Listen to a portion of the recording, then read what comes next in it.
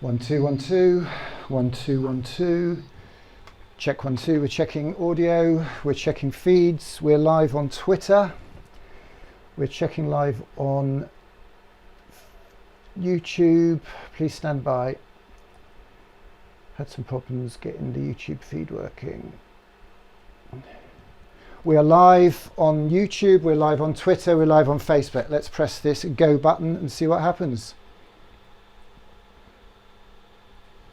Not much by the look of it.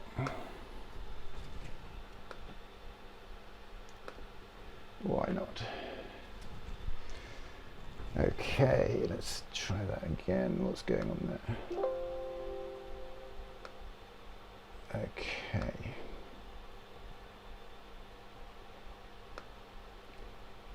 That's a bit strange.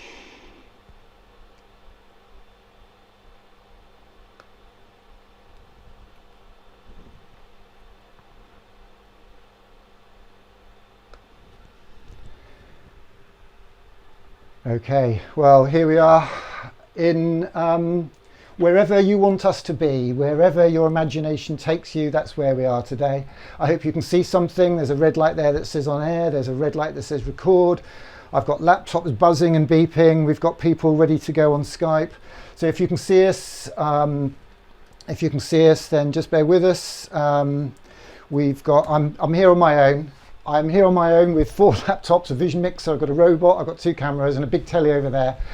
And we're going to do our best because that's all we can do. That's all our kids could ever ask us to do or ever expect us to do. We are doing our best to deliver content, to deliver some creativity, to deliver some inspiration here today. I don't know if you saw the trailer yesterday. We had a trailer yesterday. We made this film, which you can see behind me now. And in that same place, there's a statue of Winston Churchill, almost a tribute in a way to Captain Colonel Tom Moore, who had his 100th birthday yesterday. A soldier, a fighter, a leader, an inspiring man. And just 4 years ago, we had an event at Barclays Tower, and we had a very, very poignant presentation by a man, Bill Watkin, from the Sixth Form College Association. Almost exactly a year ago today, the government announced that all secondary school...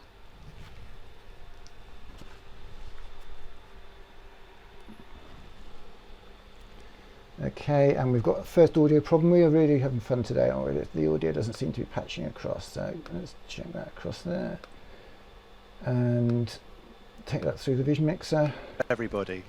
Okay, so we'll get all these things working. And if it looks like I care, well, I do. But if it looks like I care enough to really cry about it, no, I don't. Because we're not afraid of failure. We're not fearing failure. We're aiming high. We're inspiring our children to have a go. And that's what we're having a go at. I didn't know how any of this worked 2 weeks ago. I'd never streamed to the internet. So let's press that button and make me go away. And let's press this button and see if Bill Watkin wants to speak to us. Good evening. Almost exactly a year ago today, the government announced that all secondary school pupils would have to follow the English back subjects. That essentially means that English, maths, science, history or geography and a language compulsory for everybody, which is fine, all part of a raising standards rigor agenda. It means that you end up with a hierarchy of subjects where some subjects matter more than others. So at the moment, maths matters more than anything else. Maths and English matter more than all the other subjects that don't really matter, except the English back subjects that matter slightly more than the ones that really, really don't matter. Except in the ones that really, really, really don't matter, some matter slightly more than others. So engineering matters less than the English back subjects, but more than all the ones that really, really don't matter. And somewhere down here, you've got music, art, and drama. Here's an interesting piece of research. What are the skills and attributes most highly valued by employers, and which area of the curriculum best delivers the skills and attributes most highly valued by employers and their new recruits? Do you want to have a guess? Drama. So we've got the national curriculum with students studying all these subjects, except there is no national curriculum drama. It doesn't exist at all. Music, we've taken out all references to ideas and feelings in music, and you might not know this, but 5-year-olds have to be able to play an untuned instrument. My experience of 5-year-olds is that it's sometimes hard to tell if the instrument's been tuned or not. In art, we've taken out all references to creativity and imagination. That's gone from the national curriculum now, and there is no Key Stage 1 national curriculum. That's been cut, presumably because little children can't do it properly. But you will be reassured to know that when you start Key Stage 2 at age 7, you go straight into mastery of drawing, painting and sculpture. Churchill said an interesting thing in the Second World War. Churchill gathered the cabinet around him during the war. He said, do we need to raise more funds for tanks and planes and ammunition? And one of the ministers turned to him and said, well, we could raise more, we could cut the arts grant. And there was a pause, a moment's silence, and Churchill turned to him and he said, well, what's it all for then? And what is it all for? We are fighting a battle at the moment. We're fighting a battle against the coronavirus. People are in their homes, they can't work, people are ill. I'm having a bit of fun here. I'm doing my best to smile. I'm doing my best to inspire. I'm doing my best to connect. I don't take this lightly. My dear mother, if she's watching, is at home recovering from double pneumonia. And my dad is at home looking after her at the moment. And we all do what we can. Last summer, I was welcomed into the community of a school in Bradford in Yorkshire with a small Arts Council grant, and with the support of Google, whose another project had match funded that. We did this with that community. I have a dream. One day, this nation will rise up, live out the true meaning of its creed. We hold these truths to be self-evident, that all men are created.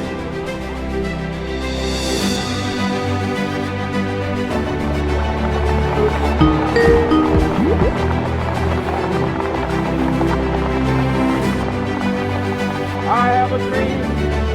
I have a dream today.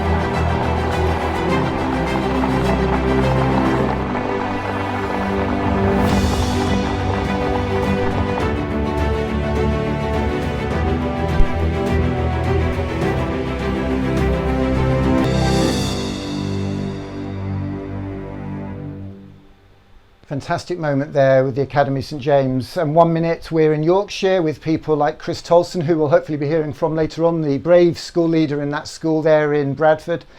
Other school leaders today. Today's Fun Day Friday in Leeds, in Parklands Primary, where one of our biggest supporters, one of the most inspiring, most dedicated, most loving man, Chris Dyson, is working with his community, and he won't be here today because he doesn't do anything on a Friday at the moment until he has got the requisite amount of food from suppliers, from partners, from organisations across that city to give to his community. He doesn't go home tonight until he's got 1,000 boxes of this and 100 crates of that. Incredible commitment, and he's not alone. So when you clap for carers on a Thursday, also think of our brave school leaders, the teachers, the cleaners, the teaching assistants, the bin men, absolutely everybody, because we're all in this together. And as if by magic, I am now in Committee Room 14 at the Houses of Parliament. I have to stress quite carefully that we are not actually in the Houses of Parliament. We're faking it, and I'm not going to show you how, but believe it or not, there's a bit of green fabric behind me, and this is all PowerPoint.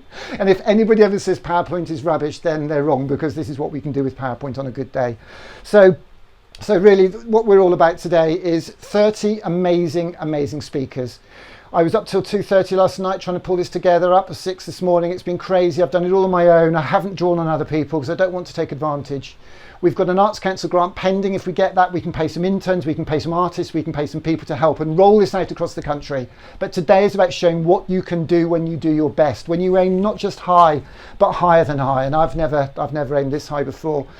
Amazing people lined up today. And today is an amazing day. Today is May Day. This is not about politics today, it's about policy. So if an organisation, a party of any sort has a policy we like, we celebrate it, we get behind it. Matt Hancock, a few years ago, we made a film with him because he was passionate about art and creativity in schools, and we got behind it. The Labour Party have policies, and we're delighted today. I guess you could think of today as a socialist party, a socialist holiday, whatever. It has pagan roots, the maypole dancing, fantastic day. When we were children, we used to do maypole dancing.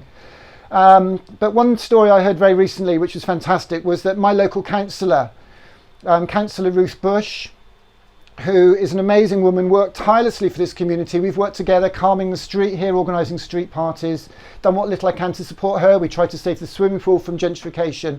I'm delighted to say that Ruth Bush has been made the Lord Mayor of Westminster. which is a story that is just fantastic. The first ever Labour councillor to be bestowed that honour. Not given it, but she's worked incredibly hard, and it's a recognition of the effort and energy that she's put into that. And I'm absolutely delighted to say that Ruth Bush is hopefully on a screen just over my shoulder.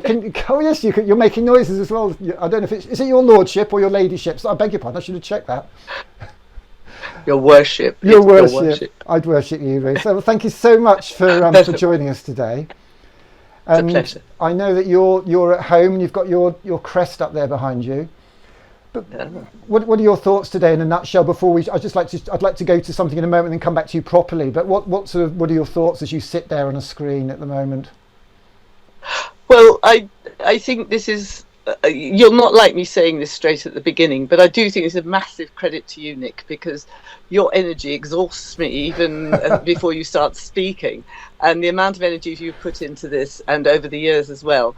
It really is remarkable what you've achieved and what you're going to continue to achieve. So I would want to say that right at the beginning. And I can say more. As it is remarkable being the first Labour Lord Mayor of Westminster, but I have to say that as in that position, I don't do politics for that year, so I'm not banging any political drum this afternoon. Although I would say that Westminster Council had been a bit. It cut its arts budget, but it is now looking into doing something more again. And there's been a cross-party task group looking at arts in Westminster and London. And of course, we do have the most extraordinary range of things at our, as it were, not at our disposal, for us to appreciate in relation to everything you could imagine in the arts. I don't know whether you want me to speak any more now or come back later, but leave it for a moment. Yeah, we will come back to that. And as you know very well, we started STEAMCO, a group of parents, businesses, local artists in St Saviour's Primary with the blessing of both Miss Woodford, our fantastic head teacher, and Father Gary Bradley, the chair of governors and our parish priest, very much here in the community. And if I press that button there and that button there, we can now see somebody else from in the community, which is Nina and her two lovely daughters. Do you want to flip your screen around there, guys? Flip your screen around. There we go. That's better. That's better. We can hear you. Who have we got there? I can see Gina there. Hello, Gina. Oh, you've got your hand over your phone now. You've gone all pink. That's better. Can you speak to me, or is it? Oh, I beg your pardon. It was me. I didn't press the right button. Sorry. Who have we got there, Gina? Tell us who we've got. Who have we got today? What's your name? Remy and Naya. Remy and Naya. How old are you guys? I'm 4. I'm 10. Fantastic. And what have you been doing this last week? Have you been busy doing your schoolwork? Yes. Fantastic. And Naya, were you going to read something for us? Yeah. Now come here, Rem.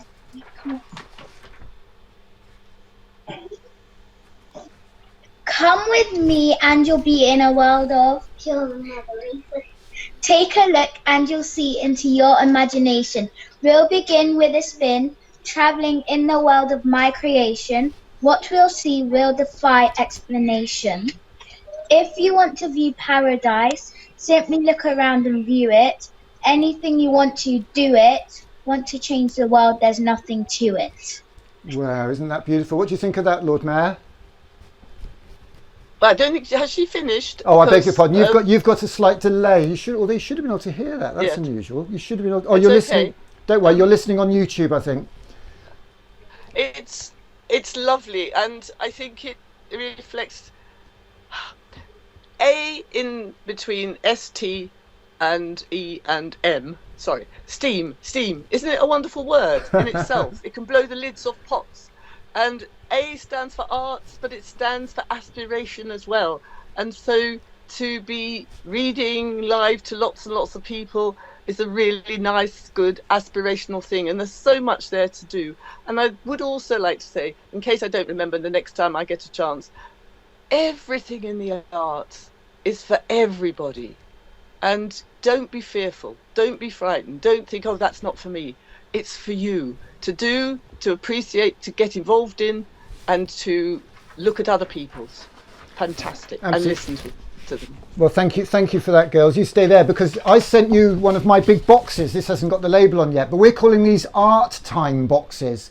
And these have got rocket making kits, t-shirts, robots, coding kits. Did you get one of these delivered to you yet, ladies? Down there. Did you get one? Did you? Show us your big box. You are a very good girl for not opening that, aren't you? Gosh, I can hardly believe you haven't opened that yet. So you can, I tell you what, you can be opening that while the Lady Mayor says a few more words maybe. And then what we're going to do, we've got an amazing man called Tom Morley. He's going to come on very soon. Can I just ask everybody, including you, Lord Mayor, if you don't mind me asking, if you could just make sure you have YouTube turned down and only listen to the Skype, because YouTube has an 8-second delay. And that's what possibly causes the slight problem there. So we're not using Zoom, we're using our own system, which lets us do things you can't do on those video conferencing platforms. Although we'd love to do a deal and work with a video conferencing platform so we do the best of both worlds. But at the moment we're doing it the way we are. Can you hear me speaking the way I'm speaking? You can hear me, Gina, can't you? Yeah, I can hear you. Every time I say your name forever, you know I'm going to say Nina and then Gina, don't you? I'm terrible Right, like that. I'm sorry, I've got you stuck like that, I'm afraid. Let's get the mayor back. So, and in a moment we're going to cut to Tom Morley. Show us your oh, you got t-shirts as well, fantastic. So we're going to be getting those. We want to get these to everybody in the country. Everybody who wants an Art Time box, we need to get them out to them. You're welcome. Have you got a big garden there, Gina, or anything like that, or what? No, we've got the front garden. Oh, okay. What sort of house do you live? Are you in a block of flats or a house, or? No, we're in a house on the street, so we're like in the middle. Oh, you're on the middle flat, are you? So you haven't got any outdoor space. That must be difficult with the girls, is it? It is a little bit, yes, it is. Bless you. We're getting by with a little bit of fresh air. Lord Mayor, what experiences are you having of families at the moment and how they're coping with the coronavirus lockdown?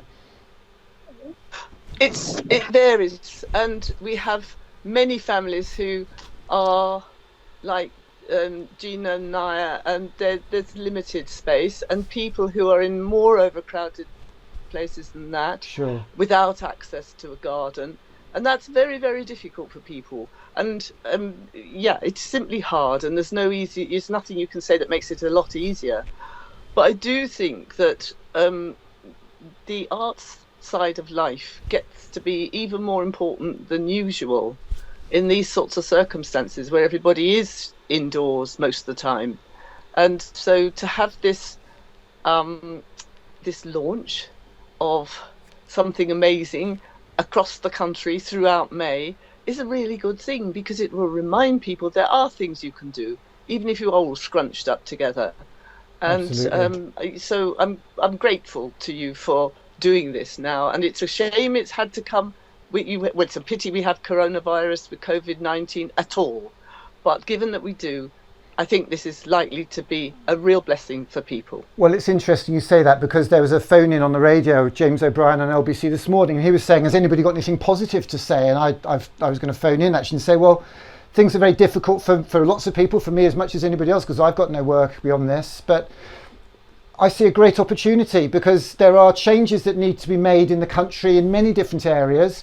For me, my passion is education, and a lot of people feel that there are things about education that need to change, but it was never going to change in a hurry. And already a lot of the things that a lot of people have talked about, using online to deliver learning and facilitation of lessons, is now happening and having to happen under the direction of a government that may or may not have taken it in that direction. And later we'll be hearing from Sugata Mitra, who had an idea about building a school in the cloud to be run by grannies who just encourage and nurture and provide the attention to children that maybe their parents can't give because they're working or they're busy or ill at this time. So I think these are very, very interesting times, and I think, as you alluded there, it's a time for creativity to come to the fore. Gina, I'm going to cut you off now, if you don't mind, before this gets before it gets any more saucy, all this dressing and undressing going on. Because I'm going to close you, but stay there, because we'll come back to you during the afternoon, if that's okay, because I want to go and get Tom Morley on the line. Just a second, I don't even know what button to press. Just give me 2 secs. Let's get rid of that and get rid of that and see if we can get Tom Morley up here. Oh, it looks like I've just closed Skype. That wasn't very clever, was it? Now, Tom Morley is one of the most inspiring people. Do you remember a band called Scritti Politti in the 1980s, Lord Mayor, by any chance, or was that not your cup of tea? Very vaguely. Very vaguely. I'm a bit more of a classical music person than whatever category that would fall into. No, fair enough. So I've certainly heard of them. Well, I know of Tom Morley primarily because I used to get a newspaper called the New Musical Express, and on the front of that once there was a C90 cassette tape. I don't know if you remember those, Lord Mayor. And I'm afraid you do, yes. and it was the only access I had to a diverse and eclectic range of contemporary music, and I discovered rap music and soul music, and a band called Scritti Politti had the most beautiful song on there, which was called The Sweetest Girl. And I can't believe that 4 or 5 years ago I met Tom Morley, almost like a childhood hero or student hero of mine, and was absolutely delighted to connect with him. And Tom has been one of the most generous people that I could certainly imagine having anything to do with. He's been to events with us. We've done unplugged TEDx talks with Tom. And he actually came to St Saviour's School and worked with the children there. And it really, really has been such a pleasure and such inspiration. And I'm delighted to say that if I press that button there, Tom Morley appears underneath you, Lord Mayor. And if Tom Morley says something, we should be able to hear him speak even. Okay, I'm speaking now. Fantastic, we can hear you, Tom. That's wonderful. Hello, right. Can I introduce you to the Lord Mayor of Westminster? She's just above your left shoulder at the moment. Indeed. Oh, good afternoon. Hello. I can't see you. Hello. But... Lord Mayor, if I can just bring Tom full screen. If you could just bear with me, I'm just going to close you down for a moment, Lord Mayor, and I'm going to go to Tom Morley, who needs no introduction to anybody who knows anything about what goes on at Steamco. How are you today, Tom Morley? Yeah, I'm good. I'm in the middle of several online gigs. Since things have gone online, I've become very popular. So it's a pleasure to be here with you lot. And you're doing a lot of corporate creative innovation leadership workshops. I've seen a lot of you doing lately. And is that summed up in a sentence? I used to have to chase them through agencies and stuff, and now they're chasing me because they're all stuck at home. So they can't say they never got my email or anything. Tom, I'm going to press this button here, which takes me off the screen. You are now full screen. Could you just inspire us for sort of, I don't know, 5, 6, 7 minutes or something like that? Could you do that for us? Sure. Bless you. Sure. Thank you so much. So my talk, as I'm down in the schedule, that is living a creative life. Now, whether you're a musician or a craftsman or a songwriter or, a potter, you would live a creative life by getting into flow, because in flow, as we all know, and you don't have to be an artist to get this, we can be cooking, we can be playing with our children, we can be doing the garden, and you get into this state of flow where everything's easy, and that tool you needed or that ingredient you needed, or something's burning over here, you're turning it off and drinking wine at the same time. Everything gets easy. So flow, musicians call it the groove, is found at the crossroads of discipline and surrender. Now, you could say that both of those aren't really very good words. Discipline, I want freedom, and surrender, I want to win. It sounds like the opposite. But, for instance, if I have discipline playing the drum like this, I have to tell you, I've learned rhythms in North Africa, South Africa, East Africa, West Africa, but I've learned the most from the Duracell Bunny, who just goes like this. It's very even. That's the discipline I'm talking about. And if you buy the deluxe swivel hip model, look what you get if you do that. So that's kind of fairly boring discipline, but the flow comes from just the surrender, because if I learn that rhythm and then I surrender to it, it will take me over. So watch this.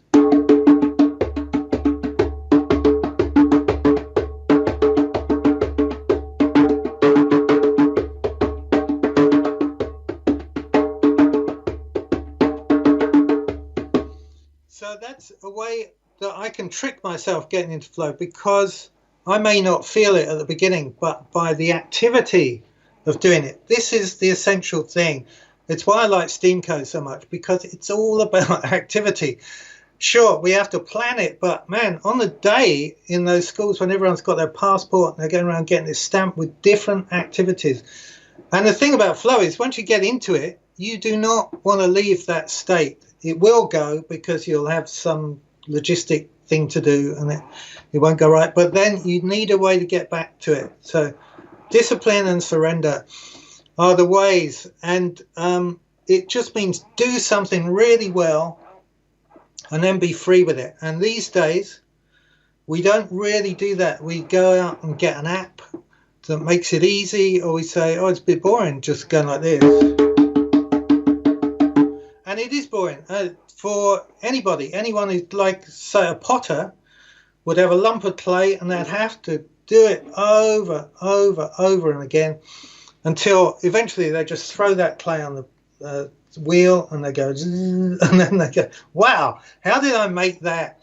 And it's through repetition that also doesn't get a lot of good press these days.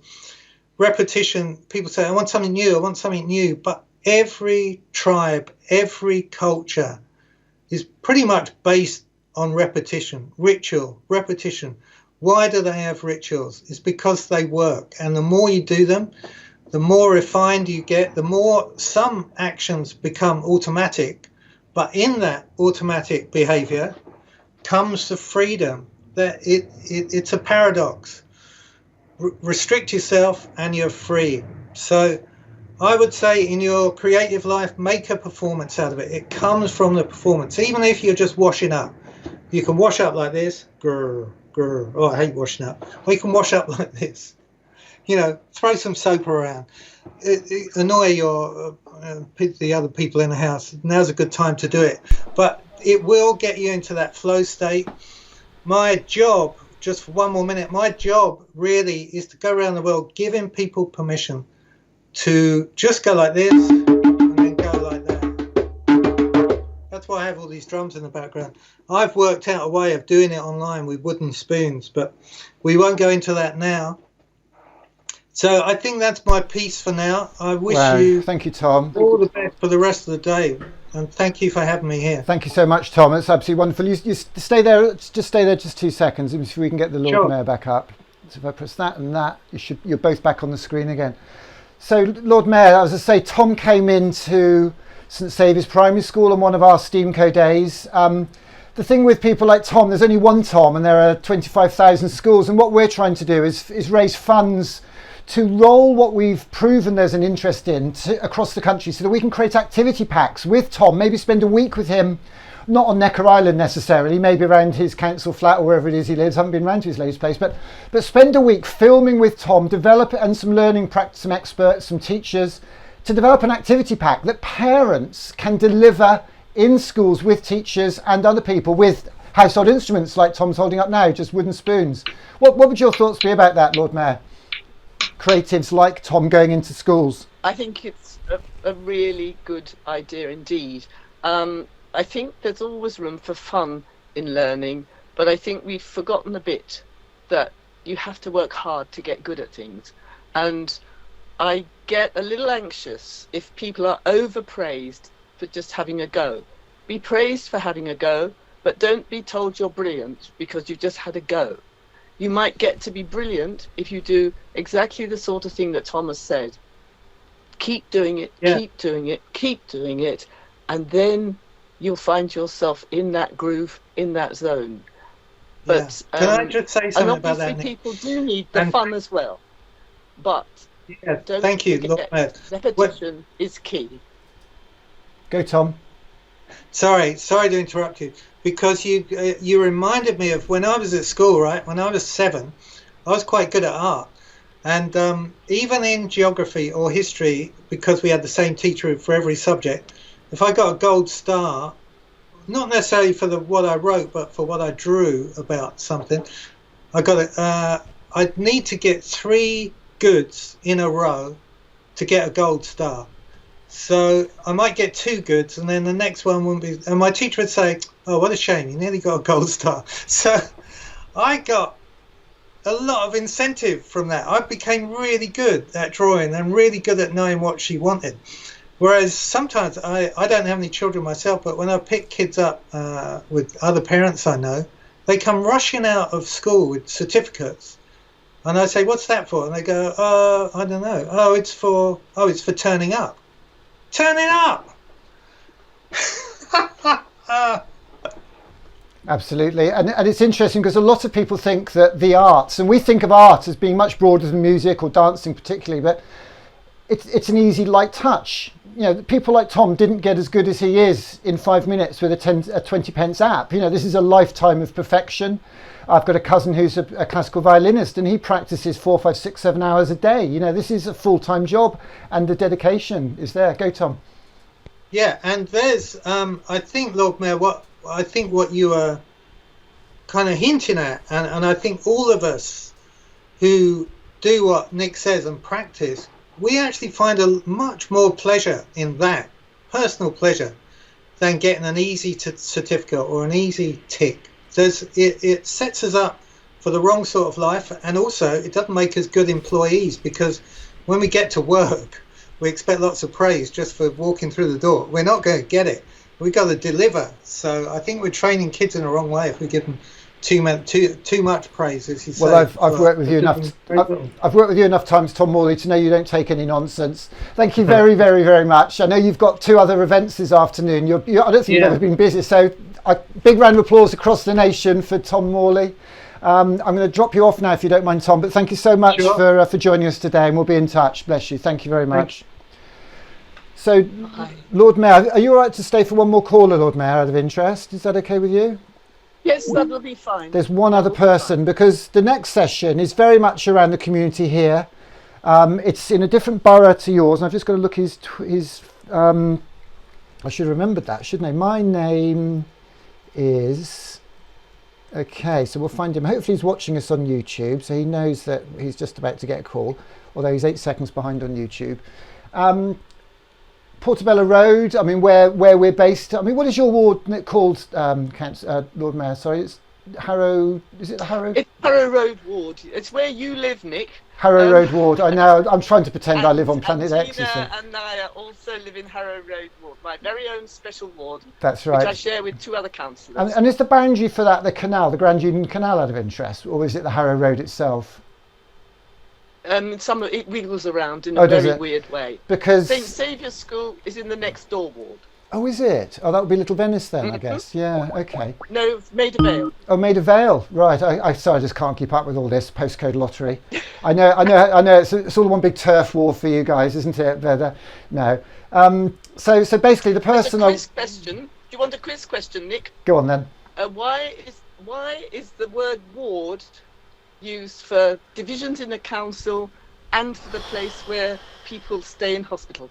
Well, I was going to say ward of court as well, actually. There's the third one. Are they connected? Well, it's the same thing again. Is it? Shall I tell you? Is it a division of some sort, is it?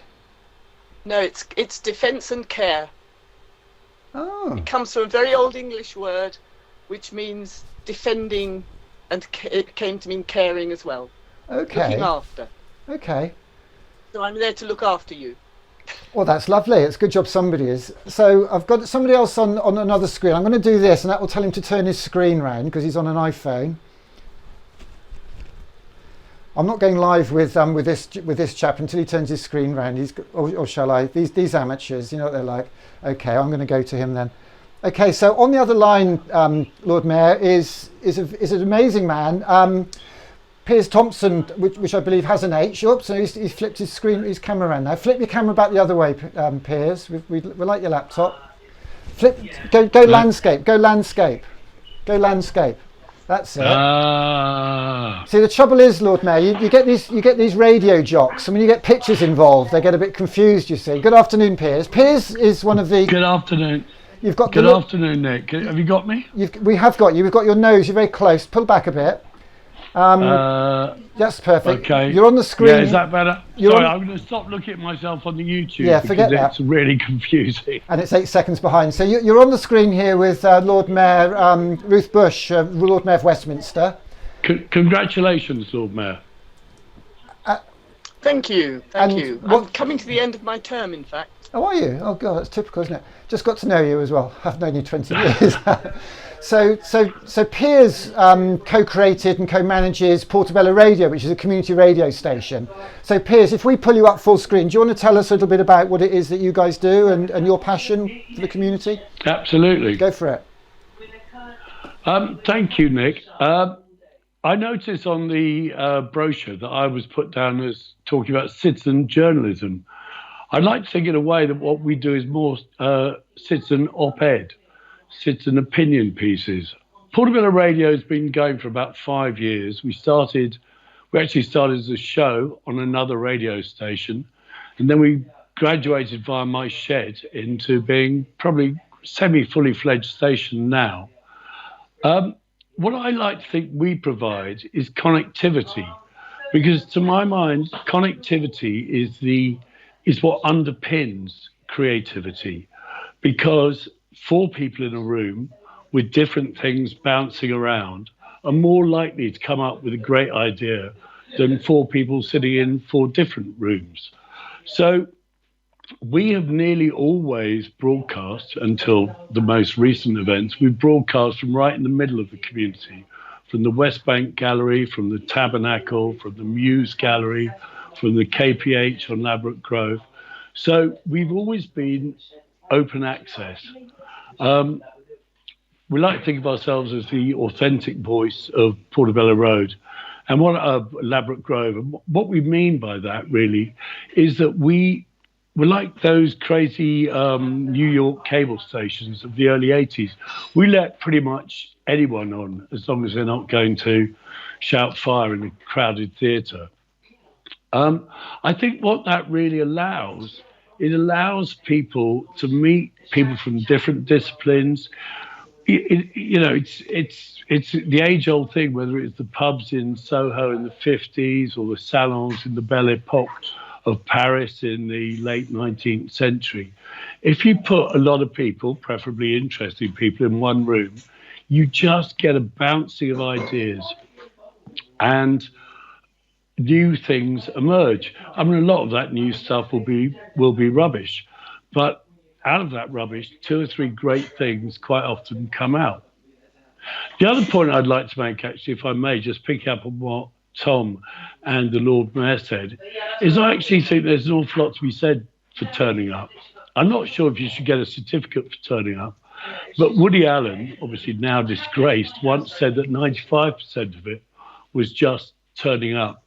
And some of our strength, I would almost say a lot of our strength, is in the fact that we've now been around for 5 years.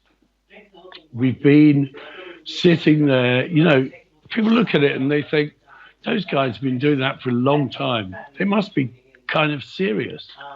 So what I would like to think we offer a platform to everyone really, but what we like to think is we give a platform particularly to the voices that wouldn't otherwise be heard. It's an opportunity, sometimes it's just get it off their chests. I like to think, we're sitting here now in the lee of Grenfell Tower. It's just outside my back window. After Grenfell, there was an incredible outpouring of creativity around here.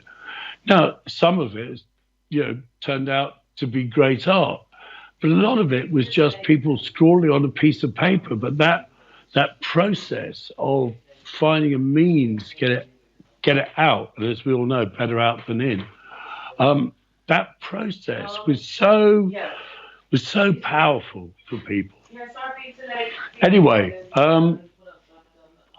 the challenge we now have, of course, particularly as Portobello Radio offering connectivity, is we're all sitting in separate spaces now, unable to get closer than 2 meters to each other, no hugging, even doing this, I can't see everyone else's eye movements or body movements, so I can't see how people are reacting to what I'm saying. 8 seconds later is not good enough for you. Yeah, we've got a fantastic challenge now, which is how do we make the most of this situation when you look at, we were quite involved in XR. We streamed from the Pink Boat in Oxford Circus. We've got a challenge to continue that creativity, that connectivity from our individual silos.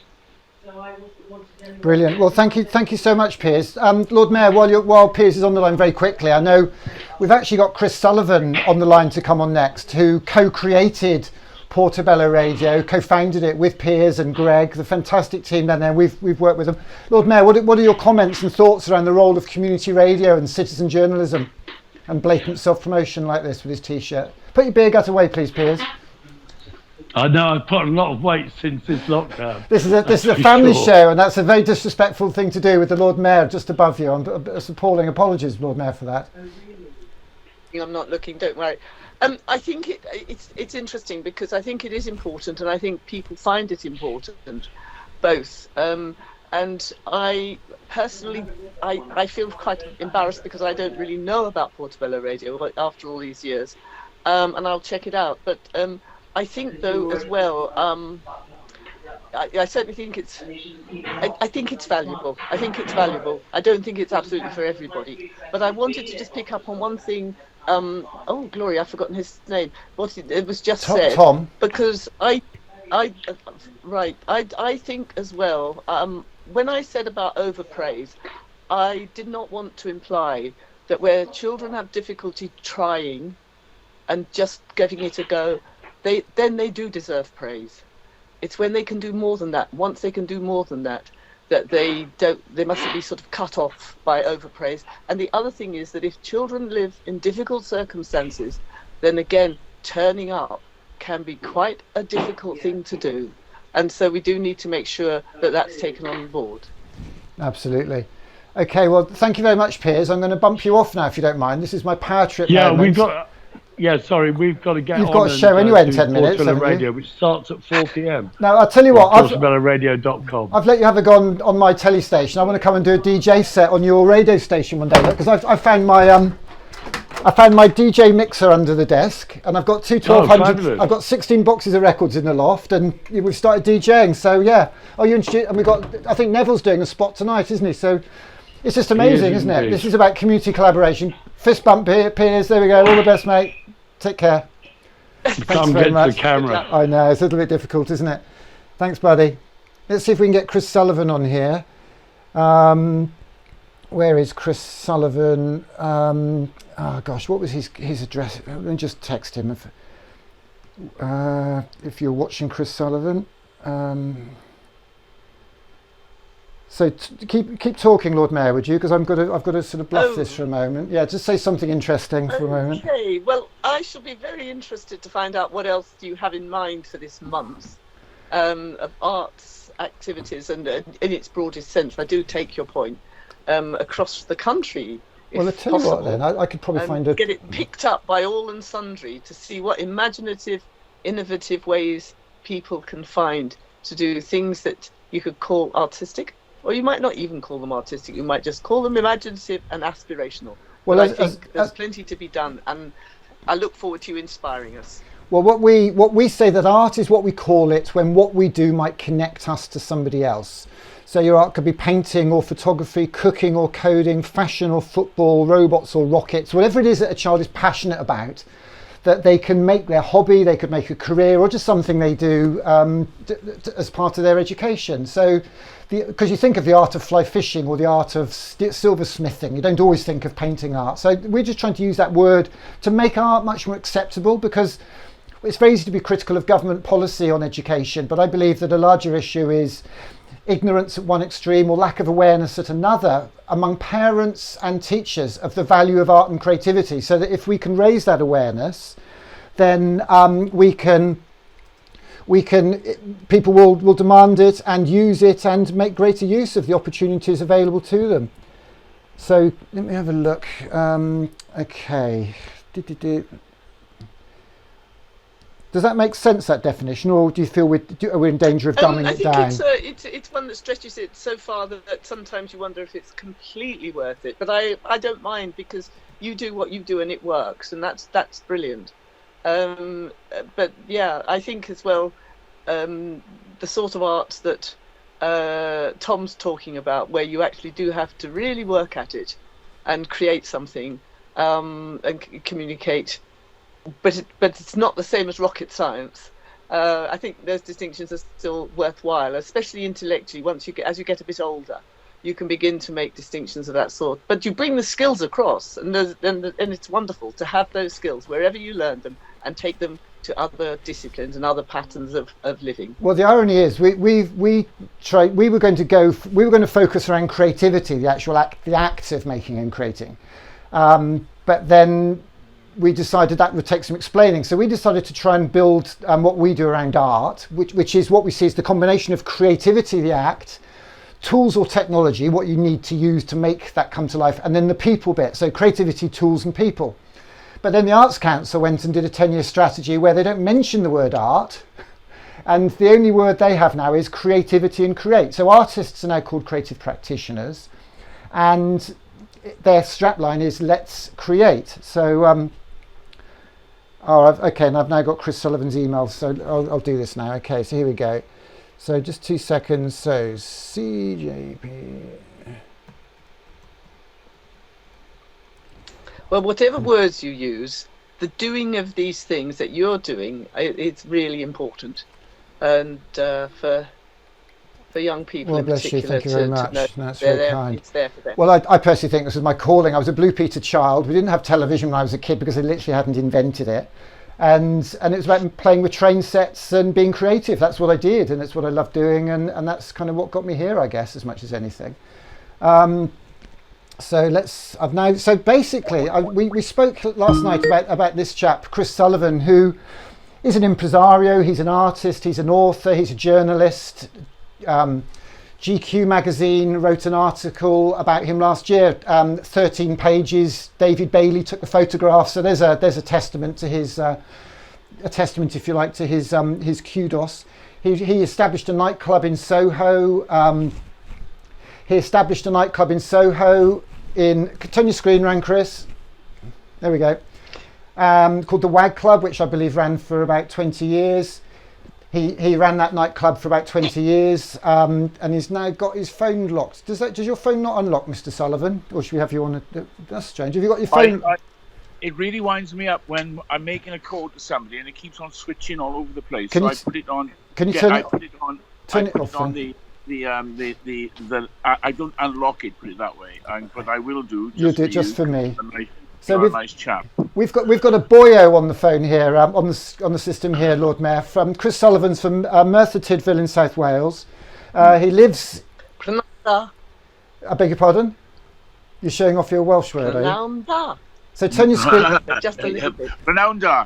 Turn your screen round, Mr. Sullivan, would you please? That means good afternoon, by the way, for the uninitiated. Yes, it does. There we go. That's fantastic. So we've now got Chris Sullivan. Chris Sullivan lives in Maida Vale, actually.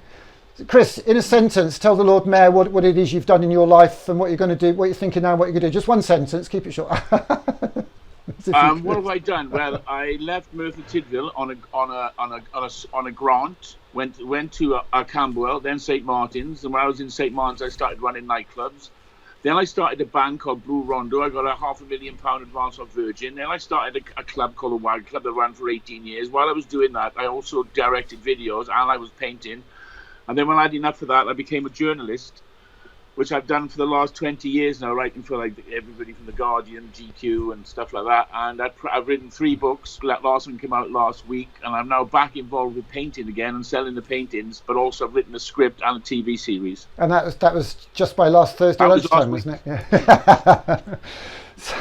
So Chris, I asked you to just in 2 minutes, we had a chat for about an hour and a quarter the other day where you talk about your observations and opportunities. Could you give us a 2-minute view of what you think? And I know you've got extensive experience of the West End.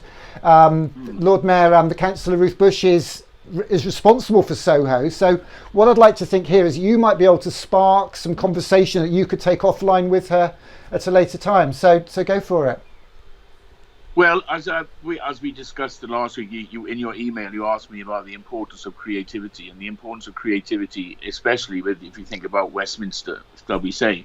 Because Westminster, before it was gentrified, I was in St. Martin's Art College, which was on Charing Cross Road, as you know. Now, the important thing about that was Art College opened up for me and a lot of other people. We didn't all end up doing the things we were supposed to, even though I have ended up doing what I started doing after 40 years of not doing it. But, you know, you had people like Glenn Matlock, singer, Sade, singer. I know people has just gone into business, gone on to become journalists, but they all started off at this place. So the importance of creativity is that it opens your mind to using your mistakes. And it was interesting what the mayor said there about people, applauding people. Sometimes you should applaud people's mistakes, because I'm sure that some of the mistakes, the great artists of the world, like Cézanne, for example, I'm sure he made a few mistakes and thought, oh, that looks all right, I'll follow with those, and so, which is what I've done. Well, as I said, the important for me with Westminster was that St. Martin's, for its back door, had clubs like the Colony Club, it had all the pubs and all the areas, and in those days, they opened the doors to the likes of us, which young people, which kept the West End going. And because the way it worked then, because we didn't have it was a red light area then, so they just let us in to do our thing. And what we created was a space that became a fulcrum, not only for nightclubs and dancing, but for the exchange of ideas. We had poetry readings, we had fashion shows. If somebody had a night, they'd do the flyer, somebody would do the music, they'd put a bands on. So the amount of creative boxes we ticked under one roof were legion.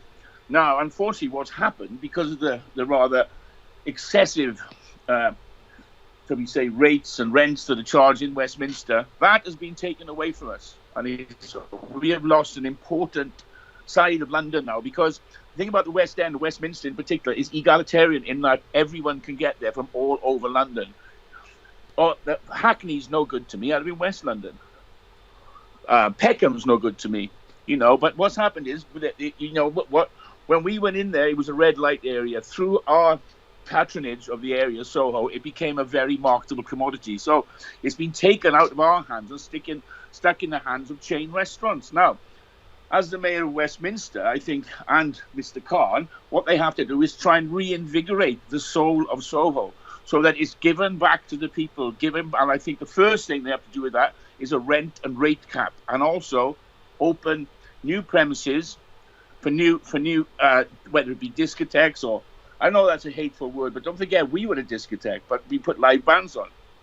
And, I know that 100 Club don't have to pay business rates. Well, that's been there for years. What we need is new places, new licenses granted for inexpensive clubs for young people, not bottle clubs where it costs £200 a bottle of vodka, which is full of Russian prostitutes walking around. We want clubs for normal people, normal teenagers, normal 20-somethings who can come to Soho and just enjoy themselves and meet other people who are in the arts as we did. And I think we are sorely losing something by losing this area.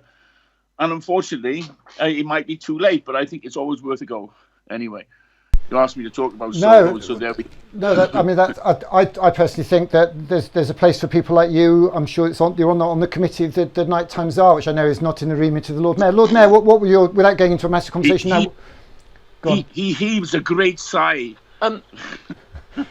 So Lord Mayor. I need to just clarify what I said. Sorry, I need to just clarify what I said at the beginning, because I'm a ceremonial Lord Mayor, so I don't have political power there. I'm also, when I start being a normal councillor again, I'm a member of the Minority Labour Group. I am, though, very, very aware, and I think there's an awful lot of activism to bring about something, at least, of what Tom Thane, have I got the name right? I'm so sorry. Yes, I have. This is Chris at the moment, Tom earlier. The pressure on rates and rents is a really serious problem. I can't really go into that in great detail in this conversation, but I think you're not pushing at an open door in relation to how things actually are, but I think there is a trend of resistance and questioning. And there's one thing I will say, since we're on this call, but I want to say two things. One about this and one about children. I was on another call last night to commemorate to memorialise the Admiral Duncan pub bombings, and the community around that pub and that church, St Anne's Church and so forth, still exists, and the school is still there, and they still do good community things. They are a community. So, and I just want to pick up in relation to the things we said, because another exhausting person has hoved into view. If I hear people who've achieved so much, and Nick's achieved so much, I feel I have to really work hard not to feel a completely inadequate person. And there are many, many people in the world who don't achieve as much as you two do. And they're also, I think it's certainly worth flagging up the need for reflection and quiet, and the business of just being, as in itself, in some measure, an art. Well, I think maybe this, what we're experiencing now, will give people that necessary respite. And maybe, you know, there's other things I think which are important now. The lack of pollution, for example, that we experience in London now. I mean, are we going to go back to as it was with with people and like myself hardly able to breathe because of the pollution? Are we going to go back to the same business model as we were before? Because a lot of restaurants are going to close, a lot of expensive restaurants. A lot of places are going to just collapse after this. I know one has happened already. I mean, so I think they need, there needs to be a major rethink, I think, of the whole situation in London after this situation, I think. And I think, I think we need to talk to the children and the young people. They need to be centre stage in the thinking, because it's their lives that are really most affected by this. Great, guys. I'm going to have to move on. Thank you so much, Chris. And hopefully this is a connection that you can follow on. I know that Chris has got a wealth of perspectives and experiences and is very consensual. And I know you two would certainly find a lot of common ground in both politics and cultural interests. Thanks a lot, Chris, and thank you all. And thanks so much for the other week. And you're going to help me with this festival this month, Chris, as well. A couple of emails, a little bit more notice than normally, hopefully. yeah. Just give me like 2 days instead of a night. That'd be handy. You've got the biggest black book in town. If ever you don't need your black book, you know whose letterbox to put it. Thanks, Chris. Take care now. Fantastic. There's one other person. How are you fixed, Lord Mayor? Are you okay hanging around, or did you? Yes, but not. No longer than you need me. Well, there's I don't want to be here if I'm not needed. Well, one more person then, and this is somebody who's the chair of the cultural, just about everything to do with art and culture in Sunderland. Paul Callaghan. There you go. That's the sort of noise we like to hear from a Lord Mayor. So I've got to find his Skype here. Let me just have a look. So I'll look him up on here. Just 2 secs.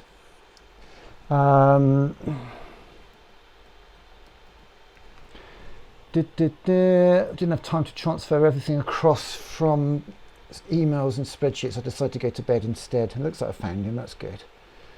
So 2 seconds. So yeah, Chris has got a wealth of perspectives and connections, and I just love the Merthyr Tydfil accent, if nothing else about him. But of course, I love that as much. Yes, I'm sorry I got his name wrong. Did you call him Tom? Yeah. Oh, well, sorry, I thought you were talking about Tom when you said Tom. You're worse than me with names, not to worry. Okay, so Paul Callaghan, we're waiting for him to accept our Skype invitation, so I don't know if he's at there or not. So. Where are we on? So I feel quite grown up. I've got a clipboard. If people say I'm not very organised, then I've got a clipboard. We've just done that. So we've got 2 other speakers actually. So the next 2 are very much around local culture and art. That Paul Callaghan from Creative Sunderland, he's chair of that, and they've done a lot. Sunderland bid to be culture borough, culture city for 2021. Obviously Coventry won that, but they've done a hell of a lot there in Sunderland. We work with them as well. And also Hull City Council. We've got Gary Taylor from Hull City Council, and they were Culture City 2017. So what I'm going to do is, so Paul's not responded to that request for a friendship, so I'll take that personally from a Mackham. Did you know they call them Mackhams, Lord Mayor? Geordie's in Newcastle. I know. I do go to the northeast a fair bit, but not there. I didn't know that. You didn't know that. So that's because basically they Mackham in. It's about the shipbuilding. They Mackham in Sunderland, and they Tackham in Newcastle. They tacked the nails in or something. So he's not responded. Okay, so let's see if we can get Gary Taylor up. So Gary Taylor sent me a text with his details on, so let's see if I can find that. Where are we? Oh, we've got an MP coming on. She's juggling the times around. Let's have a look. Okay, so okay, here we go. I've got him. So you can see why these TV companies have teams and teams of assistants and production people, can't you? Because this is such a juggle. And I do have to kind of create the impression I'm not too stressed out by it. But just out of interest, are you aware of much interest in the council around the big lunch that was due to happen in June, Lord Mayor? Out of interest, did that come up on? There's usually there are events around it. Yeah, because they've just cancelled it. Has events in summer like that and relates it to the big lunch. Yeah, I must admit. I must admit, I was surprised because I was delighted. I won a place on a community activist course down at Eden just before Christmas for the work we did here with the street parties, and Peter Stewart, the director there, the first picture he put up was of the street party here with Deborah from down the way there. And Peter's actually coming on later on from the Eden Project in Cornwall, which is a fantastic connection. I'm so delighted that he can join us. But right now, actually, I've got a fantastic connection. I got very, very excited when Hull became City of Culture in 2017. I don't know if you saw any of that stuff, Lord Mayor, but they converted tower blocks into works of art by simply just changing the light bulbs, as far as I could see. You can get an Arts Council grant for anything these days. And I'm delighted that on the screen here we've got Gary Taylor from Hull City Council. Hello, Gary. Say hello to our Lord Mayor here in Westminster. Hello, Mayor. You hear me? Hello, Gary. Fantastic. Gary, I'm really sorry we're on such a short timeline here, but I'm delighted, and this is testament to this project, because I struggled to connect with anybody in Hull 2017 when you were all very busy doing what you were doing, and I know a team came in and did a lot of that. But could you give us a couple of minutes about what you did, what the legacy of that is, and the impact now, whatever it is you want to discuss? I'd be very grateful. Yeah, of course. Wonderful show so far. You're doing a great job. Thank you, mate.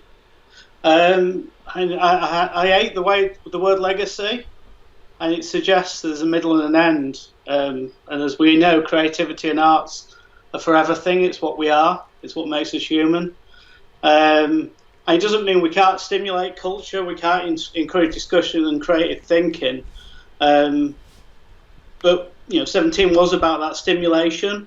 It's about changing and evolving. It's about people and places. But it wasn't about a legacy, because Hull's always had a unique culture, as everywhere does, both artistic and creative. And it was cultural, it is cultural, and will continue to be. In terms of 17, I think there's 6 key factors that have created a long-lasting impression. So we've had the creative acts, the providing the opportunity for residents to see the city and love the city in ways they've never seen it before. We brought very large-scale creative events and acts that created these kind of moments and inspirational moments, reflective moments that were long-lasting in terms of hearts and minds of the people of the city. Things like the Blade, we brought in a huge wind turbine. Siemens that's in Hull creates huge wind turbines. We brought that into the city centre so people could touch and play with it and see that it's a creative piece. No, I'm going to stop you right there, Gary. I'm going to stop you right there, because I do a workshop, a half-hour workshop, travelling around the country in a half day, and I show a picture of that turbine blade, and I say, guys, this is outside the Whaling Museum, which used to be the Job, so it's a museum about yesterday's jobs, outside the Ferrans Art Gallery, so it's an art installation, but really it's a testament to the future, because it's a part of a turbine blade because of the investment in the city.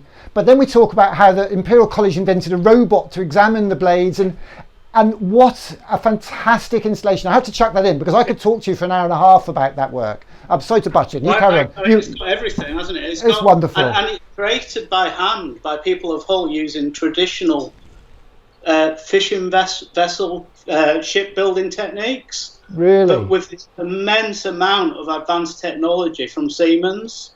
So it's got everything in terms of it's the future, it's the past, it's the now, it's the here, it's creating jobs, and then just the fact that it was brought into the city centre as an installation piece, and we nearly knocked Kim Williams' nose off as we brought it in, as we just brought it round the corner. And these things are huge, they're immense. And then in the morning it was just suddenly there. But I mean, there was lots of things like that. There was explorative theatre. We had Maxine Peake's Last Testament of Lillian Bolocka, which was actually held inside the Guildhall as a really explorative piece and open to the city, over long periods of nights. It was absolutely incredible. Well, I've got it up on the screen. I've got it linked to the Blade. Actually, people recognising the city for the first time. So people that have been to the city, kind of head down, not looking up, seeing the city. And the city is a wonderful historic city. And we just transformed the public realm, that transformed the place with creative art, creative theatre, installations. And people suddenly saw the city in ways they'd never seen it before. Pride, in terms of leading positive change in the city. We had an amazing volunteer programme, and it's huge, and it's still going today. Both a creative volunteer, but those volunteers are now working across the piece. They're helping the efforts today in terms of both the back office that we brought to fore, working with the NHS, but also the volunteers themselves. An immense and incredible how it brought people together from all different communities, and how people can relate to each other from all different sectors of community through art and creativity. Which in turn changed the external reputation of the city in terms of the creative powerhouse of Yorkshire and the UK. We had an immense amount of economic growth and social growth. I must admit, I've been rather cheeky because you've got a green wall in your house. Have you got YouTube on at the moment? No, I've just got a green wall behind me, sorry. No, it's okay, because you've now got a wind farm behind you. Did you see that? Yeah. So and there you go, and there's your plate. So if you could move that sofa out of the way, we could have the whole of the I can't do it with social distancing. I'm only joking, but you've just made my day by having a green wall there, because if you had a green or a blue, I could take that out. So fantastic. I've got Paul Callaghan on the line now, but this is great to connect with you, Gary, and hopefully we can build on this. I don't know if Lord Mayor of Westminster's got any observations about culture across these two cities, because here we are connecting Hull and Westminster. I'm really, really quite excited by this, actually. Well, I won't stop long because you've got Paul now, but just to say, I was sorry not to get up to Hull because it's years since I've been there, but my brother and sister-in-law went, and they were so utterly sort of delighted. I can't tell you. And they're not great artsy people. They just thought it was utterly wonderful. I listened to a number of programs, Maxine Peake talking and Hull Truck people as was talking, and it sounded utterly wonderful. I really was so pleased for you because it's ridiculous having this moany reputation that people have about you, and I'm so glad that this was able to bring to people's attention that no, Hull is special too, and you need to know this, and you did such a wonderful job, so congratulations, really. It's wonderful. Thank you very much. It's an immense place, as many places are hidden in the UK. One thing that might come out of the horrible situation we're in today is that the exploration of the UK and its towns and cities, and seeing them in different ways, which is very much what we did in 17.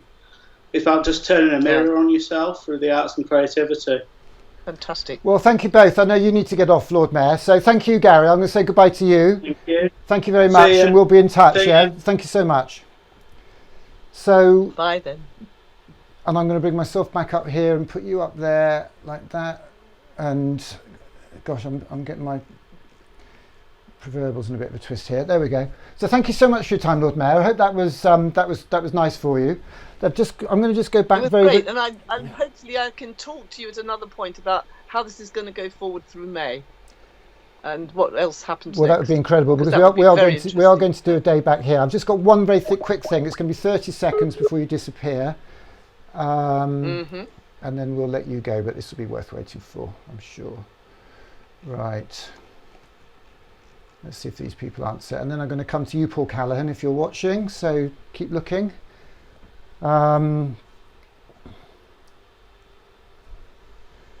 They've answered. Oh, have they? Yes, they've answered. They're answering. I've got somebody who... Come on. Have they answered? Have they answered or not? Yes, they're there. I can hear them. Can you turn your camera on, Gina? I can't see you for some reason. Are you there, Gina?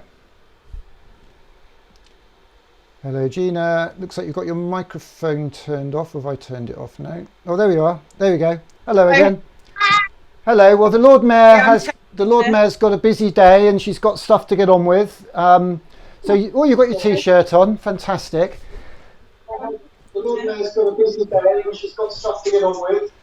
Turn YouTube down, would you? There we go. So, so Naya or Gina going to do something for us now? What's going to happen here, Gina? It's your gig. You're a teaching assistant, aren't you, around the corner? So take it away. It's your show for a moment. Go on. To read it to Remy? Okay. You read it. Right, one for you, one for you. Read the story. No, isn't Remy? No. Once upon a time, a young orphan came to seek his fortune, as he has heard that the city streets are paved with gold. All he has in the world is his faithful best friend, a cat named Tommy, and so together they travel to the city. Dick and Tommy are soon disappointed when they find that far from being paved with gold, London is a dark, busy and lonely place. He was tricked by a king rat who ruled the underworld of London and set a trap for Dick, so that he was sent from the city in a disgrace, and sadly he begins to make his way home until he falls asleep and has his dream that the bells of the London may telling him to return to London, where he will one day become Lord Mayor. We don't need to use our imagination to know how that stories end. And when he returns to London, he is greeted as a hero. And just as the bells told him, Dick Whittington became Lord Mayor of London, and just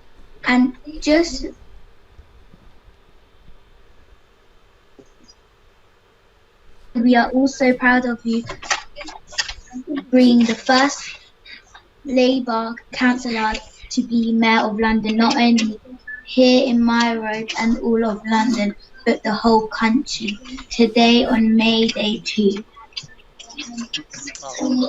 There you go, Lord Mayor. A rendition of the famous Dick Whittington story, which I think is appropriate for you today. I really appreciate it. Thank you for the congratulations. I do think I need to say I'm actually not the Lord Mayor of London. Sorry, I'm the Lord Mayor of Westminster. I know the Lord Mayor of London. He's a very nice man called William Russell, and he's being Lord Mayor of London at the moment, and I'm Lord Mayor of Westminster.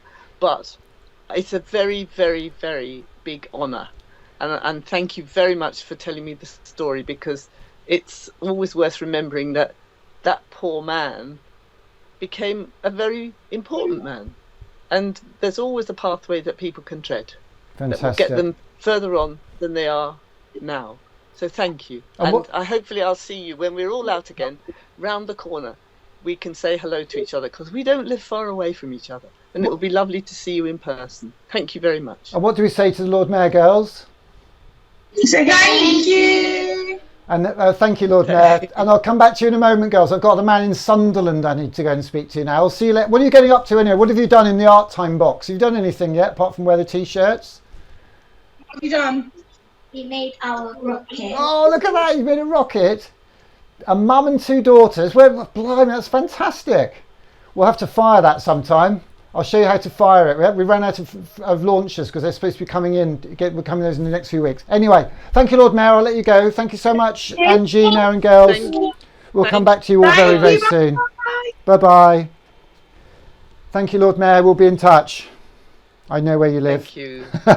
Take care. Let me get myself. Wow. So here we are. Committee room 14 is going off today, as they say in Soho, I believe. Just wonderful to have all these connections. I did have a picture up a moment ago, actually, which I'd like to pull back, which is a very special picture for me. This is a picture of a stained glass driverless sleeper car, designed, created from the imagination of a young boy at the time, a young man, Dominic Wilcox, who when he was a little boy was given a book by his teacher all about inventions. He drew and drew and drew. He left Sunderland, his hometown. He went to London, the Royal College of Art, and when Mini decided they wanted a design of the car of the future competition, Dominic designed this and won the competition with a stained glass driverless sleeper car to reflect one of the core industries of Sunderland, which was making, but in this case making glass and stained glass.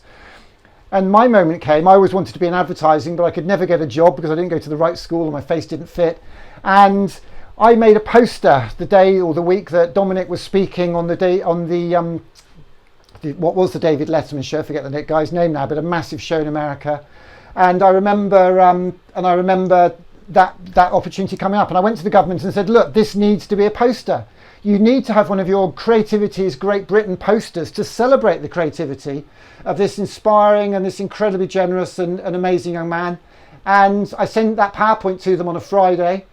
And literally 9 o'clock Monday morning, I believe Downing Street and DCMS had signed it off, and that was a poster, or Department of Trade and Industry, and that was used as a poster to inspire creativity, to celebrate Great Britain's creativity. And through Dominic, we connected with Sunderland, and I'm absolutely delighted now that if I press one of these buttons, I'm not too sure which one it's going to be, it might be that one. We've got an amazing man, Paul Callaghan, who is actually kind of like Mr. Culture in Sunderland, aren't you, Mr. Callaghan? Oh, I don't think so. We've got a lot of people who are doing that, but it's lovely to be with you, Nick. Fantastic. Well, thank you so much for staying with us. This has been a bit of a juggle, as I'm sure you've got the impression. You're doing a great job. You're doing a great job. Have you got us on YouTube as well? So can you see what's coming out with a slight delay, or? I'm watching you on YouTube, yeah, indeed. Great, so you've got a sense of that. So Paul, we came up and we did an event with Dominic and with the whole of your community across the board. It was brilliant because you had industry, you had creatives, you had schools at Monk Wearmouth. And there was some legacy from that. It's been slow, but we went into Northern Saints Primary and blah, blah, blah, and met amazing artists, Paul Carney and people like that. Could you maybe just give us a couple of minutes of your thoughts around culture, creativity in the city over the last few years, but particularly what it means now and what you see ahead? Could you give us a couple of minutes on that? Of course, yeah. Brilliant, thank you. Well, when you came up, I think it was just at the beginning of our journey. This was about 2014, 2015. But really from about 2012, 2013, we decided that one of the things we needed to do was to drive the city in its regeneration using culture as the catalyst. And so we got together, we got together with the council and the university and lots of other people, the college, and we wrote a cultural strategy in 2014, which said, this city is going to change. It's going to become a cultural generator where kids from all parts of the city will be exposed to culture and art, and that people who want to be creatives will want to live in this city. And, at the time, people laughed a little bit, but what you came up for, which was part of the Cultural Spring, which is an Arts Council program called Creative People and Places, and we commissioned Dominic at that point, and he's done amazing things. He now runs Little Inventors, and it's gone absolutely not just even global; it's gone intergalactic. I mean, they've taken inventor projects into space. The Canadian Space Station have taken it, and he's doing stuff all the time. So at the moment, he's running a daily challenge where he's been doing it for about the last 6 weeks. And he gives kids an idea of what they should imagine for today, and he's done some amazing stuff. So that's been one of the things where we've tried to make sure that the kids who are off school, who are isolating, have got something to stimulate them, to keep them excited, and hopefully to build on for when the future comes, when the lockdown ends. And we're trying to do lots of things. You've just really got to change your delivery methods and your way of thinking. And that's what that's done. So we've got choirs, we've got writing groups online, we've got art competitions, we've got all sorts happening up here in the Northeast, just through this period of lockdown when children are at school and at home, and not at school and at home. No, that's it's a really exciting time, in a very difficult time. I mean, you know, the virus is frightening people, particularly young people who see their movement restricted and see stuff on the telly, which is frightening. What you've got to do is you've got to give them, hope for the future. You've got to say this will end soon, and you know, it might be 6 months, or it might be a year. We don't know, but you know, you can do great things in the future, and it's been interesting watching the people who've been speaking so far. But you know, you've actually seen them do stuff with ambition. Well, I mean, literally, we delivered a cardboard box to Gina and the kids just this morning, and they've made a rocket, and they'll be doing some coding. It's interesting. As you've seen, I've just run around like a bit of an idiot because I haven't had the funding. So you're just sort of in survival mode all the time, especially in this kind of non-profit space. But when you get locked down, we had some funding from LGFL, who are like the internet provider for London schools and now increasingly the country. So they said, look, help us run an online event, and while you're at it, with the kit you use, do other things. And it's amazing what you can do when you have to. So I've almost brought a 5-year business plan, if I ever had one, into a month, and said, well, let's try this, let's try this, let's try this. And if it doesn't work, we'll try something else. And even in the last 24 hours, realising and remembering Sugata Mitra's work. You know his work with the Granny Cloud and self-organised learning. Well, in fact, they spoke at the Interventors event. I've realised that the online community we want to build for STEAMco, for kids and carers, if those carers aren't necessarily their parents, but are somebody like Dominic, are somebody like Tom Morley, are somebody like the trendy hipsters downtown Shoreditch here, or in downtown Sunderland at the Arts University, if they were to mentor a young person on a sink estate somewhere else in the country, in Redruth in Cornwall, it's not all up north, and inspire those kids and nurture them and encourage their parents. I mean, Gina lives very near me, and I don't really know them terribly well, but instantly she sees that opportunity and is working with her kids. And people just need a bit of a clue and a few bits of paper and some lines where to fold, and they're off. And all this month we're going to be coming up to Newcastle. I've got to be careful saying Newcastle to a Mackem, I know, but we're going to be coming up that way for a day on the tour.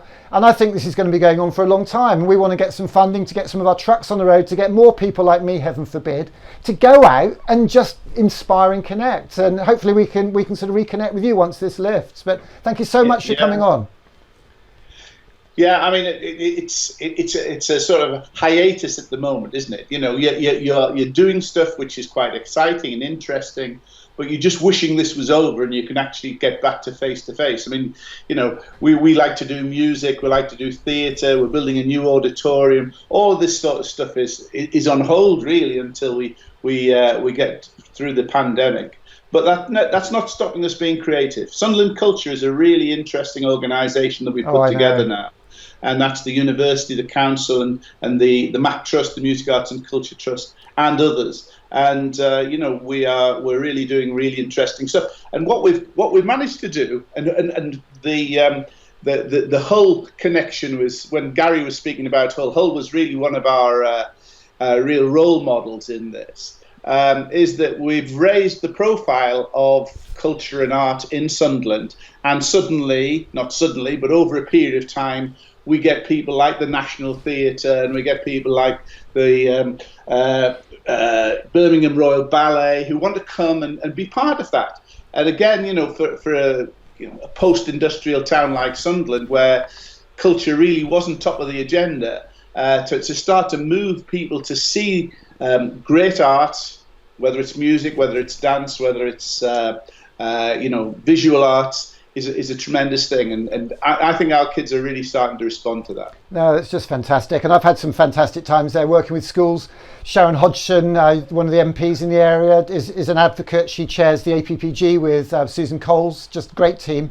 I think my happiest nights was one night in that pub. What's that pub next to the theatre? Is it the Cow something or other? Is it a Cow? The Dun Cow, yes, that's one of ours, yes. And you can just sit in a snug there, and you can meet 20 or 30 different people just having a pint and a burger. And it's such a warm, welcoming place. But just as much, you know, when I was up in a workingmen's club up the coast, you know, when one of your Cultural Spring events, and you had somebody who runs a radio show on BBC Newcastle was doing a cabaret. It's just wonderful. So I'll be honest with you, you'll probably shoot me for saying this, but you know, in a way, I was gutted for you when you didn't get that funding for 2021. But in a way, I know you didn't really need it because you had such momentum, and people like you driving it can make amazing things happen. You know, so and you have. Well, you know, we obviously wanted to win 2021 City of Culture, but if we didn't, it wasn't going to stop us. No. And, you know, we're very pleased that Coventry have won it, and they'll do a great job next year. Hopefully, the lockdown will be all over by the start of their year. But what we're trying to do is to do all the things that we would have done in 2021 over a spread out period, you know. So we're going to be doing all the same things, but it'll take us 3 or 4 or 5 years to do that, rather than sort of packing them all into 1 year. Absolutely. And, you know, people are getting behind us. The grassroots momentum that's being built is tremendous. And I would say that to anybody listening here from any other town or city, where you're not a big metropolitan city like London or Manchester, is actually just get the momentum, get the ball rolling, and get people who are really passionate about it, and then suddenly everybody thinks, actually we can do this. And it's actually getting past that sort of I don't believe we can to I think that we will, and that's what builds ambition. Well, I'll tell you what, I'm not going to spoil this. I'm going to do the event in Newcastle on the back of Cigar to Meet You as much as anything. But what we'll do, can we do a day in Sunderland, a virtual day in Sunderland in the next 2 or 3 months? Get your piano out. We'd absolutely be delighted. Well, let's make that happen. As always, Nick. Fist bump for that. Thank you so much, Paul, and thanks for checking us out. You stay safe, yeah? Lovely to see you again. Take care. Yeah, lovely to see you. Thanks now. Bye-bye. Well, a fantastic bunch of people up there in Sunderland. We're now due to be going to Yorkshire, actually, and then Cornwall. 2 Yorkshire people, actually. We've got Grandad Wheels, who's just fantastic. He's lined up. He's probably sitting there. So it's great to have Dominic Wilcox Wheels behind us there. And also we've got Chris Tolson. So we've got Peter Stewart coming in a moment. So next is Chris Tolson. So let me see if I can get Chris Tolson up here. I'm getting a text left, right and centre. Who's this? Okay. Let me see if I can get Chris Tolson up. I'm going to drop him. Chris Tolson, where are you? I can't see you. So Chris Tolson, if you're watching, I'm going to text you because I don't... Let's have a look. I've got nobody who can talk now. I'm on my own. I really have messed this up, haven't I? Chris Tolson sent me a text. He sends me a few texts. Oh, where are you? Chris Tolson. Let's send him a text. So this is where normally I'd have a team of assistants. What my one son did is half hour and he's gone. The other brother didn't turn up. So I'm literally. Do you want to see this? Do you want to actually see what is going on in here? Dare I show you? Dare I show you the realities of whatever it is, citizen journalism? So what we've got here, and I'm just sending that because Chris Tolson will ring in. Let's get him to ring in on number 2. So Skype, Steamco, Here we go. He'll ring in, and we'll keep the audio up. So when he does ring, we'll hear the phone go. So it's nuts. So what we've got here basically is this. Look, this is the setup. So this is it. This is me in front of a green screen. Look, there I am. It's the same me. It's the same me. I'm just in a room. I'm in my home office. This is, you can see the top of the curtain up there. I got that cheap off the internet. And we can scroll. This is warts and all. So that's my desk. It's a bit of a dump because I had to dump everything that was over here on there in a real hurry because I only had a week to do this. I've got 3 laptops over there which I got off eBay. So this one is one of the Skype computers. That's the other Skype computer. Some of the Skypes, they come in on there. That computer at the back is the streamer one. So if that doesn't say red on air, then we're not red on air. And I've got a little button, a little bit of sticky tape there that says record. That's just to remind me to press the record button every time. So I keep forgetting to record it. So you can see that. That's what's going on there. Here is JD the robot. We've been given one of those to give away this month. So we've got a competition for a school community, not a school, not an individual, but a community to win JD the robot. We might get him going later on. You'll probably find I forgot to charge him, but it was something. But he dances and flies. And then here we've got a vision mixer. And into that I got this. So I've had to do some serious manual reading, as I'm sure you can imagine. And basically I've got 8 channels of video coming in here. I have to press all these buttons. It seems to crash after a certain amount of time. Which is a bit about now normally. I didn't have the confidence last night to upload. Who in the right mind would load new software the night before something like this, which was going badly enough anyway, let alone. But this is the bit I really love. So that's got immense amount of. They couldn't get more buttons on the front, and because they couldn't, there's an app that comes with it, and on that app there, I've actually got on an iPad, so I can adjust the volume, so I can turn the volume, or I can turn it back up again. And that is a full functioned audio mixer. Oh, I've turned it upside down now, that's no good. And then I've got all the buttons that are on that and all the buttons that are on that. And I had this idea that my sons were going to sit over there, and I was obviously a dream on. If you've got teenage kids, you'll know that doesn't happen in a hurry. And then over there is the camera that I'm filming myself on. So that's a camera there just in front of the window that we fired a rocket out of. So that's, you can see me there. So as long as I'm in there, I know that's working. And this is what is the real, that's the smoke machine for the disco later on. There's a clock through there somewhere which tells me what time it is in theory, just there, so I can see, it makes me feel like it's a proper telly studio. And then at the back, I've got an old telly that I'd kick it around.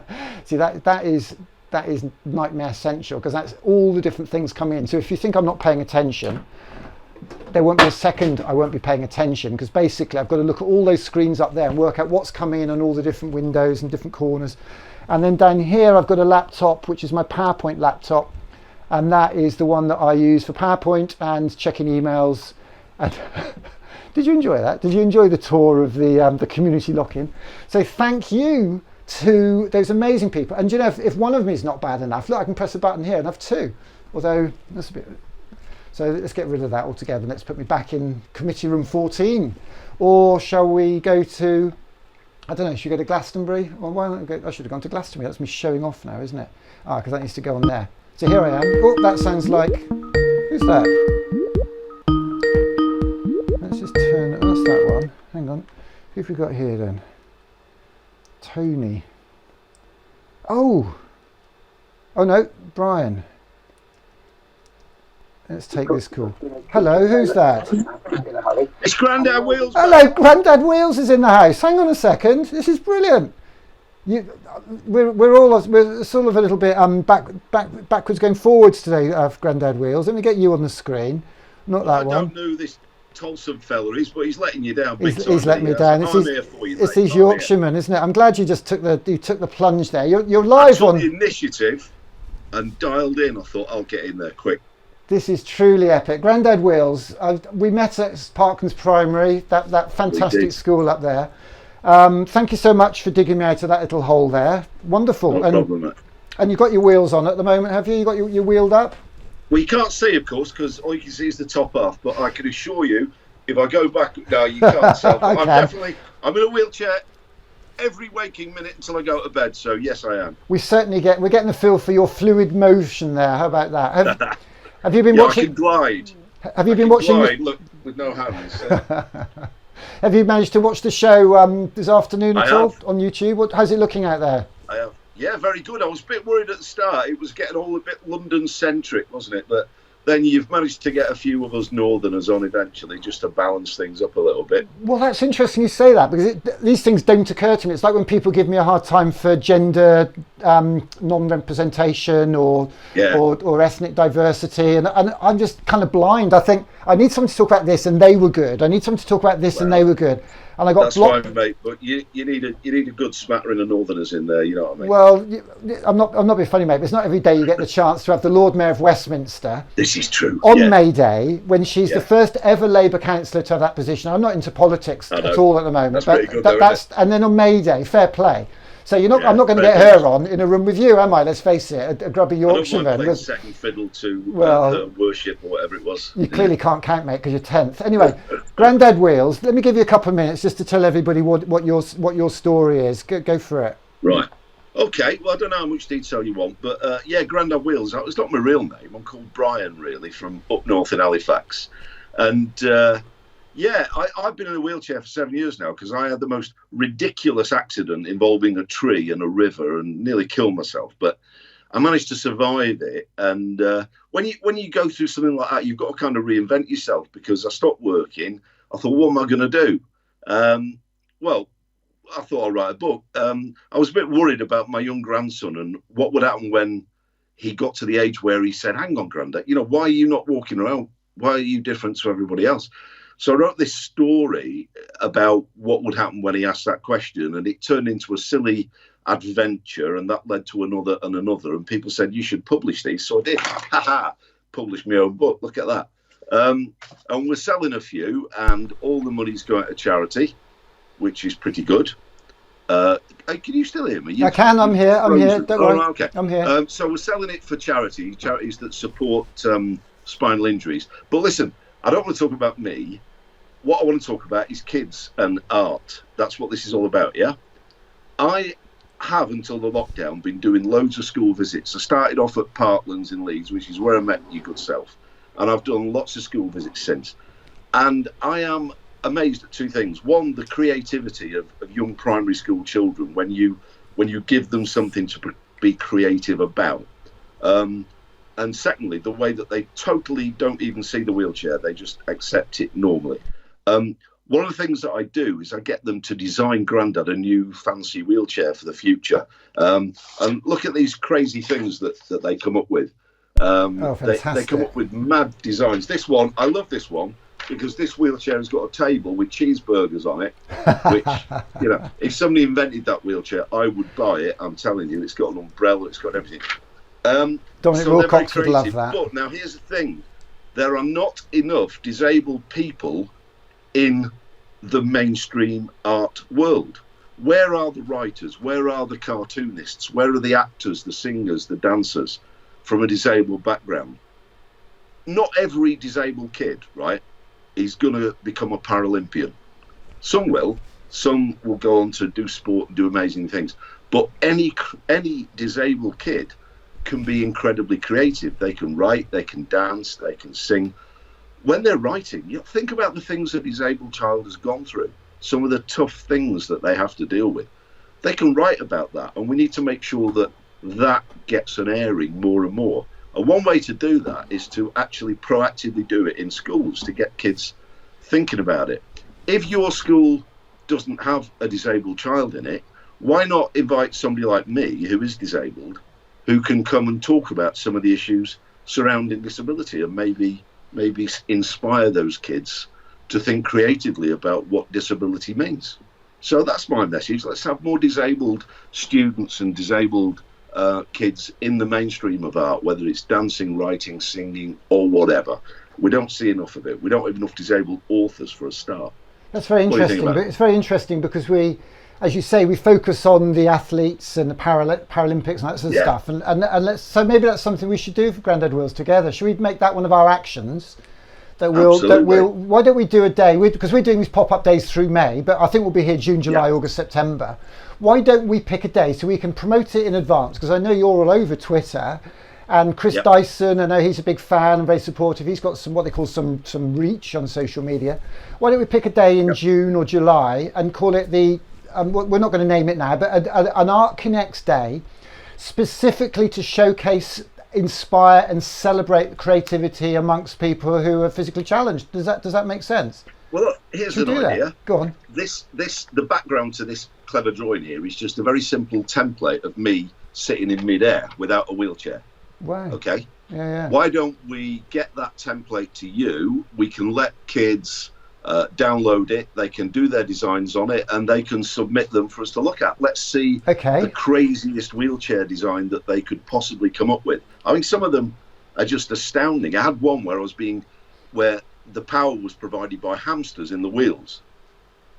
Right, that would save your arms aching, right? That's brilliant. Okay, Grandad so Wheels. Why don't we do that? That would be a good exercise for kids to do. They'd be thinking about wheelchairs and also just using their creative talents as well. I'll tell you what we're going to do then, right here, right now. We've got 14-day UK tour in May as our UK art tour. Yeah. We've got 14 towns lined up. Every day we will do a different creative activity. One of those 14 days in the Rocket Kids Club, where the kids meet at 10, we give them a brief. You could come on air with me and give them the brief and show them some other examples.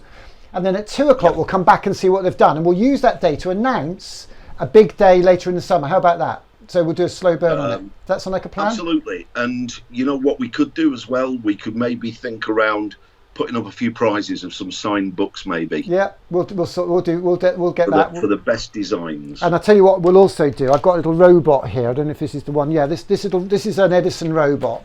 In fact, we'll do this. Right. We'll do. This is a little robot, and it's got two. I gave one of these to Parklands Primary. Actually, it's a little robot there, and it's got 2 wheels on it, and you can code it to do anything. It can go forward, back. It can buzz around. You can take the wheels off. You can put Lego wheels. Yeah. So why don't we sort of do something around that as well? So we'll do a robotics day and an inventing day with Grandad Wheels, and we'll do that together. That'd be fantastic, wouldn't it? I've got somebody buzzing. I've got somebody buzzing in. Let's be honest. It's not as though I'm going anywhere at the moment, is it? Well, it's not as if. Do you know what? With Paul Callan, I felt I didn't really want to say this. He said, "I can't wait for it to all be over and get out again." I've never been so busy and so connected because I would just be running around. You can do so much, and yeah, we want this over as quick as we can. As I said, here's something else to think about. Go on. The disabled community can help the, shall we say, able-bodied community a lot at the moment, because guess what? Some of us guys are used to being in isolation. Yeah. For instance, I spent a whole year in hospital, but since then I've had issues where I've been on bed rest. I've had to stay not only in the house, but I've had to stay in bed for months at a time. And we've come up with strategies that help ourselves to cope with some of those things. So we can maybe be helpful at the moment. I get the impression that you're like one man walking brainstormer. You are. So I'm going to turn you off now. If I was walking, it'd be brilliant. I'm a one man rolling brainstormer. Well, I don't know about you, but I actually find when I stop, that's when I have ideas. And it's a good job they closed the swimming pool, because every day I'd go in the swimming pool at 6:30, 7 o'clock and come out, run, go do this. So I've actually just focusing on what I've got. Grandad Wheels, fist bump. Thank you so much. I've written 6 books now, Nick, and it's interesting that one of them I wrote when I was back in Pinderfields. I had a bit of an issue. I had to go back in for a few weeks, and with all that time sitting on the bed, lying on the bed, I managed to write another story. So quiet times can be great for creativity. Use the time usefully. Bless you. Take care. Stay safe, Grandad Wheels. We'll get something going in the next week or so. Peace out. Mate, I look forward to that. Cheers. Thanks, Grandad Wheels. Bye-bye. See you then. What an inspiration. What an inspiration that man is. Absolutely super chap there up in, where did he say it was? Huddersfield, something like that. So who haven't we had here? We've had Chris Sullivan. I'm looking for Chris Tolson. Oh, he's texted me. Hang on, he texted me. I had a text from him. Let's see what he had to say. Gosh, 16 texts. Yeah, okay. So let's get Chris Tolson on here. So he reckons he just rang me. Let's have a look. I'm not seeing it. See, the people don't read their emails. That's the trouble with his head. Oh, he did. I'll take all that back. Let's get Chris Tolson up here. Chris Tolson. Where should we put him? That'll be that one. Okay, that's good. So we're Skyping Chris Tolson. He's not answering. You know what these head teachers are like. Never argue with a head teacher. That's what I've learned. I wouldn't say I've learnt it the hard way. Not the hard way at all. And he's not answering. Aha.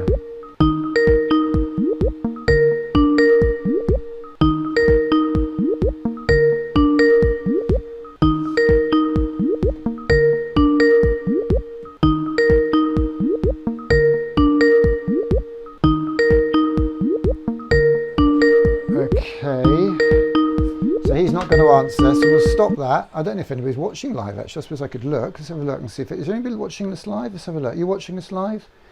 If you're watching live, don't be afraid to put a positive. Oh, somebody's added a comment by the look of it. Oh no, it was me. Nobody's added a comment. Okay, so how many people are watching? Oh, 19. Fantastic. Who's there then? Who we got? Type something in. I'm looking at the YouTube. So if you're watching this, I'm looking at you. It might be the 19 speakers who are lined up for all I know, just waiting for their turn and watching what's going on here. But we are live according to YouTube. Let me just wind up. Yeah, we are. It looks like we are live. If I wave, count to 10, Yep, we're live. That's good. This works. Blimey. 19 people. What's great, I don't care how many people watch now. It's what we do with this now. We inspire and those connections. I mean, to be reconnected with, I mean, just 2 ideas like that coming out with Grandad Wheels is fantastic. Gosh, we've been going 2 hours and we're about halfway through, so we need to speed up. Tracy Brabin, we got the wrong time for her. Hopefully she'll call in. Let's get I'm so looking forward to this guy. Let's get this chap up here. Right. This man, I've only spoken to once or twice on the phone, but he's an utter legend. Oh, he's off. Okay, he's gone. Where's he gone then? Okay, so he's not on. People need to stay. So if you're watching this as a speaker, if you're on Skype and you send a message, please stay on Skype, because I've got 2 messages here saying you're unavailable. So that was Tony down in South Wales. I'm dying to speak to you. Peter at Eden Project. Oh, who's this? Who have we got here? Tony, fantastic. Hello, this is what I call an eagerly anticipated conversation. I'm going to press that button there. Tony! Hello there, hello! Tony, turn your YouTube off. Have you got YouTube on there at the moment? I have. Turn the volume down. Keep the picture on, but turn the audio down. Okay. I just want to kind of just dive into that window and give you a hug, because you're a man after my heart, just from what I've seen on your website. Tell everybody what you do, Tony. So, well, I created and I run the Kids Field at Glastonbury Festival. What an amazing... Is that about the best job in the world, do you think? Well, it's become it. I mean, you know, people probably don't realise, but you can come to Glastonbury Festival with as many children as you like, and they all come in completely free. Do they? Wow, what's fantastic. All coming completely free, and then everything in the Kids Field is completely free. All the theatre shows, workshops, you know, we have big stars. We have big stars in the Kids Field. Do you mean creative stars or band type stuff? You know, sort of, you know, Rasta Mouse, Basil Brush, Dynamo, you know, loads of, you know, we try and get the stars for kids. And then over the years, we've created this massive music academy where kids can come in and play instruments and learn to play all sorts of instruments. We've given away thousands, literally thousands of guitars, violins, cellos, wow. All sorts of musical instruments. And, you know, what I've always wanted to do, you know, which is the pitch I put to Michael all those years ago, is to get sort of kids from the Kids Field up onto main stages. And we have done that. We have created stars. So you're almost the creative educational outreach arm of the Glastonbury Festival that weekend, are you? Or I mean, that's a loose generalisation. Yeah, no, I mean, that's what we've been doing. I mean, you know, when I first started, you know, I've been involved with festivals for, you know, 40, 50 years. And when I first started doing it, there was almost nothing for children. And bit by bit, well, first of all, festivals have become an industry. And gradually, people have caught on to the idea that, you know, kids deserve to be entertained.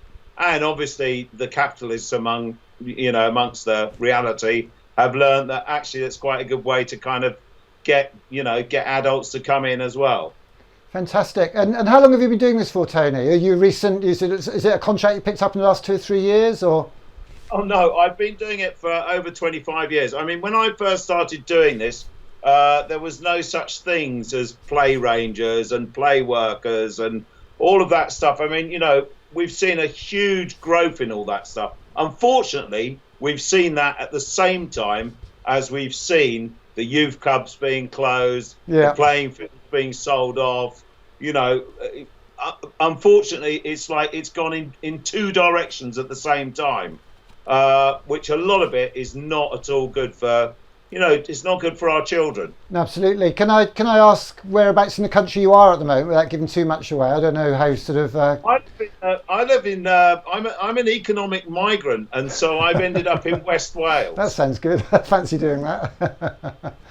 Fantastic.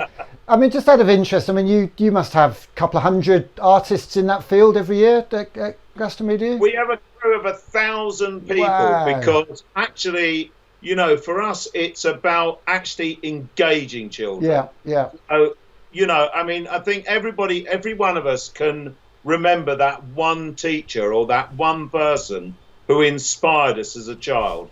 And my main thing is for, you know, the workshoppers, you know, people who are doing circus workshops, whatever, to actually engage directly with children, because that is what inspires.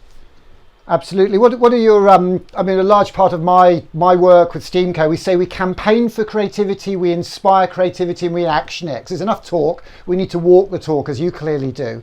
What are your thoughts in a sentence about education at the moment and the education system, without sort of wanting to burn the houses down too much? I think it's pretty dire. I just don't think it does good for our children. I think the problem is we've got into this, you know, the 3 R's kind of nonsense, which weirdly none of those things, you know, only one of them begins with an R, which is confusing to start off with.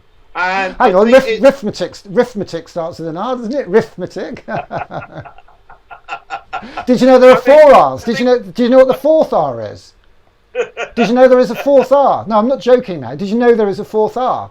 When they invented the R's, and it's another one that doesn't begin with R, when they invented the 4 R's, there was reading, writing, arithmetic, but there's wroughting, which is making, wrought iron, but it's got a W at the beginning, so it's for people who drop their W's. But it's interesting because we had it was World Creativity Day last Tuesday, and we had a professor of creativity, Bill Lucas, on, because the narrowing of the curriculum we've got at the moment seems to have coincided with Mr. Gove and Dominic Cummings running Department of Education for a few years, whatever. I'm not going to get political now, but that seems to have been driven by league tables around literacy and maths. And so they've now got a league table globally with the OECD around creativity, but apparently the government haven't entered that league table yet, and it doesn't look as if they're going to, which seems a shame, when it's the one thing that I think's made Britain great, the biggest export we've got. I mean, Glastonbury is a showcase for £130 billion worth of creative industries with people like Adele and the talent you see there. It is now, but, you know, remember where it started from. Yes. It started from very, very small bit. I mean, it's now the 3rd most popular trademark in the country, but right. it's you know, it's built on that through all this amazing amount of creativity there is in this country. Phenomenal. Well, the thing I love about the Glastonbury Festival is, you'll correct me if I'm wrong, the correct title is something like the Glastonbury Festival of Contemporary and Performing Arts, which is so when somebody like a certain band member says we don't need rap music, but this is about, I mean, for me, Glastonbury is the ultimate art festival. If art is what we define it as creativity, tools and people coming together, creativity, the action of doing, the tools, technology, whatever, a guitar, a drum kit, a piece of cardboard, some string, whatever. I mean, I made a castle the other day out of a toilet roll and a bit of cardboard on cardboard day. You know, Glastonbury is about that. So when somebody says, oh, that's the wrong sort of music to be at Glastonbury, I think, you know, correct me if I'm wrong, I think they've got the wrong idea about Glastonbury, haven't they? Well, that's to do with our media, isn't it? Our media does us no favours in any way, shape or form. I mean, that's what's so wonderful about, you know, Skype and YouTube and Zoom and all these other things, is that actually we're now able to sort of break into that, you know, homogenized message that's poured out across the country, which, like I say, it does us no favours. It really does. It doesn't show the creativity that there is around. Tony, I wanted to get you on with somebody else. So I'm going to keep you hanging on. I've got somebody here I want to come to now. A school leader. So you're in South Wales. You're an economic migrant. I don't know if this chap's an economic migrant in Yorkshire. I'm going to get him to turn his phone round. We're going to get him turn your phone round up there, Mr. Yorkshireman. That's it. You just can't get the staff, Tony. So this chap, you've gone. Where have you gone there? Hang on, Tony, are you screen sharing me, Tony, are you? You've gone all I have no idea what I'm doing. Have you done something? Have you made it God strange, or was that me? I don't think so. Yeah, hang on. Okay, so I've got Chris Tolson on here. Chris, hello, Chris. How you doing, Nick? You all right? So this is Chris Tolson, Tony. He's the head teacher of a school in Bradford. And I don't know if you saw the opening of the show, but we did a big co-creative artwork where we basically got 500 members of the community. They all had I Love Art posters and they held them up. Might actually have one here somewhere. Let's have a look. Yeah, one of these. We printed one of these for just about everybody in the community. I don't. Are you still with us, Tony? Can you hear us? Yeah, I am. Yeah, yes, good. I can hear you. I don't know whether you can see me. In fact, this is. Can you see who's on the screen at the moment? There, Tony. I can't, sadly. Are you on YouTube? You haven't got YouTube up, no? No, I haven't. Okay, that's your problem there. Then, if you had YouTube up, you could see what everybody else is seeing. And so, have you got another screen, or have you just got one screen there? I think I've only got one screen. Well, don't worry. Well, it might work. Get YouTube up anyway, because although it's slightly delayed. Chris Tolson is the head teacher of a school in Bradford in Yorkshire. Chris, give us 2 minutes about creativity and art in your school. Maybe reference some of the work we've done and the careers project you want to do. Yeah, so we took a bit of a different path about 2 years ago. So we recognised the need for working differently, and I saw Nick's. I saw Nick's work on Twitter actually through Chris Dyson at Parkland, so we connected that way. And I invited Nick in to do a kind of Rockets Kids Science Day, and from then really it's kind of turned into community work and careers. So Nick's come in and done 3 days. Is it 3? I think it's 3 at least. One was a community picnic in the summer where we brought 350 people, 400 people together for a community day. We had a Christmas extravaganza where we brought 500 people together to Stormsey in our car park and had a big Christmas extravaganza. That was an idea that I'd borrowed from Chris at Parklands. And then we're going to work with Nick on Careers, National Careers Week, which is in May. And for our kids, aspiration, careers and working together and having better jobs is really key for us. So, and that's been part of the work we've done with Nick, which has been absolutely fantastic. And actually listening to yourself, Tony, and other people on here, it's a real privilege to be talking, particularly at this time when the communities around the country are pulling together in all sorts of amazing ways to support our children, which is absolutely unbelievable, really. I don't know if you can see YouTube at the moment, Chris, but I've actually got that day that we did where everybody got their I Love Art posters out, and we did an I Love Art display. We did. Have you got YouTube up there, Tony? Have you now? I don't. No, don't worry. When I do that, I get too much echo. Oh, don't worry. You'll you'll have to turn the audio off. Yeah, if you do that, but not to worry. You can see it on the repeat.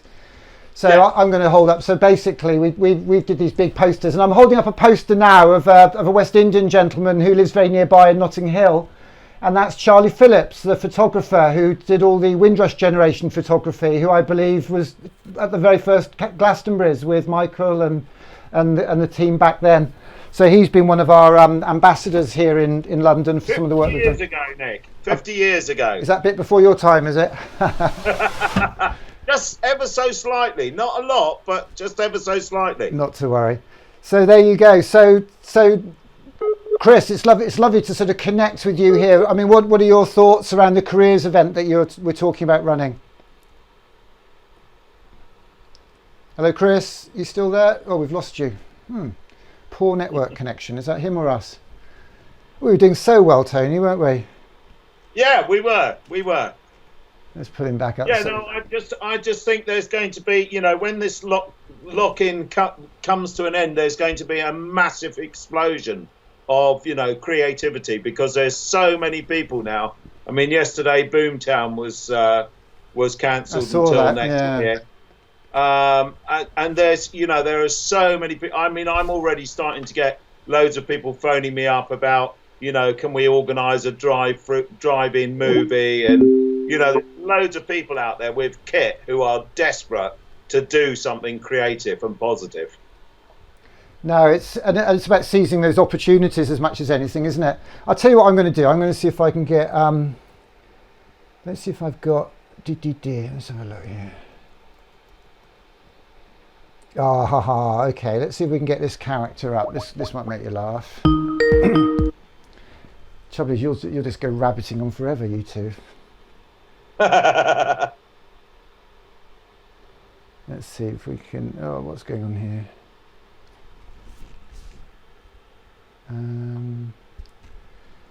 It looks like he's around. Can you see me? I can see you and I can hear you, sir. And I've got somebody who you might know on the screen here at the moment as well. Got Tony Cordy, who you introduced me to, Chris Tofu. What a lovely connection this is, isn't it? I think we're going to have a 3-hour banter about festival tours. And what goes on tour stays on tour, right, gents? Doubtful. So Tony, you can't get Skype up at all at the moment. Was it because you had audio feedback, did you say?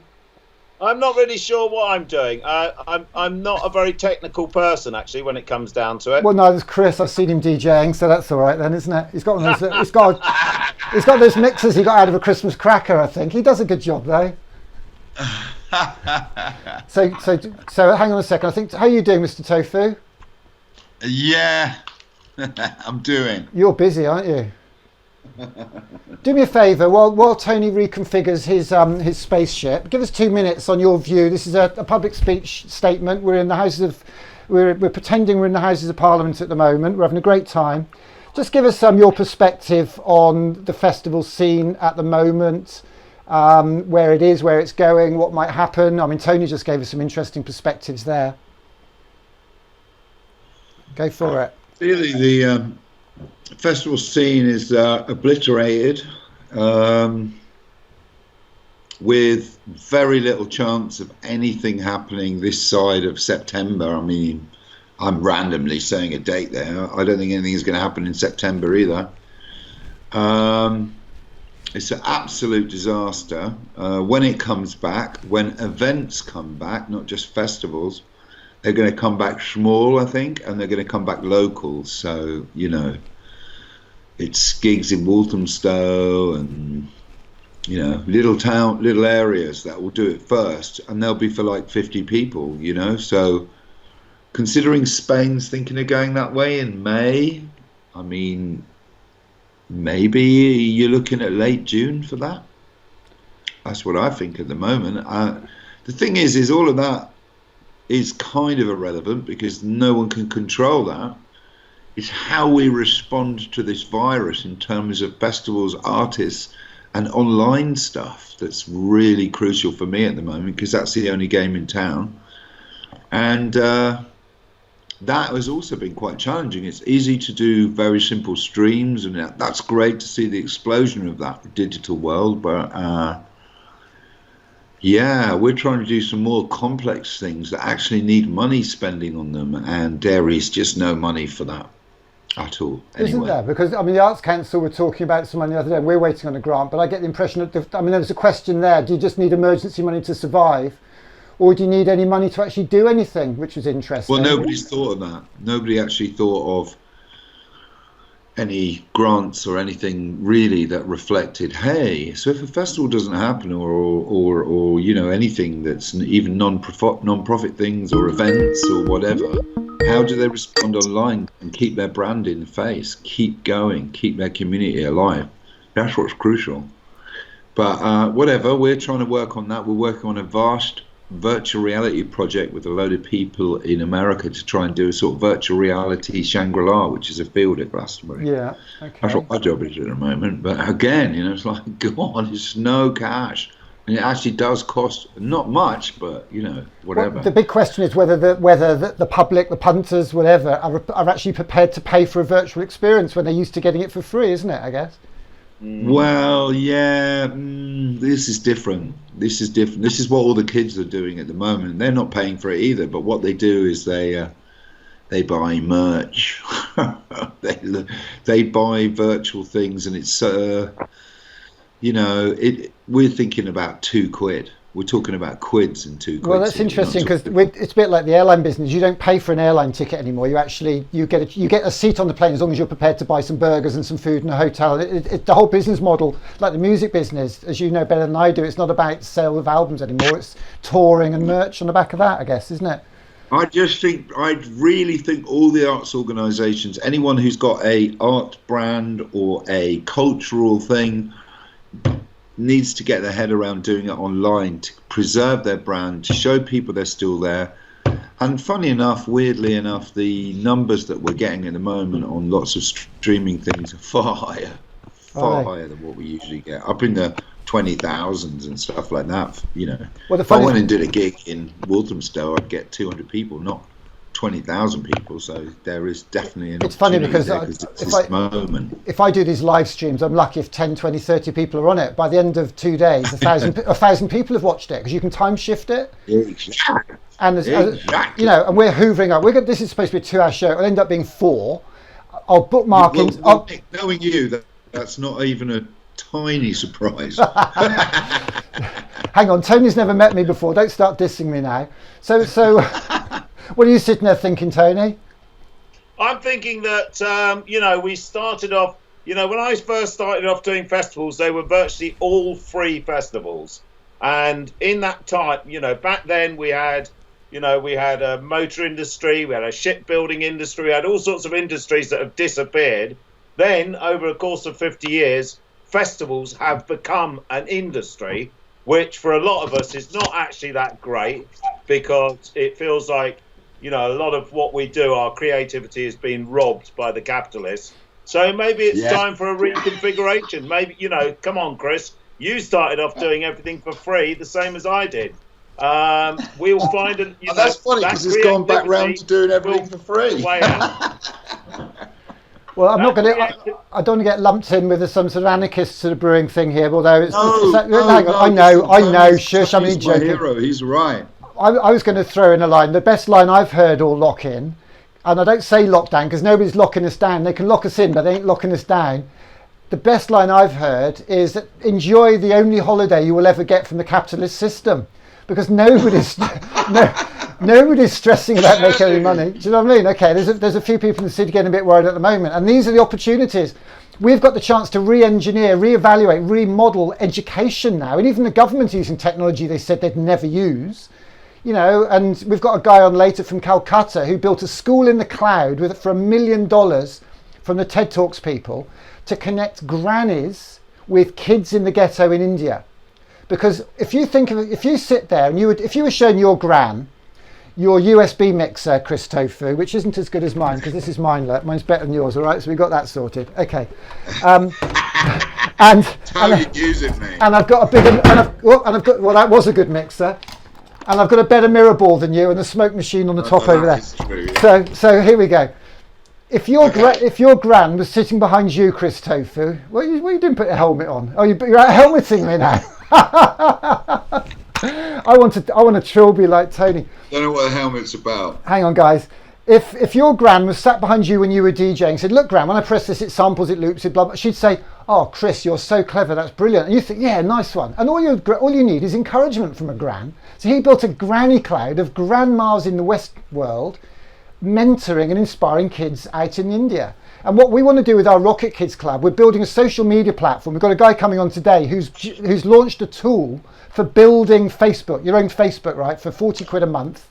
And we're going to build our own Facebook for kids and creative carers who might be their parents, but more to the point, they could be their auntie, their uncle, their neighbour, or somebody in another country, or somebody in Shoreditch, or somebody in Glastonbury, or somebody in Porthcawl who hasn't got kids yet, or has had kids.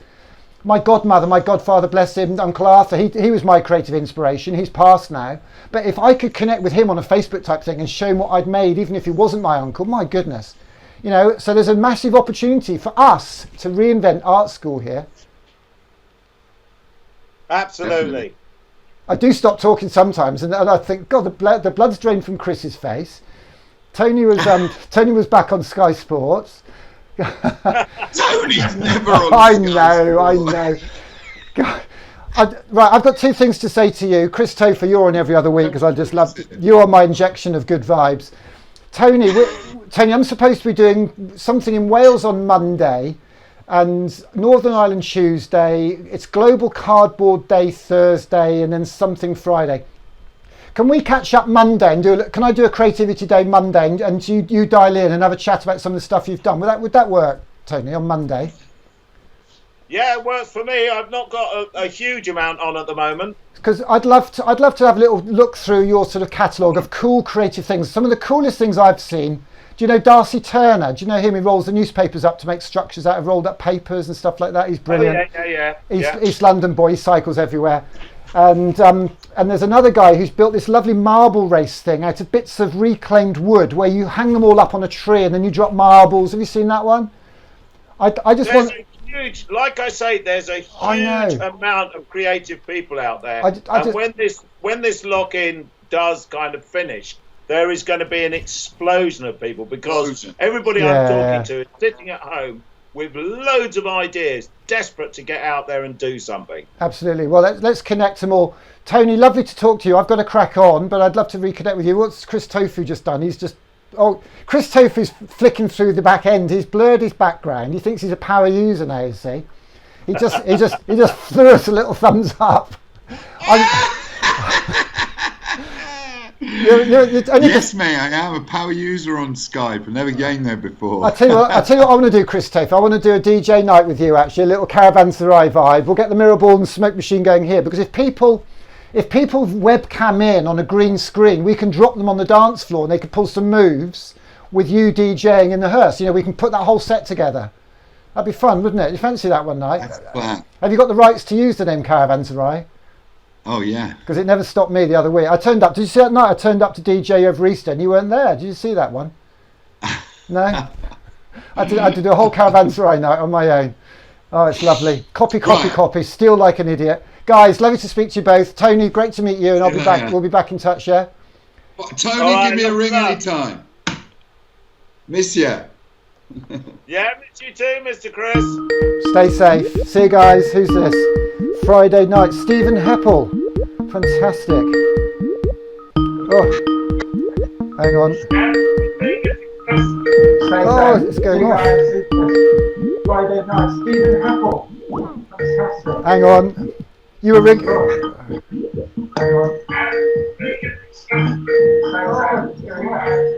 Turn your YouTube audio down, Stephen Heppel.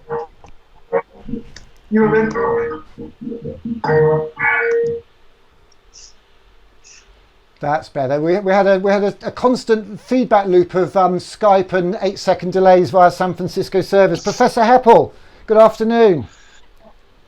Good afternoon. Yeah, I thought since we were doing comedy headgear, I'd better put something on that's appropriate. You know, this couldn't be more appropriate. This was so we were playing around with my friend Brendan, actually, with wearable technology, and this is an Arabic headband, you know, but it's got a proximity sensor on it. So if I pointed at you, it goes. I'm sorry. Who's doing? Never pointed away. It doesn't. And here we are, you know, wrestling with how are kids going to manage in lockdown when they get back into schools and they've got social distancing, and everybody's wondering how the kids are going to cope with all that. And of course, technology and creativity is our friend, isn't it? Because why can't we put little proximity sensors on all the kids, and then we can see who's near to who and who isn't, and when you get home, you can count up the number of kids you've been close to, and it seems so simple. You know, we've been, you know, I've been around technology in schools for an awful long time, as you know, and one of the things I think has been abundantly clear is that computers are very good at things that people aren't good at, and people are good at things that computers aren't good at. So computers are really good at rule-based systems, they're really good at remembering things, they're really good at matching things, they're spectacularly good at doing what they're told, being consistent, and they're really good at repetition. Sadly, in a lot of our schools, we've seen kids who were being expected to do those things, rule-based systems, repetition, consistency, doing what they're told, and yet if people can only do those things, the computers will wipe the floor with them, because computers are very clever at all that. What we're good at as individuals, ingenuity, I think, more than creativity. I think ingenuity has that sense of application, problem solving, collaborating, curiosity, deep understanding, adventure, playfulness, you know. So if we're going to complement those computers that are going to be helping us with our lives, we need to ramp up on the ability to be good at playfulness and adventure and curiosity. What I love about this last month is that kids all over the world, having been freed a little from the structures and strictures of traditional education have been getting on with being playful and being curious. I don't care whether it's in TikTok or in Zoom. We've seen kids passing bananas to each other in Zoom.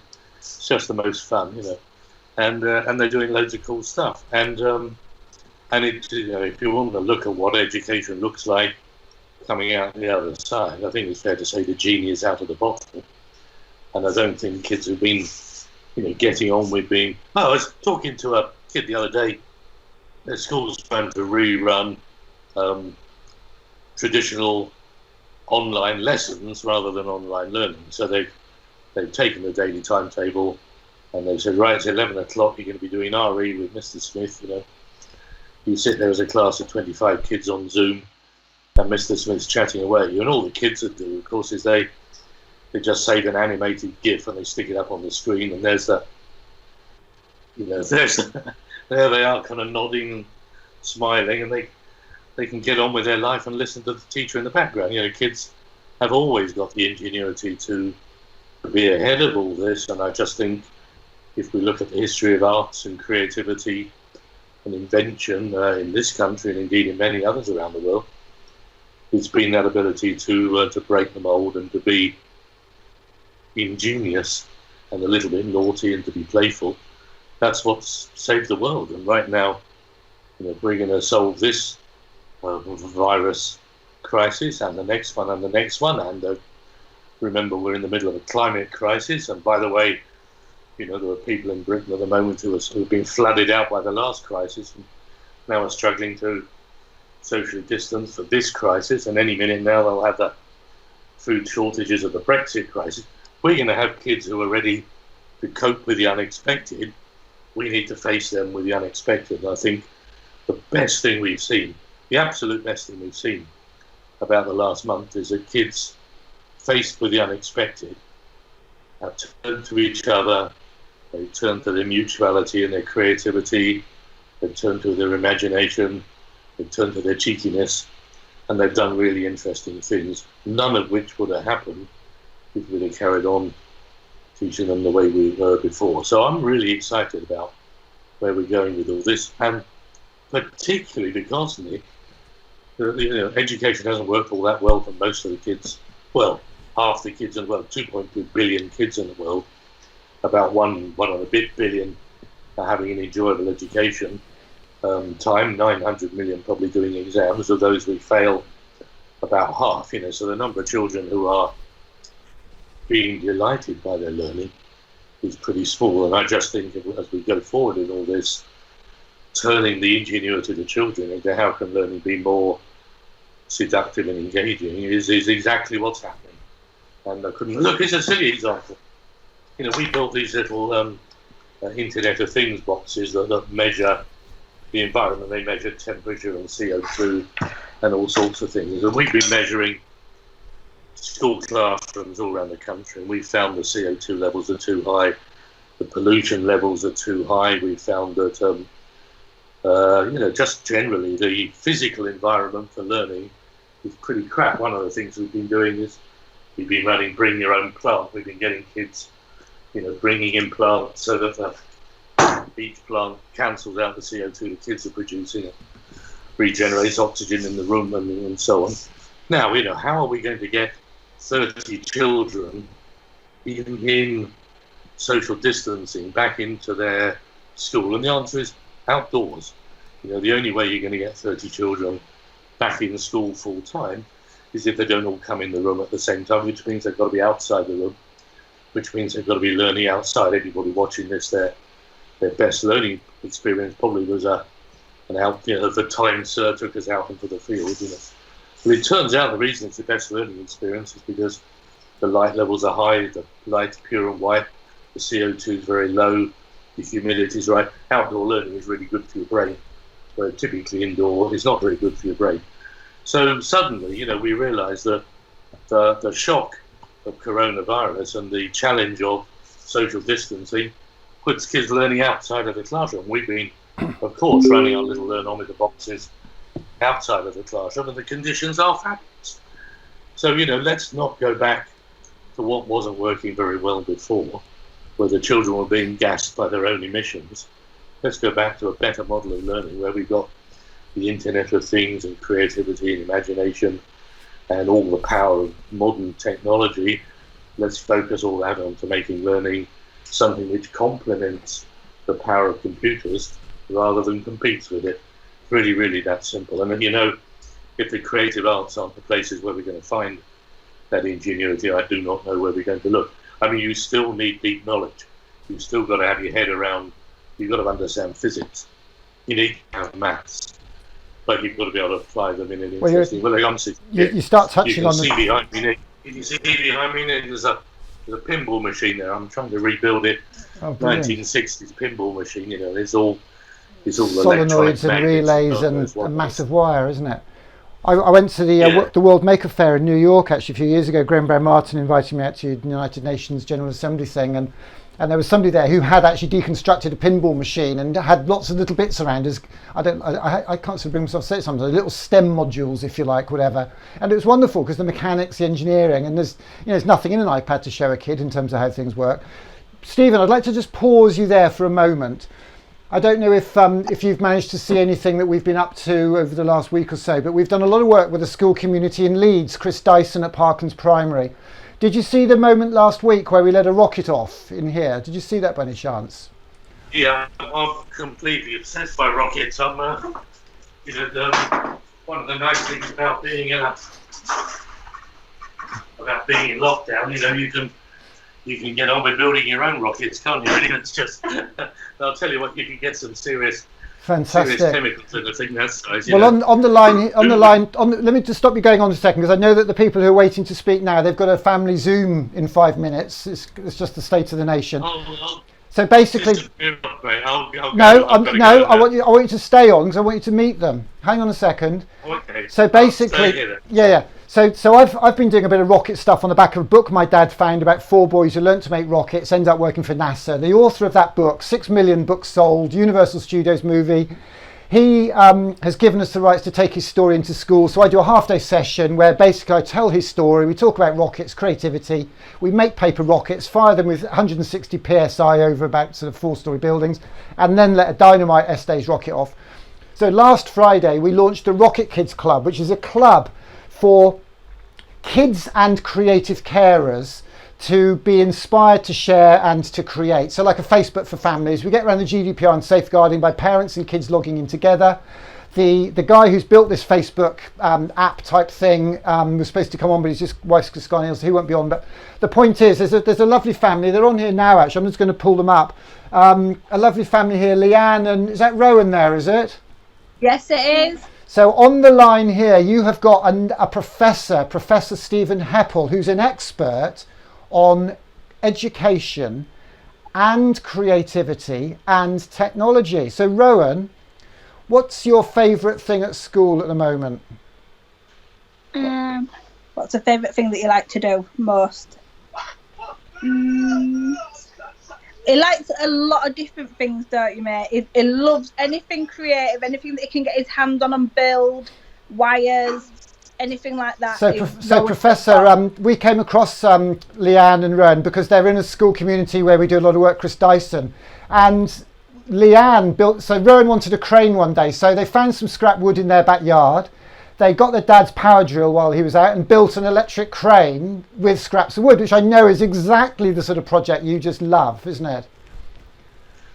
Yeah, no, absolutely is. This is, listen, he'd love this. I'm just building a little carbon fibre motor for a paper dart. So, you know, I thought flying a paper dart's good fun, but why can't I steer it with my phone and fly it back to myself whenever I do? So the little paper dart engine there is pretty cute, isn't it? That's wow. Yeah, I'm with you. Anything you can build that's a bit interesting. But because when you're doing it, you know, you're solving problems that are going to solve the world's problems. So Professor, you're Stephen, doing the right thing then. Professor Heppell, what would your advice be to Leanne as a mother who wants the best for her kids and she's in lockdown at the moment? They're in a great school, but they're not there at the moment. What would your advice be at this time? I think my advice would be scared a bit. I think if he's not doing something that frightens you a bit, then he's probably not going as far as he ought to go. So You know, let him do the things that are not dangerous, but just you think, oh my Lord, what's going to happen if he does that? You know, and those are the things that are just definitely not a problem in our house. and you'll love that stuff. I try and stop him anyway. I have no doubt. The plug with making. So Rowan, you are constantly touching something, aren't you, mate, that you shouldn't be touching. Rowan, tell the professor what we fired off from my window and what landed in your yard last week. What landed in our back garden last week? English. Was it Nick's rocket? The rocket that flew into our garden, wasn't it? Yeah. And we caught it, didn't we? And we've got it saved. It's here in our box that you sent us. We've kept that as our little Steam core box. So everything that we need to do things inventive, we're saving there. So I've sent them out. We've sent out some cardboard boxes, Stephen, which has basically got microbit, a little Edison programmable robot rocket making kits from bits of pipe, some tape, a t-shirt, some ideas. We're calling them art time boxes, and they're more of a concept than anything. And you know, the box itself is an activity, but what we're thinking, Stephen, here is to do a bit like Cigar to Meet You did with the Granny Cloud and the School in the Cloud, but to get creative carers to inspire and connect. I mean, Rowan's not short of inspiration because his mum's wonderful, but not every child can rely on a parent or a carer like those boys have. So what I'd love to do is get you back on properly one day and sort of brainstorm some ideas if you'd be up for that, Professor. And Leanne and the boys and other people, Laura around the country, they're all going to stress test it. Does that sound like a plan? Yeah, I'm loving the parachute. My rocket doesn't have a parachute. When it goes up, it just drops like a stone. So, you know, mind out with the neighbours, really. I think I wish I'd put a parachute on mine. Yeah. Fantastic. Well, now you've got to crack on. So, Leanne, we'll get this Rocket Kids Club going one day. I know you're in work in the mornings, but I've just had a mad old week. But we're going to do it every day for the next few weeks. And you're around to sort of try things out, aren't you, and get creative, I know. Yes, definitely. Bless let you. us know. Well, you take care. See you, Rowan. See you guys, and have a lovely evening on your Zoom meeting. Bye. Bye. Thank you. Bye. Chicken, so I better go as well, mate. Okay. Well, thank you, Stephen. Thanks for dropping in. We'll be in touch in the next few weeks and sort of throw some ideas around. But it's lovely to connect. We haven't seen you since St Dives, I don't think, have I? See you, mate. You take care. I love all this. Love what you're doing. Thank you so much. I appreciate your support, and thanks very much. Cheers now. Bye-bye. So Professor Stephen Heppell there, who is a professor in a university, I think Valencia, is it? Somewhere in Spain. Absolutely amazing man. We are running crazily behind, beyond crazily behind. So if anybody's waiting to come on, let's have a look. We've got Malumba here. Let's see what Malumba wants to do. I'm just going randomly now. Looking for Tracy Brabin, Peter Stewart. If you could all tweet, if you could Skype us or connect, then we can make that easy. We've had Grandad. No, we haven't had Grandad Pete. Professor Cigar to Meet You, Claire Pring. Okay, so Dr. Action Jackson had a baby this morning. That's great news. So who have we got here?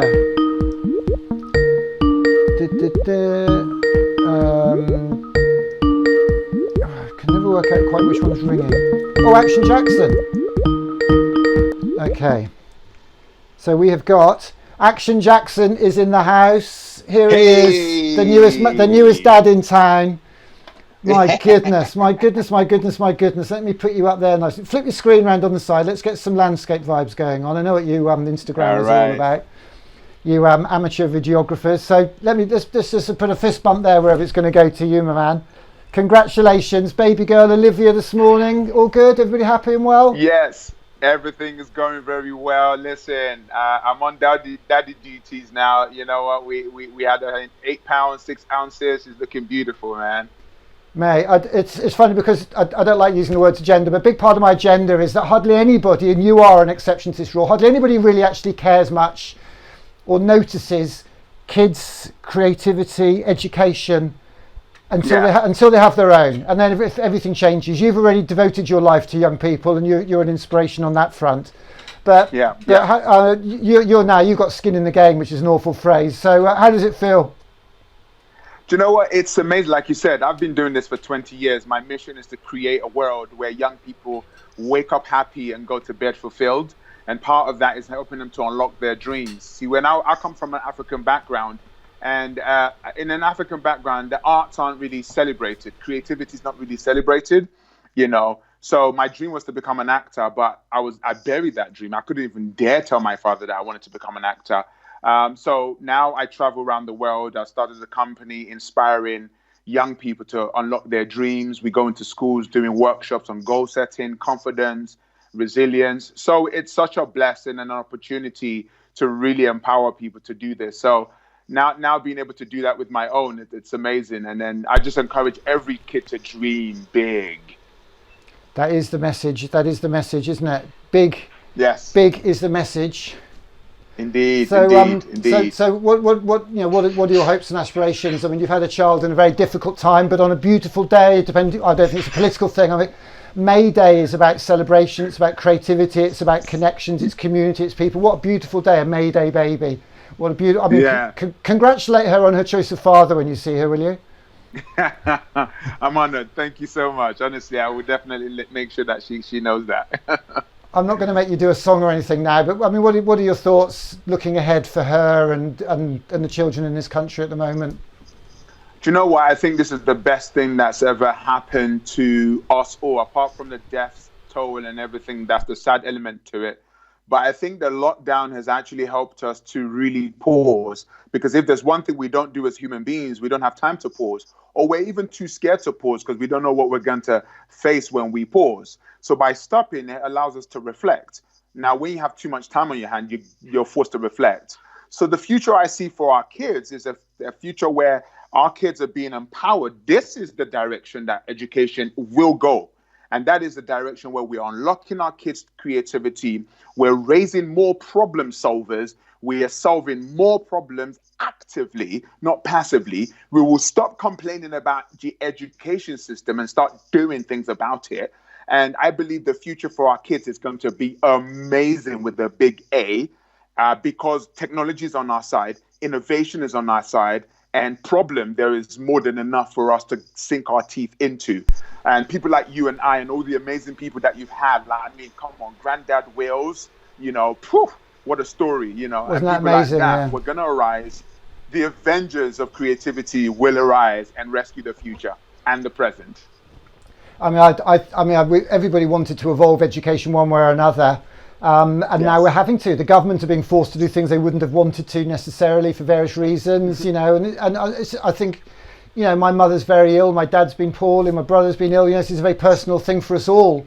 But and we're not just being clowns for the hell of it. We're seeing opportunity and trying to inspire and connect and create a future. So when they release these shackles, if you like, when the doors are open, we hit the ground running, and the connections. I mean, I haven't spoken to you for 2 years, and here we are twice in 2 weeks. It's wonderful, because we can. Can you imagine? Do you know what I mean? Exactly. So things that wouldn't necessarily happen are beginning to happen. So there's 2 R's I teach people during a lockdown. The first R is you've got to reinvent yourself. You've got to reinvent yourself. Things have changed, things have shifted. There is a new normal. So you must find a way to really look at your life differently and say, what new person do I need to be after this lockdown? That's so critical to reinvent yourself. I've had to reinvent myself as a greater level content creator using all this technology to reach out to kids from around the world through videos like TikTok videos and the rest of it. So reinvention is critical. The second thing is reach out, making sure that we reach out to one another in this season to make sure that we are all okay. So you know what? This is it. This is the season to celebrate. This is the season to move forward positively. This too shall pass, and we will have a future that's greater than ever before. You're absolutely right. I mean, Chris, I don't know if you saw Chris Tofu. Did you see the Glastonbury guys earlier? Yeah. Oh, do you know what? Let me tell you something. You know the Dream Big song? Oh, yeah. My dream has always been to play it at Glastonbury. So I said, oh, my gosh, you know what? I've got to get connected because I would love to play the Dream Big song at Glastonbury one day. I mean, Chris Tofu is off the scale. He's my Mr. If I want some good vibe injections, I just watch his YouTube videos. He just walks down a canal path and looks at a pond, and it's good vibes. A bit like you. But wow. he says he DJ in Walthamstow. He's lucky to get 200 people out because you know how hard it is to get people off their backsides these days to do anything. Yeah. But his vibes are global. I don't know if you know the book, The Long Tail by Chris Anderson. We used to be obsessed with these mass markets, but it's those niche micro markets now. So there are 1 million people in the world that would listen to Chris Tofu's crazy eclectic remix set. there are probably 6 people who'd listen to your nonsense. 20 who'd listen to mine. I'm joking. You are dynamite, mate. Come listen to it, man. Stay happy. Man, the world is not short of cool guys doing motivational stuff, but you're on another level in terms of authenticity, in terms of warmth, heart. But the thing about you, this is our year inspired by Nile Rodgers. It's about collaboration. And I know I could call you up anytime and we could do something. If we've got some funds, we make it happen. If we haven't, we get creative, This is the start of something big, man. We're on. I'm going to let you get back to your... Is your partner there with the baby now, or are they in hospital? Or Yeah, they're upstairs, doing what they do best, So getting fed and getting, fed and watered. So I'm really, really grateful for that, So Man, Nick, I got to tell you, mate, listen, thank you for what you're doing, because you are a true pioneer, and you just go hard at it. You don't care what people think about you. Some people call you crazy. Some people call you nuts. And listen, I love, and if everybody needs to check this out, the Steve Jobs poem, The Crazy Ones. You're definitely one of the crazy ones who no one would understand now. I think 50 years from now, we're going to look back and say, you know what? Nick was right. He was crazy to drive this agenda of allowing our kids to be creative. So, mate, I'm actually upset because I don't have my I Love Art t-shirt. So I'll sort you out. Don't you worry. I have to hump the machine up 3 flights of stairs, but I'll sort that out. I'm going to correct you on one thing there, and it's important. I do care what people think, but when I think that there might be another way, or if I see a way forward, I go with it. I've had rows with people for organising events on a Saturday because the policymakers won't go. They don't realise I didn't want policymakers there. I wanted parents, because parents tell the policymakers what to do. These are the voters. These are the people that matter, the parents. People like Leanne, Laura, Grandad Pete in Liverpool. They're the people that tell policymakers. And I hope I'm never rude. I can push back. I had to use the word the other week, satirical, when I took the mickey out of something that Tom Bennett did with Chris Dyson, and everybody thought, how dare you criticise Tom Bennett? Whatever, if people are in the public light, I'm not offensive, I'm not rude. If I'm trying to make a point, we'd have dragged Spitting Image off the TV in the 90s if we had that attitude. And how dull would this place be? Man, the phrase I'm going to give you now, which is what somebody said to me when we had the boys, pull the drawbridge up and cherish every moment. You don't need the drawbridge of the internet all the time. You don't need people knocking on your door. You don't need presents. You need 24 hours with that family, because it's the most precious thing. And I'll tell you what, blink and you've missed it. True. There you go. That's what it's all about. Listen, to everyone that's watching right now, life is beautiful. Embrace every moment. Stay positive and keep surrounding yourself with the loved ones. And this is what it's all about, man. This too shall pass. And we're going to look back and laugh on these days and be grateful that we're alive. Your gratitude will determine your altitude. Sit there and think about the things you're grateful for. So I'm grateful for you and everybody watching right now. Yes, you. Well, I'll never forget that moment when you and I and Jazz, who's another very special friend of both of us, were at Norwich, and you just said it's about being human, and you're one of the most lovely humans I know. So you're not going to not be able to pass it on to your daughter. And what a lovely father. One love, man. Take care. Thank you so much. Bye-bye. Take care. All right, bye-bye. Wow, this is hardcore, isn't it? This is hardcore, know the score stuff. What an amazing man. Imagine having him for a dad. Oh, who wants to come and talk to me now? Peter Rafferty. Let's get Peter Rafferty on. So basically what I'm doing now is I'm looking for missed calls. So I'm just ringing them back. And it might be Cigar Dimitri in Calcutta. It could be Tracy Brabin MP. I've got a bit of carrot cake that mysteriously arrived, which my wife made, but I didn't get a cup of tea because my son can't be bothered to make me a cup of tea. And that's the way they roll.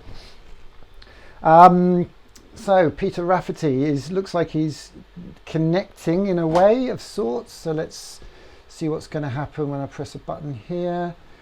That will be that one. He'll come up there. Oh, here we are. Here we are. Mr. Rafferty's in the house. Turn your YouTube down, sir. Just a minute. Get rid of that. Done. I'll tell you what, mate. There's a lot of button pressing to be done around here, isn't there? And jiggling and juggling. It's going great guns. Some real interesting stuff and fascinating people on the show. Thank you, mate. Thank you very much. You've seen a lot of this stuff in your time, I'm sure. Here and there. What time did you expect to come on? 6:55. What time is it now? I can't remember. Well, 50 minutes late for you. What day is it? What time is it? I don't know. We're going to be an hour late. This is supposed to be a 2-hour show, but it was optimistic. But when I invited so many people thinking nobody would be able to do it, and then suddenly everybody said yes, because obviously they weren't terribly otherwise engaged. So Pete, is Laura and the boys coming on? Are they primed to come on this afternoon? Do you know? Doesn't matter. Good question. I didn't. Question. I didn't email them directly. It doesn't matter because I didn't send those boxes out because I only had time to get the one out for Nina, and I'm going to phase them probably. So you and I could have a chat now anyway about boring stuff. Yeah, for sure. I mean, I'll be honest, I am making this up as I go along if it's not obvious. So when I think, who can I get on? And I think I could get someone like Siddhartha Mitra on because I met him and he was on our board. And he said yes. And then I think, hang on, he did a TED talk and I watch it and I think, oh my God, that is exactly what we're trying to do. We're trying to use social media platforms, a Facebook, a space-based type platform that can be safe and connected as all those other platforms are. But instead of just posting photos of what we've had for lunch and sort of trivial stuff, we could inspire kids, we could get them to share it, we can connect them. And that's what we're hoping to do with this platform. And I know you've been looking at Disciple, the platform we're going to use, which if it's good enough for Matt Hancock, the health secretary, it's good enough for us. Sadly, Benji, who I wanted to get on with you, his wife's just gone downhill, which is very sad and worrying to hear. So have you managed to have a look at that? Have you got any thoughts around what we need to do and whether we should do it or whether we should just do it with Facebook and just tell people to post pictures on Instagram? I mean, what are your thoughts? My thoughts. I've not got into Disciple yet. Don't worry. I'm not sure you sent. But you understand the concept of what we're trying to do, don't you? So yeah. I mean, it's sort of, it's one of those, isn't it? There are so many platforms now that the more platforms you are on, the better. Sometimes you can get lost in different platforms. You know, when a message arrives and you see it pop up on your phone, for example, and it could be on WhatsApp, it could be on Instagram, it could be on Facebook, and you lose track sometimes of which platform things arrive on. But I think one of the things as the course of the afternoon and on this this particular chat, one of the interesting things is that I live in an educational world, I live in a technology world, but I also live in a football world. And one of the really fascinating things I've found over the last maybe 5 years or so in the world of football, and I know some of the people who are involved in this, that kids who are at school perhaps weren't those shining academic huge successes necessarily, are suddenly now appearing dotted in football podcasts or football websites or football art things. And there's a whole load of examples of where kids who's interested in football have developed a whole range of new skills because social media and social media platforms have given them audiences and platforms that they've never had before. And I think it's absolutely brilliant.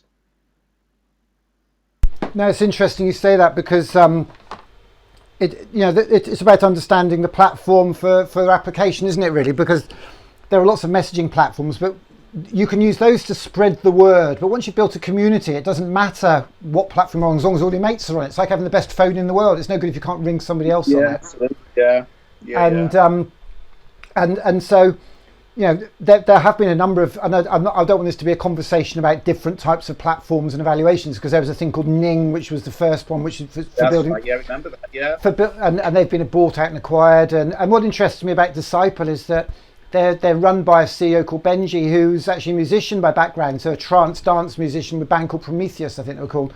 So he comes from a creative industry kind of background, who's using tech to deliver that community because he wanted a platform to connect with his followers. And they're getting funding, and it looks quite a robust thing. They do the Rolling Stones community website, and they do Matt Hancock, as I say. The big thing with all these platforms is you just don't want to be remembering another password. So as long as they can use the standard APIs of Google or Facebook login or your email, then, and because I don't think there needs to be an awful lot of cross-fertilization between what goes on in the Rocket Kids Club and anybody else. Once you've got critical mass, once you've got 50, 100,000 people in that space, we don't care about anybody else. All we do is promote outside to get more people in of the right sort of people. Do you know what I mean? Yeah, absolutely. And things grow things grow, don't they? And the platform, people grow with the platform. I mean, it's fascinating. I think it was Stephen Heppel was talking about kids and TikTok. Yeah. And again, this comes back, and I think it was Stephen who was saying about this, that kids are now doing things. In fact, I was talking to our Laura this afternoon, and Charlie, the oldest one, is on this. I sent them a science kit so they could do different things, and he's testing pH levels. That's what he was doing this afternoon, testing pH levels. Now, really, in school, I don't think he'd probably come across testing pH levels at all. And these are the kind of things, along with year things 10, like isn't TikTok, that kids are doing that they would never have done perhaps in school. So TikTok, YouTube, they're the kind of communications channels, the various platforms for sharing. And, you know, maybe that we create this community and we have a place where you just share it, it just gets squirted out into YouTube, squirted out, whatever. But, you know, it's one step at a time, I guess. Yeah, for me, I think the most exciting thing, though, is that granny cloud equivalent of connecting creatives, granddads, people like you who've had kids, got some interest, got some ideas. You know, you could run an activity on our platform one morning, 20 kids could look at it. It doesn't mean to say you have to have a connection to them all, you know, but you've got an audience. And one fascinating thing, while we're talking about the grannies in the cloud kind of approach, is that way back we started at school. We had a blog started our blog school blog in 2005. And in terms of digital skills for students and for teachers, it made an absolutely great difference. And our school became not just a school. I mean, it was always a school within the community, but it sort of brought people in. And we used to do an after-school club for grannies and granddads. And we had about 10 grannies and granddads who used to come every week. And we did blogging skills and we did Web2 digital skills. And, you know, it was fabulous. No, absolutely. I think what we're doing is we're rediscovering those things that were once so special to us and so valuable. And those old school things, a bit like, as I mentioned, my Uncle Arthur, you know, who's always tinkering with Mamod traction engines and building things from Meccano and bits of wood. And, you know, I think we need to create a place to go back to that. I remember having a conversation with Tristram Shepherd, who has written a load of books on design technology, the old school version of it, before it just became a multi-choice test. And as I understand. And he was saying he's given up on education and this happening in our school systems, and that we actually need to connect with kids out of school. And I think that's what the Rocket Kids Club is. That's our opportunity to regain our kids and provide some structure around an out of school club. So I think the Rocket Kids Club is almost an art club. Yeah. An art club, because club implies out of school. School implies that it runs in parallel. So you're a granddad, really. I mean, what sort of interaction do you have with the boys at the best of times? I mean, are you sort of making things, doing things with them, sending them stuff on the whole much, or? Well, normally, partly because my wife is a childminder, the youngest one, the 3-year-old, and the other two have come when they were younger, as now at school. So the youngest one in ordinary times comes to our house to be part of my wife's childminding group. So we see them quite often. And we've got old boxes of Lego and big boxes and things. And you saw them getting stuck into boxes last week. And we do those kind of things in a family kind of way, you know, when we do them, and they love doing it. And it's great because you know how your photographs show up on Google Photos or Facebook or whatever. There's one example of our Charlie, the oldest one, when he was about a 2-year-old, helping my son Stephen digging the ground in his garden, getting ready for grass and lawn, and it's all of those kind of activities that sort of come as natural parts of what you're doing with the kids, you know, and grandkids and stuff. No, absolutely, but not everybody has that idea, and I think if we're not careful, we're getting to a place where we're generations away from people who don't even remember doing this themselves. You know, we're of a generation where we remember doing things like this as kids, but if we're not careful, it's going to be the lost generations of creativity, and we've got to hang on to that. Yeah, but again, I mean, it's becoming more and more of a theme as the weeks and weeks go by, that this idea of kids, and I see loads of examples with schools that I work with, where kids are doing things at home in a way that they would never have been done in school, perhaps, you know, or greater opportunity to do these things at home. Some great projects absolutely fabulous projects that you're seeing, you know. It's interesting because, you know, I've not trained as a teacher. A lot of people would say I am not a teacher. I go into schools and say things, kids learn, I leave. Have I taught them? I don't know. But one of the best books I've seen is by Michael Rosen, called How to Be Your Child's Best Teacher and Your Own Best Teacher. And it's one of those, the simplest things when you're in a room, it's like I Spy on steroids. Do you know what I mean? The simple things, you don't need tech, you don't need computers to do. Just look at this, evaluate that, make a game about that, do the other. Lots of imagination games, really, really simple stuff. And that's, you know, it doesn't cost an awful lot of money. You get a book like that. And so those are the nuggets that we need to feed into the system. So next week we'll, I've got the login details for that site. Should we spend some time on that next week? We'll crack on, shall we? Yeah. Yeah. Because basically this whole month, I want to do a Rocket Kids Club session, certainly half of the days in the month, every morning, like we did, 10 o'clock, and another one at 1. I don't know if you saw Tony Cordy there, but what a legend he is in terms of creativity, the people he knows, the experiences he's had running a kids field at Glastonbury. You know, these are amazing connections, aren't they? Well, it's just astonishing to see, to be honest, Nick. You know, how you've pulled all this together on a day and got so many people to run through the day with the things that they're talking about. Absolutely, you know, first-rate stuff, really is. Well, thank you. I mean, it's taken its toll, and I'm getting stressed off people. There are people who can't wait on any longer, and best will in the world. I just can't juggle it now. My sons, trying to get teenage sons to be secretaries is not the easiest challenge in the world.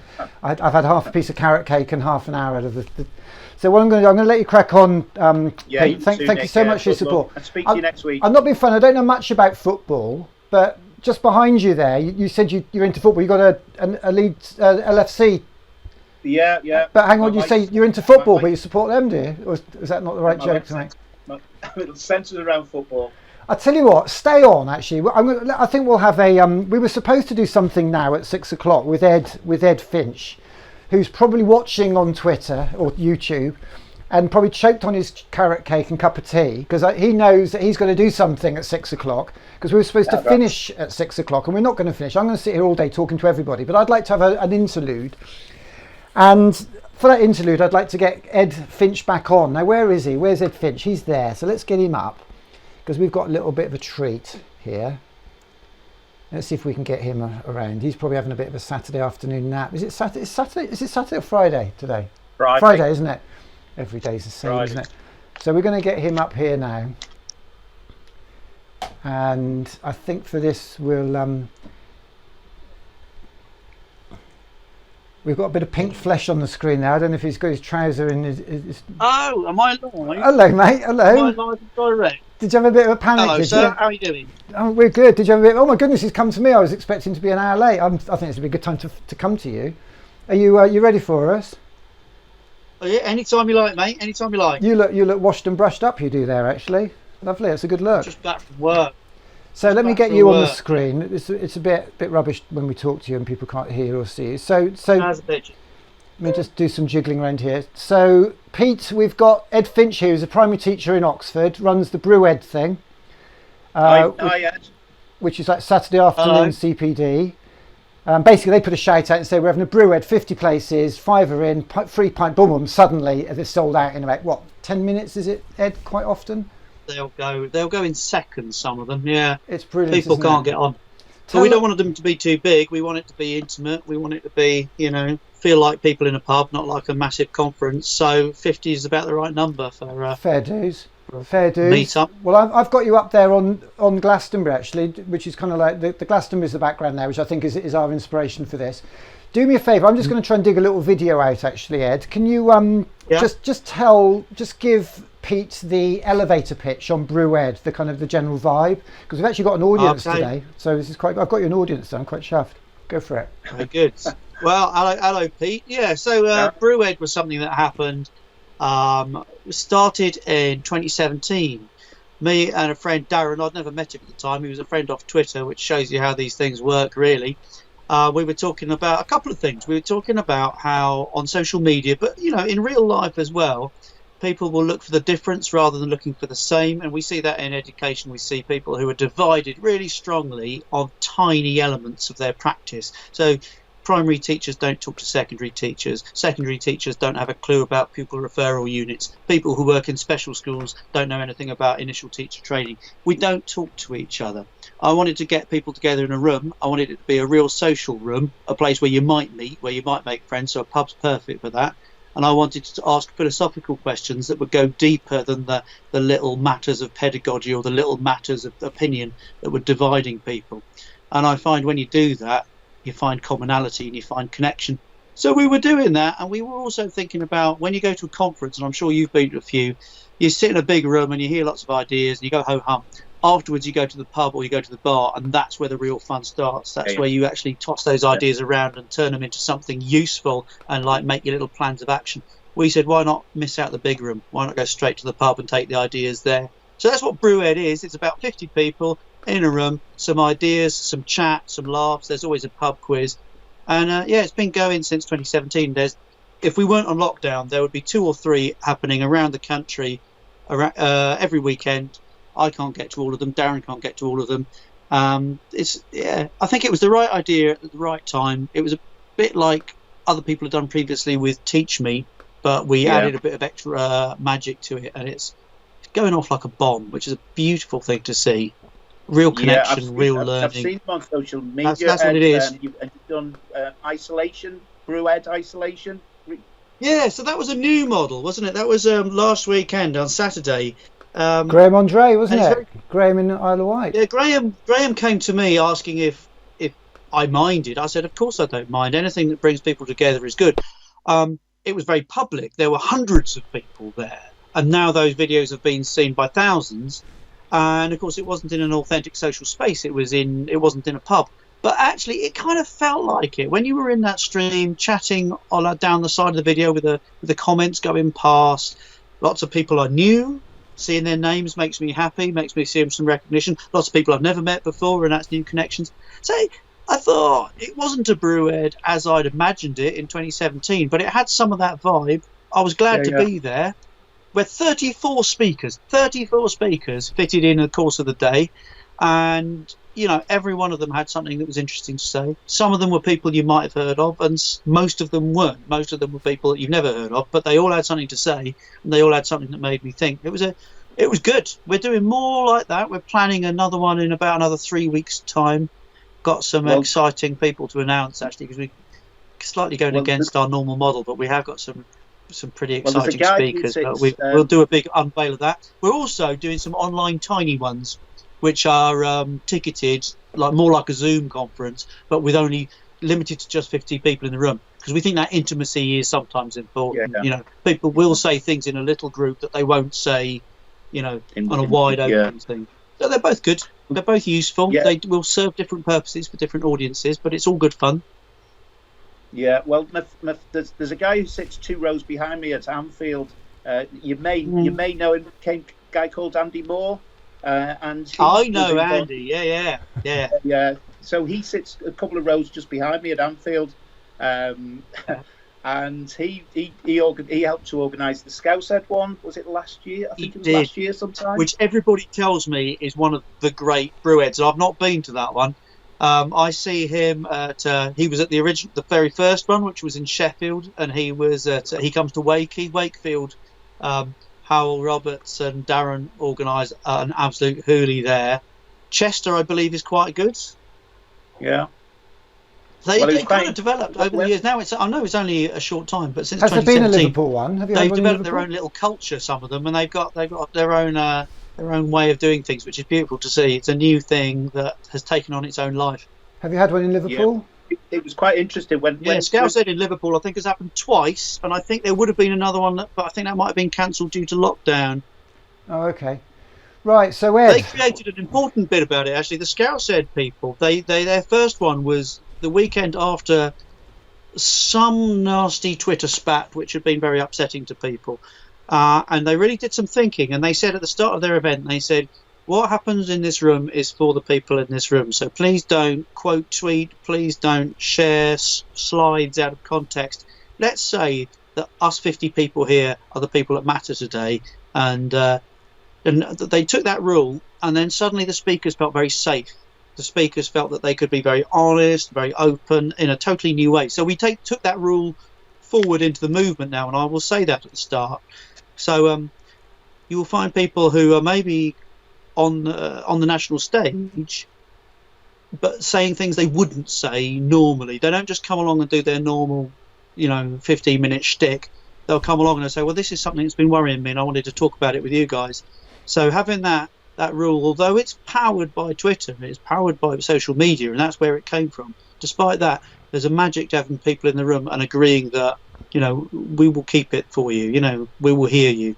It's been very moving. Brilliant. Some of the sort of testimonies you get to hear, as well as funny and inspirational and silly, and it's a mixed bag, but it's a good day out is what it is. Lovely. Well, I think that's a lovely little snapshot of Brewhead, and one of the things you do every night is your lockdown tunes. What's it called? Sorry, that's what I've been doing since that Monday before we all went into lockdown. I started a thing I'm calling Pandemic Music Challenge. And every night I put out a terrible music video of a song that I've never performed in public and haven't generally rehearsed. Quite often it's a new song I've written that day, but if I haven't got time for that, I'll just go, okay, what are we doing today? And then somebody will say, oh, I know what you could do. And then I have to run up here to my upstairs room and record it and put it on the internet. Sometimes it's genius, but usually it's terrible.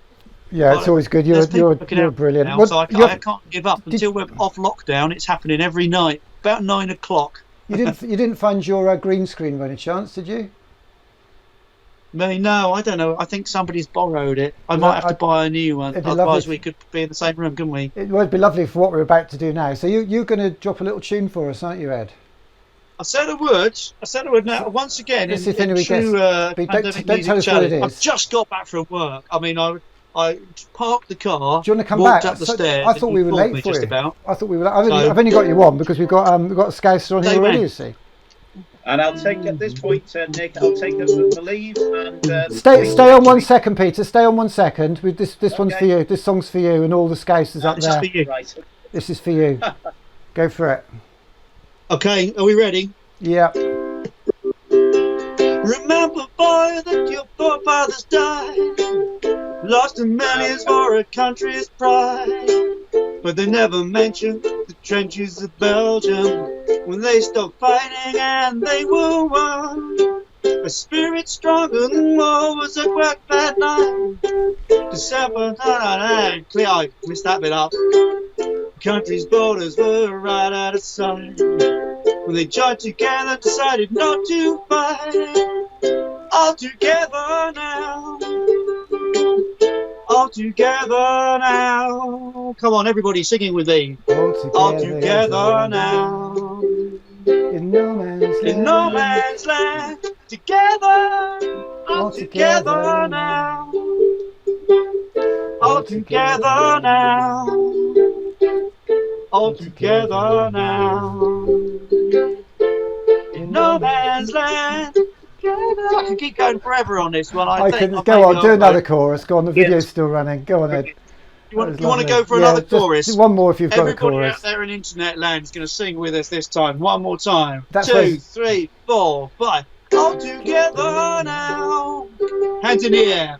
All together now, everybody. All together now. In no man's land. Together. All together now. All together now. Last time we'll make it quiet. All together now. In no man's land.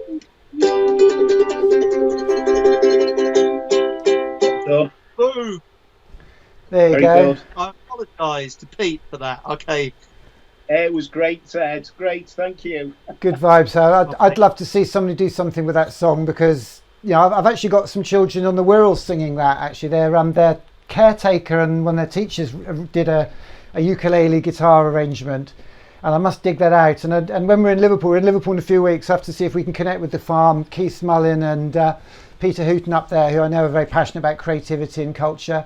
You'll never walk alone. They've got all the merch, those Liverpool boys. Thank you so much, Pete. Be in touch next week, Nick. yeah? Thank you, Ed. Thank you so much. Thank you. Yeah. Thank you. Lovely to see you. Cool.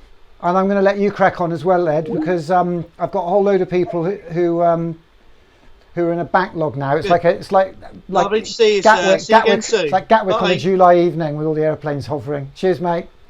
Thank you so much. See you soon.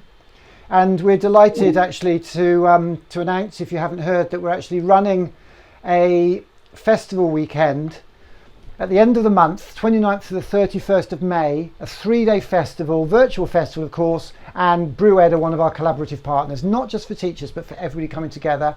It's a Royal Society of the Arts RSA Fellows project, so we'll be engaging the RSA, so everybody, but we need some help on admin because I can't just do all the admin myself. Let's see if I can, so I've got somebody here who I want to get on. So basically what happens is people think I'm ignoring them, but I'm not. So Mr. Jackson is out there, what's your Skype address?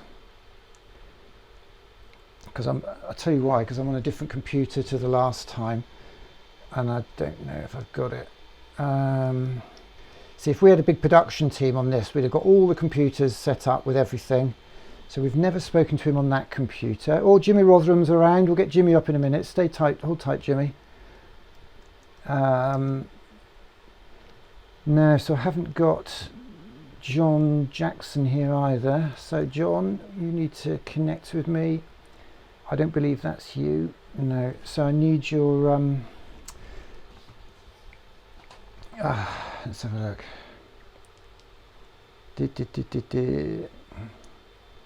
Let me get, okay, Bryn's there. If you're watching, Bryn, come on now. Just Skype in. We've lost control of all timing. It doesn't matter. I'm the only person who's doing a 4-hour shift. I did see Pete Stewart kicking around. We need to get Peter Stewart on as well. We've had Tony. Who's this? So people send me messages, but I don't know who it is. This is riveting live TV, isn't it? Let's go back to that slide anyway. So you got a slightly different image up. There we go. Why art now? I don't know if you saw earlier, but I was climbing on that scaffolding, putting signs up. We had to put this. We had to tell everybody it's a pretend event and not a real one. So we've got some sky hooks here, and I climbed up on the scaffolding, and I put the sign up because we're not allowed to say we're in Parliament. It's constitutionally not good for your health, apparently. So that sorts that out. That's that legal. Oh, here's John Jackson. Let's get him up here. Here we go.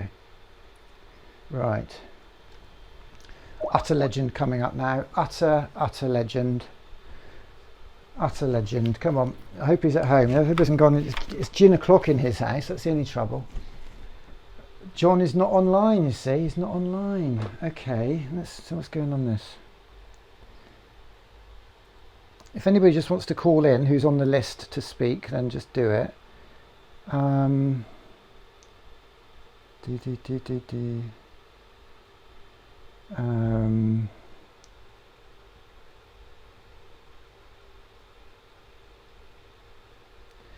Okay, I should have some music really, shouldn't I? I've got all these records in decks and stuff, and should be knocking out some music while we wait.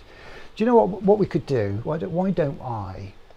I've got a button here. When I do this, like freezes it, yeah, so that's all frozen, which means I can squirrel off and show you the little film we made with the farms video. They actually gave us permission over the internet to do this, which is really cool, because we get into all sorts of trouble if we use music and we haven't got permission, and the internet people clamp down and they shut you down literally. So you're going to love this one. I love this. So this is a little film we made with their song, with their blessing, which that's not the one, which we play quite a lot. Which it might have been. Let's have a look. Is it? Yes, it is. It is that one. I don't know if you know anything about making videos, but you do this thing. Oh, who have we got here? Richard Simpson.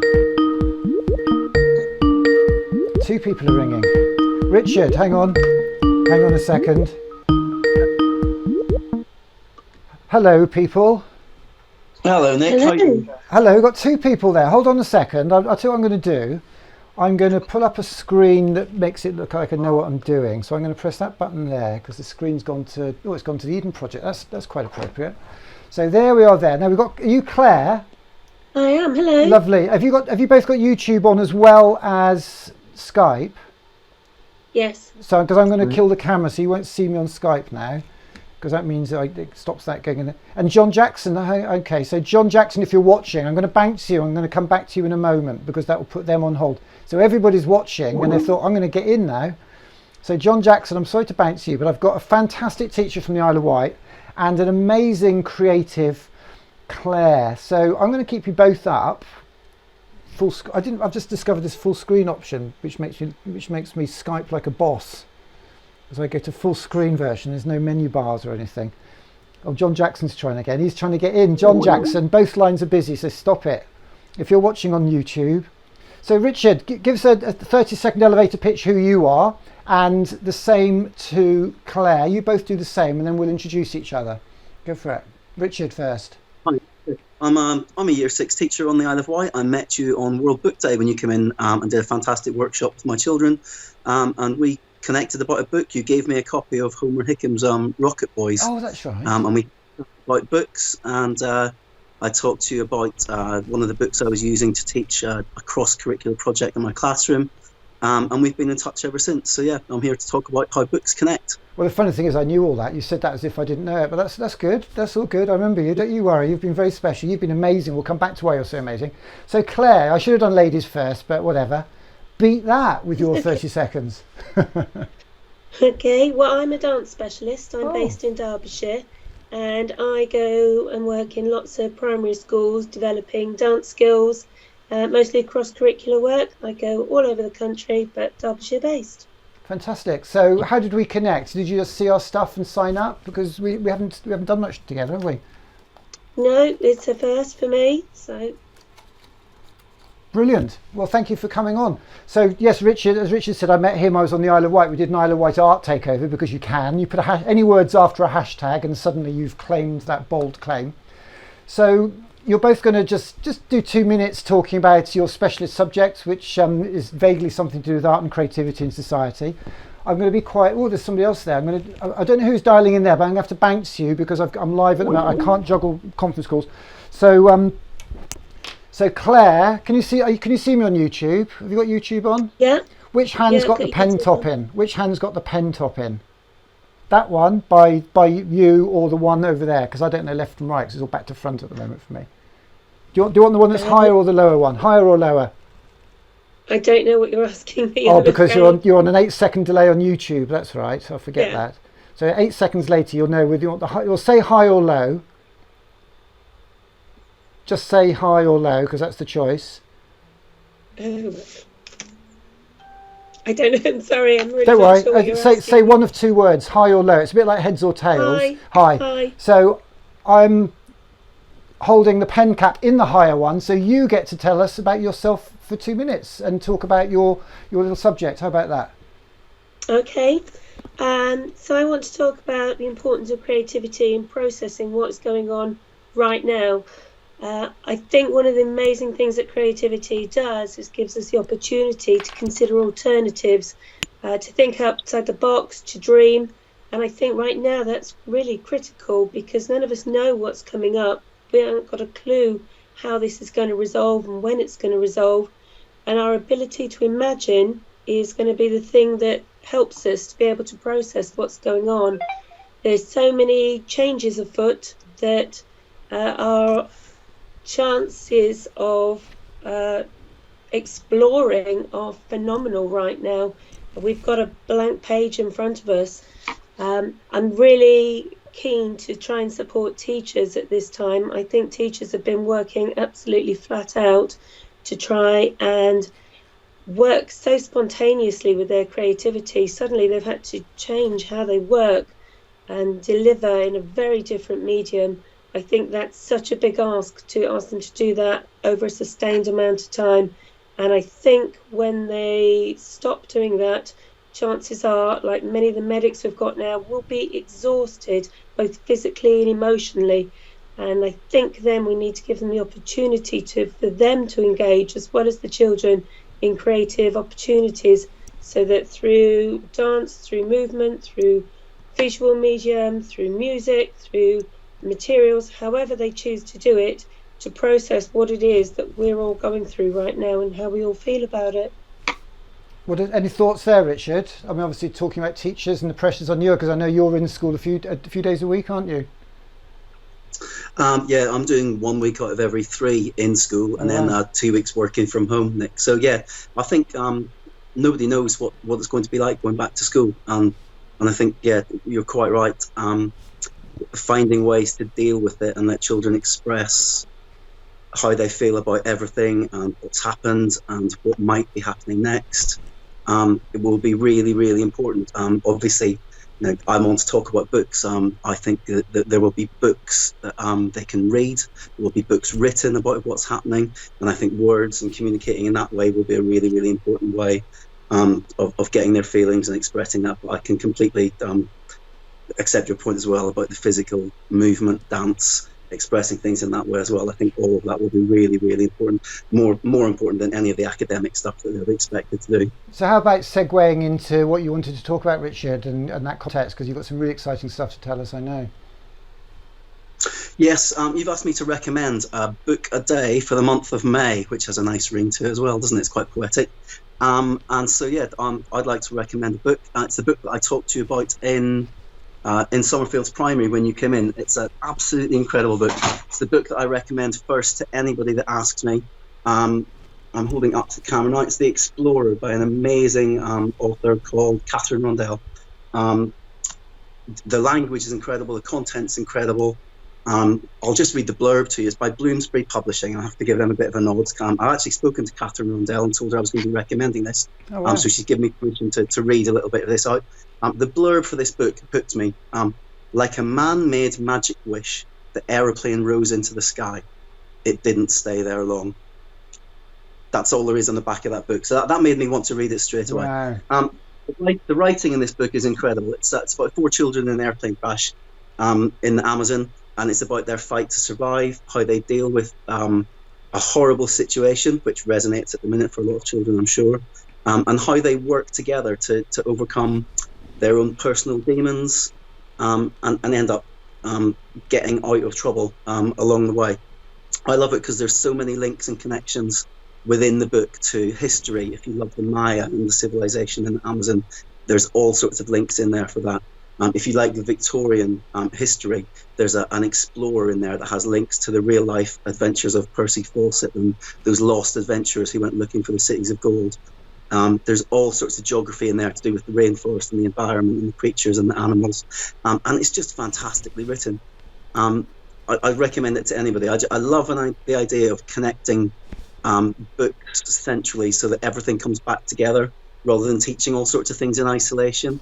I think that idea of connecting things means that more children are going to be enjoying what you do. They might not like geography, but where it's linked to the book and they can see a hook for it, they can see a reason for it, they can see a real life location where that type of thing actually happens. I think that's really, really important. So it's a great book, and I think books are really important at the minute. They're something that most people will be able to get access to. I know there's a big push for online digital content, and this is digital. But unfortunately, a lot of the families in my area, digital access is a real problem. They don't have the hardware, they don't have the internet connection, so they're struggling. And books are one of the things that we're still pushing. It's a way of escape, it's a way of relaxing, it's a way of engaging with ideas, engaging with characters, just escaping what's going on. I know Simon Smith in Whitby does a lot of work around picture books and bringing those to life. Claire, what are your thoughts around the use of books with your thinking around use of creativity in this lockdown situation? Well, I think one of the things that primary schools do particularly well is, rather than teach subjects individually, is do that cross-curricular working. So they teach the child, and I completely agree with that concept of bringing geography to life through a book or whatever other subject it is.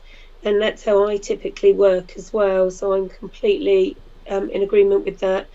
And I think at this time, the idea of landing in another land, I think this sounds like a great book, I'm going to look it up, being in a different place, dealing with all those struggles, the parallels to what we're going through now is perfect.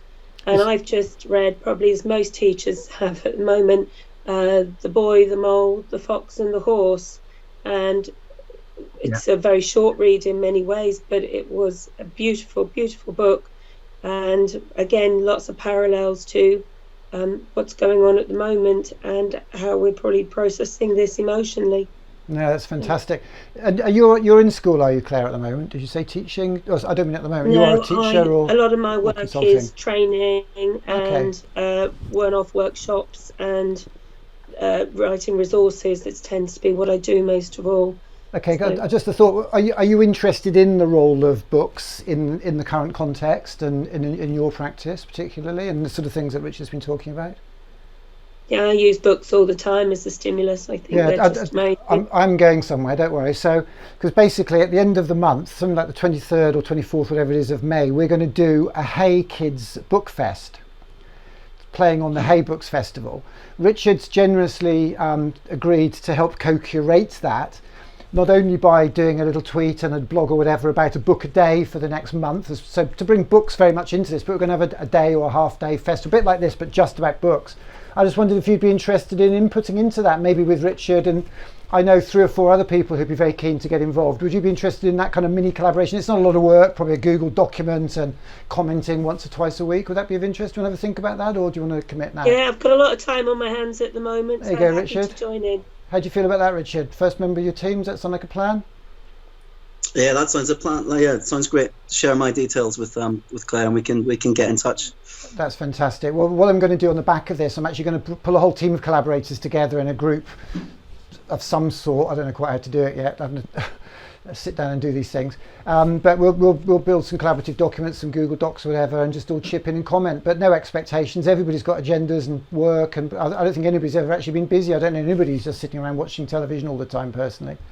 Thank you both so much. Lovely to see you again, Richard. I think what I'd like to actually finish on with you, Richard, is how when we met and you weren't using Twitter, and I said, go on, give it a go, and you literally started an account then and there, didn't you? How's that journey been for you in a nutshell? Well, you're talking all about connections today, Nick, and it's been absolutely amazing. I just saw Ed Finch on a minute ago, and I'm pleased to say that I follow him. He follows me on Twitter, and we've had a couple of interactions.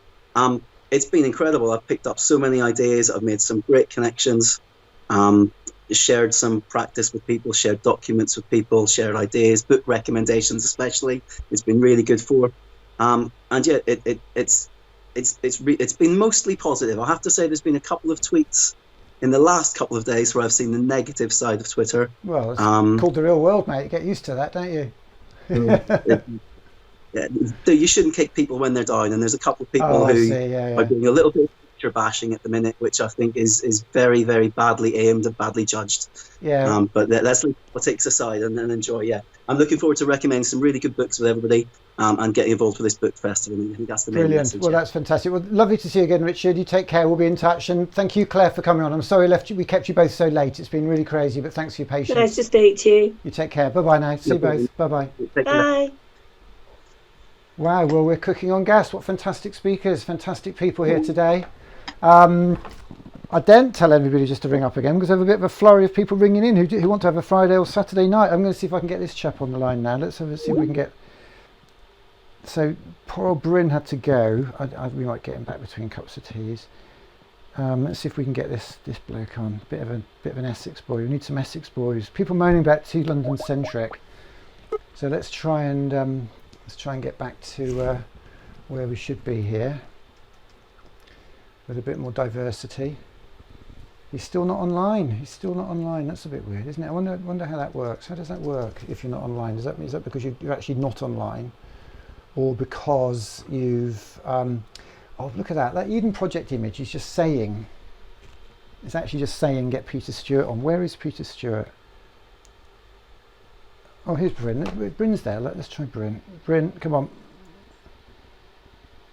Bryn's been very patient. Let's see if he's still here.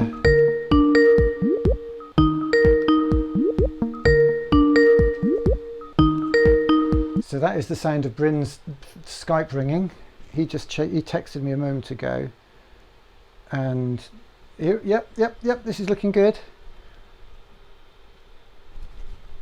Okay, Bryn Llewellyn, let's get him on the blower. So Bryn, let me see which one we need to press for you. Can you hear me, Bryn Llewellyn? Yeah, can you hear me? I can, brilliant. I'm so sorry about this. The whole day has just gone, a 2-hour event has become 4.5, but I'm the one who has to stand up with I haven't even had a cup of tea. And I've run out of water. Okay, your encore's looking good there. I'll tell you what I'm going to do, because I know that I can wind you up and you can go for 2 or 3 minutes. What I'm going to do, I'm going to unplug my umbilical cords, because I've got to unplug myself from all this. Go and get myself a bottle of water. Do you want to just tell everybody who you are? Because I've heard it before. Would you fancy doing that? Have you got any slides there, or am I doing solo? I can find your slides. Do you want your slides up? Because you're not going to be able to advance them easily. Do you want a picture up? Is there one that you want? Because I'm going to go and get a bottle of water. Okay. Or do you want to try just and share talk? screen if you want. What? No, don't do that. I'll pull your slide up because let's get a slide up. Come on. You went to the trouble of doing it. You want some context behind you. So let me find that PowerPoint. All my great ideas just disappeared in the. So don't screen share because that's too rubbish. You can do that on any conferencing system. So Bryn Llewellyn, see slides. Here we go.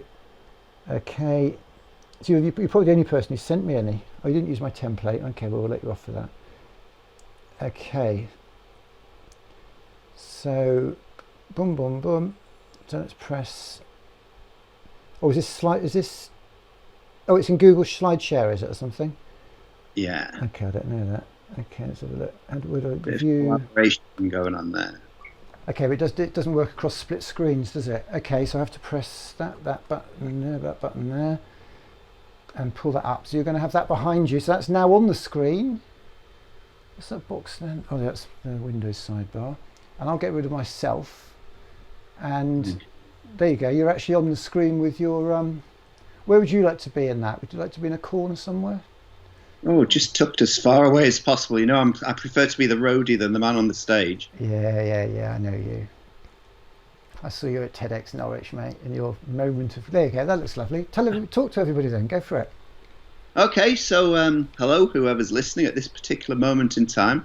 My name is Bryn Llewellyn. I used to be a primary teacher and school leader, but became kind of like hacked off, frustrated by the test-driven culture in many schools. So what did I do about it? I created a company, a small company called Tagtivate. Just think TIG or Tag would be Scrabble and Countdown. More recently, I founded a KIC, a community interest company called Move and Learn.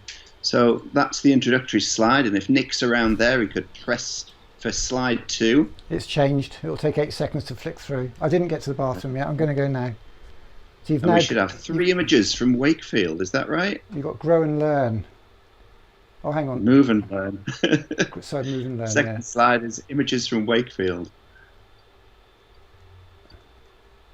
Oh, that was on there already. Are you not watching on YouTube then? You're just on Skype, are you? I'm on Skype now. Okay. Sorry, that's we're fine. on Plan B, C, and D here. So you've got a little lad holding the Star Wars. Yep. So all those images that you might see on screen now, they're all from Wakefield, which is where I now live. So one image is showing creativity from a boy's interest in Star Wars, and the other 2 images are from the Yorkshire Sculpture Park, which it's on my doorstep. It's like 15 minutes bike ride from my house, and it's very much my go-to place.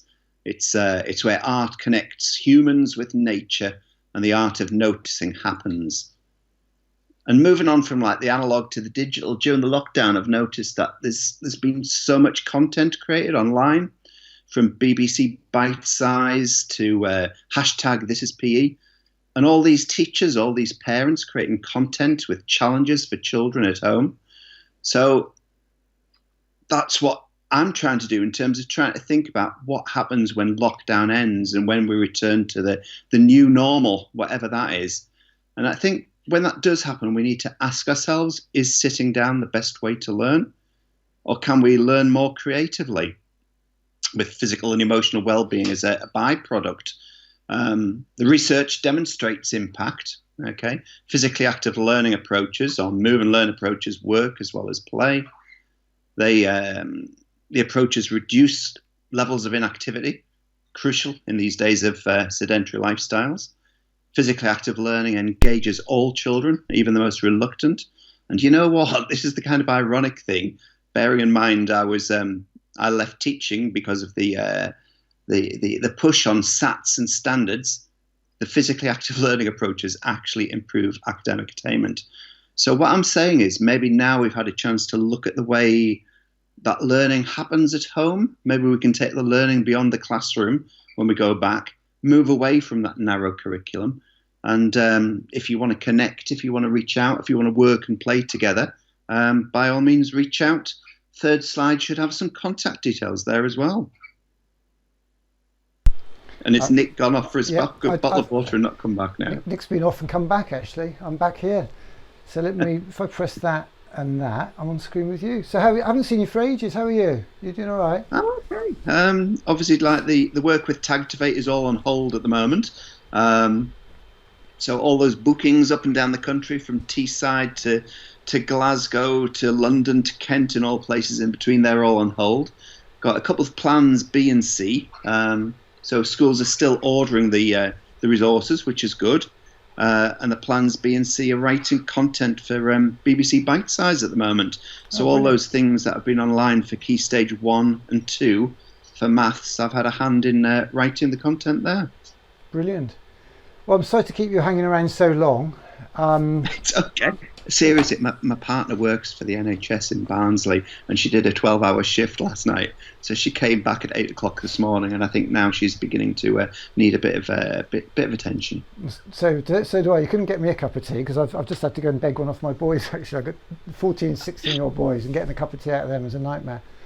Mate, lovely to see you your again. own personal assistance there, Nick. Can I just say thank you very much for what you've done in terms of creating and curating today. And hopefully we'll have some more of these events during the course of the next few weeks.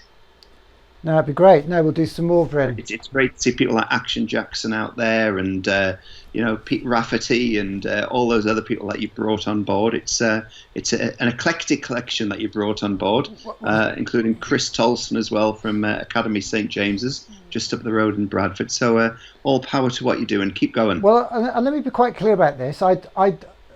You are one of the biggest connectors and linchpins in all this for me, because I was going up to Leeds, as you remember. You introduced me to 4 schools. I went into 4 schools in Leeds. Friday morning I went into Parklands Primary, met Chris Dyson that night, had dinner with his family, tea at his family, and then went back to London. And all of those connections are through you and your generosity and your sharing. I can't thank you enough for that. There's another person in all this mix, Paul Garvey down in Devon, who's an incredible sharer and connector. People aren't afraid to click retweet.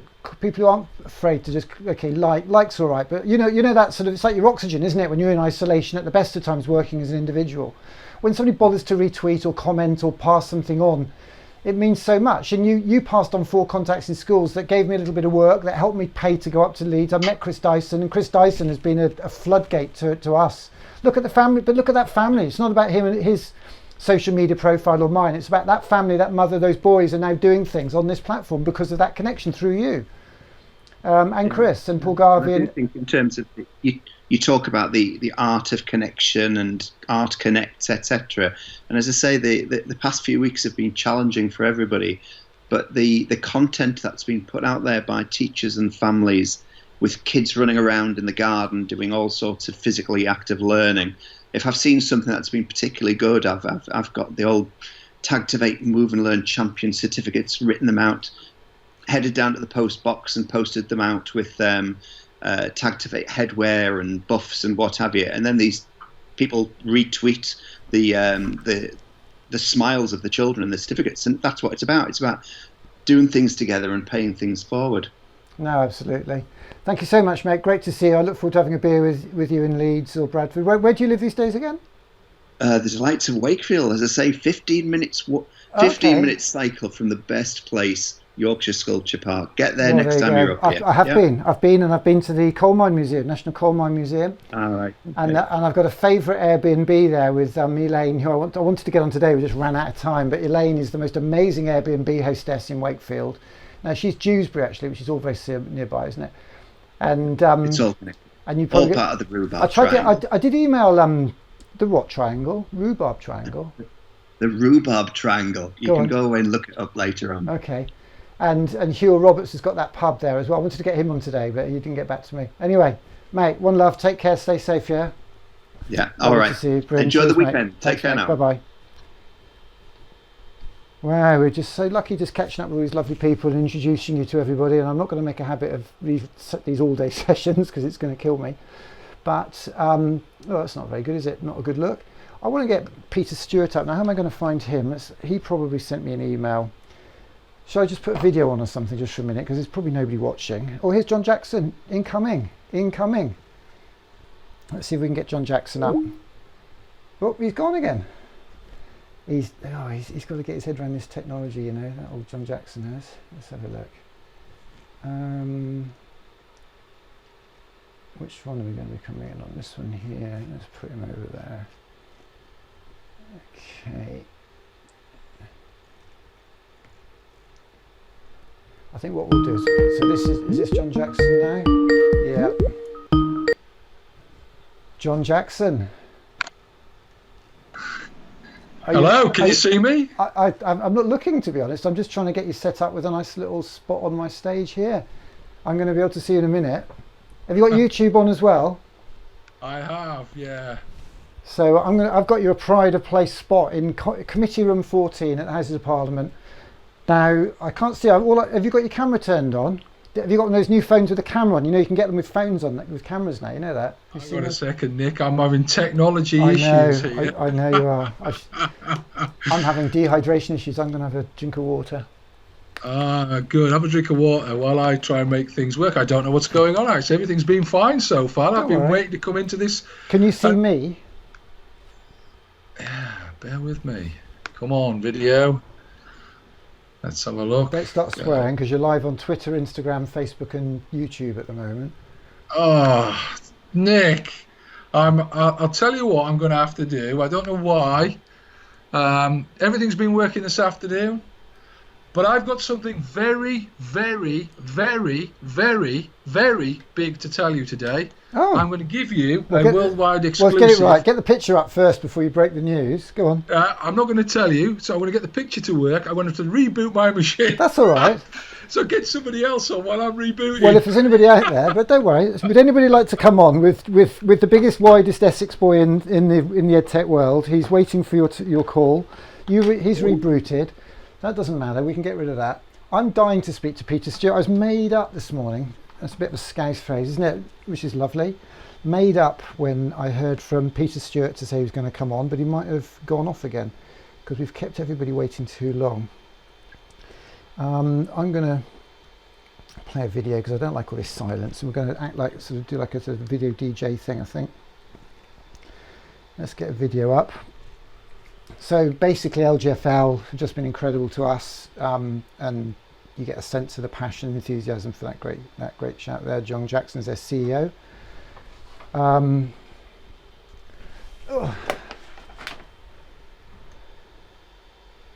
Let's just get rid of me. Do you know what I might do? I might just play that film. We couldn't find that film, could we? That didn't play, did it? That was a shame. And now my internet browser's crashed. This is not a good look. Not a good look. So let's get rid of that and get another browser up. Maybe John Jackson's gremlins are contagious. I'll tell you what I could do. So what I should do really is press freeze on that so you can't see what I'm up to here. And I was getting that video going before, wasn't I? Before somebody else called. Let's do that again. Okay, let's play this. This is lovely. Okay, you're going to like this. This is going to be worth waiting for. If anybody's out there waiting to come on the show, you've maybe given up, I'm really sorry. Then I do apologise. This is one of those little moments, a little moment of loved upness and hands in the airness. We haven't had enough art on the show today, enough musicians, actors, artists really. Although, no, got a few, let's not be too harsh. But let's have a little bit of a moment.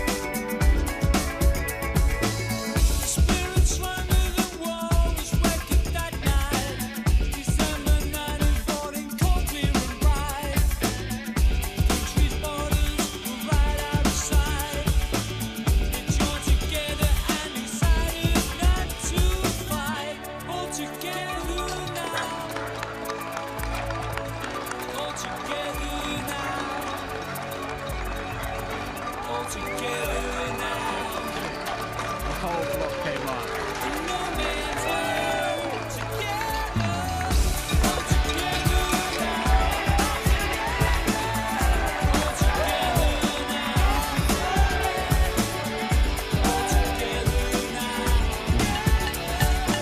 Young yoga teacher suggested a doorstep show of support to the nation's carers, health workers, and all those who support them.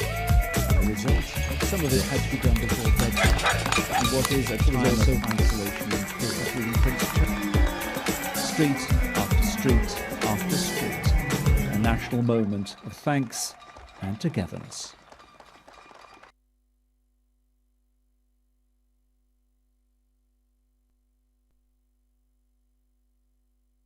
Sign up that said hashtag art of leadership, art of community, art of empathy, art of love. You do amazing work and I can't thank you enough. So this is what we call a creativity survival kit, a Steamco creativity survival kit. Everything you need in there to keep you inspired, to keep your children engaged. And I'll be honest with you, you guys are just amazing anyway. You don't need much of this because you'll find stuff. But you've got some instructions, you've got some stickers, you've got some lovely coloured paper, you've got some Steamco stickers there, you've got some instructions for making rockets, you've got a t-shirt each. You're going to put those t-shirts on for me in a minute, boys. You've got a Steamco newspaper, and then you've got everything you need to make a rocket. So you can make a rocket this afternoon with that. We're going to teach you how to do that later on when Homer Hickam comes on. And then if you lift that out, underneath you have got a copy of the Rocket Kids book, which we wrote with Mr. Dyson and Macaulay there from Parklands. You've got a Rubik's Cube. I don't know if you know how to do Rubik's Cubes, but you've got one of those. And we are going to teach you not only to do a Rubik's Cube, but how to program and to get robots to do a Rubik's Cube. We've got a little computer here which is called a BBC Microbit. That is a BBC Microbit that you can all code, and we're going to teach you how to code that. And I'm going to do that in a minute actually. I'm going to hopefully show you how to do that in a few minutes. And in here we've got a little orange box, and that's an Edison robot, which is one of these. Or you've got some coloured crayons there. And you've got a little robot here that you can code using programming languages or simple things, or you can even just get it to stripe across this barcode and that will code it. And we've got 20 of these that we're selling in our Steamco shop, but we're going to give some more of these away as prizes. And I'm going to teach you how to do the coding. What do you think of that? That'd be amazing, wouldn't it? Yeah, the fins here just got torn off by the forces. But what is particularly special for me is that while you've been there talking about your rockets, Leanne and the boys have made a rocket, and I didn't ask them to. Look at that. Look at that. They blew the nose off. Homer Hickam, hello. Hello, how are you? You can hear us, can't you? This is amazing. Thank you so much for coming here. It surely has to be looked at as one of the most epic stories for humankind. We are going to launch this rocket any minute now. On the other line, we've got the most amazing man, one of the most inspiring people you could ever wish to meet. Generous, a chap called Homer Hickam. He wrote a book all about his life, because when he was a little boy, he didn't want to be a coal miner in the town that he lived in, because that was the only job that there was.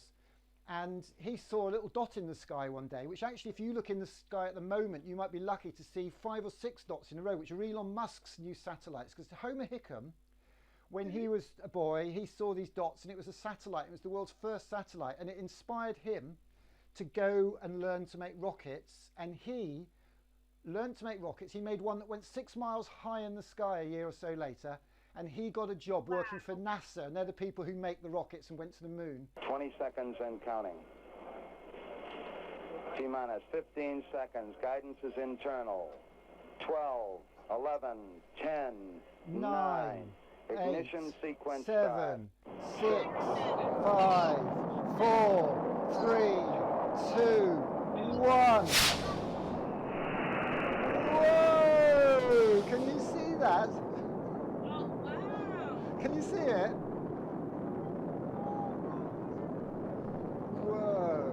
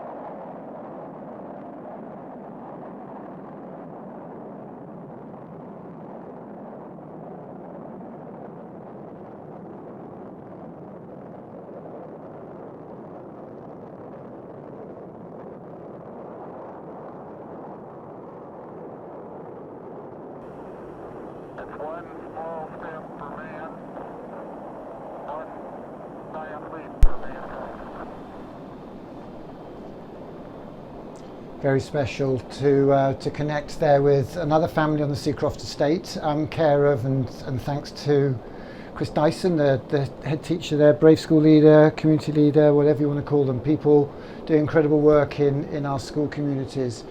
Just brilliant. A year or so ago, when I first started working with Parklands Primary, we had a moment that you can see here on the back of the Elton John film. It's a little bit funny. We saw this film and made our own version with subtitles talking about art and creativity. I did a 2-week tour of Britain, and when I was in Sheffield I picked up a Lego train set from John Lewis because my dad gave me a train set when I was a little boy and inspired me with creativity, to be an engineer, to be a maker. In the same way that Elton John was given a piano when he was a little boy. And here's a little lad in Parklands Primary, Macaulay at the time, getting that Lego train set for Christmas. My gift is my song, I don't think he was expecting an awful lot for Christmas, and really pleased with that. He and his parents, Karen, Gareth and Kaylin, his sister, came down to London and joined us at the very first Parliament event that we ran, a real one. And there he is with his I Love Art poster. There's his sister Kaylin.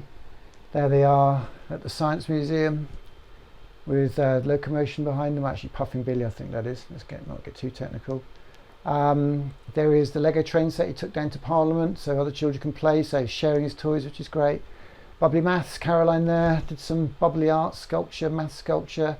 Really fantastic. We had a little community creativity pop-up in Committee Room 14 at the Houses of Parliament. It's just wonderful. That's what we would have done today given half a chance. Kids made rockets, somebody did their knitting. I managed to do a bit of talking, which obviously is totally out of character. Grenfell for Poetry for Grenfell came down and read some poetry and talked about the project and how creativity and art had saved that community there. And Charlie Phillips spoke about how as a child growing up in the West Indies and coming to London, being working class, he never had access to the arts, and how special that day was to him. He'd never even been in Parliament before.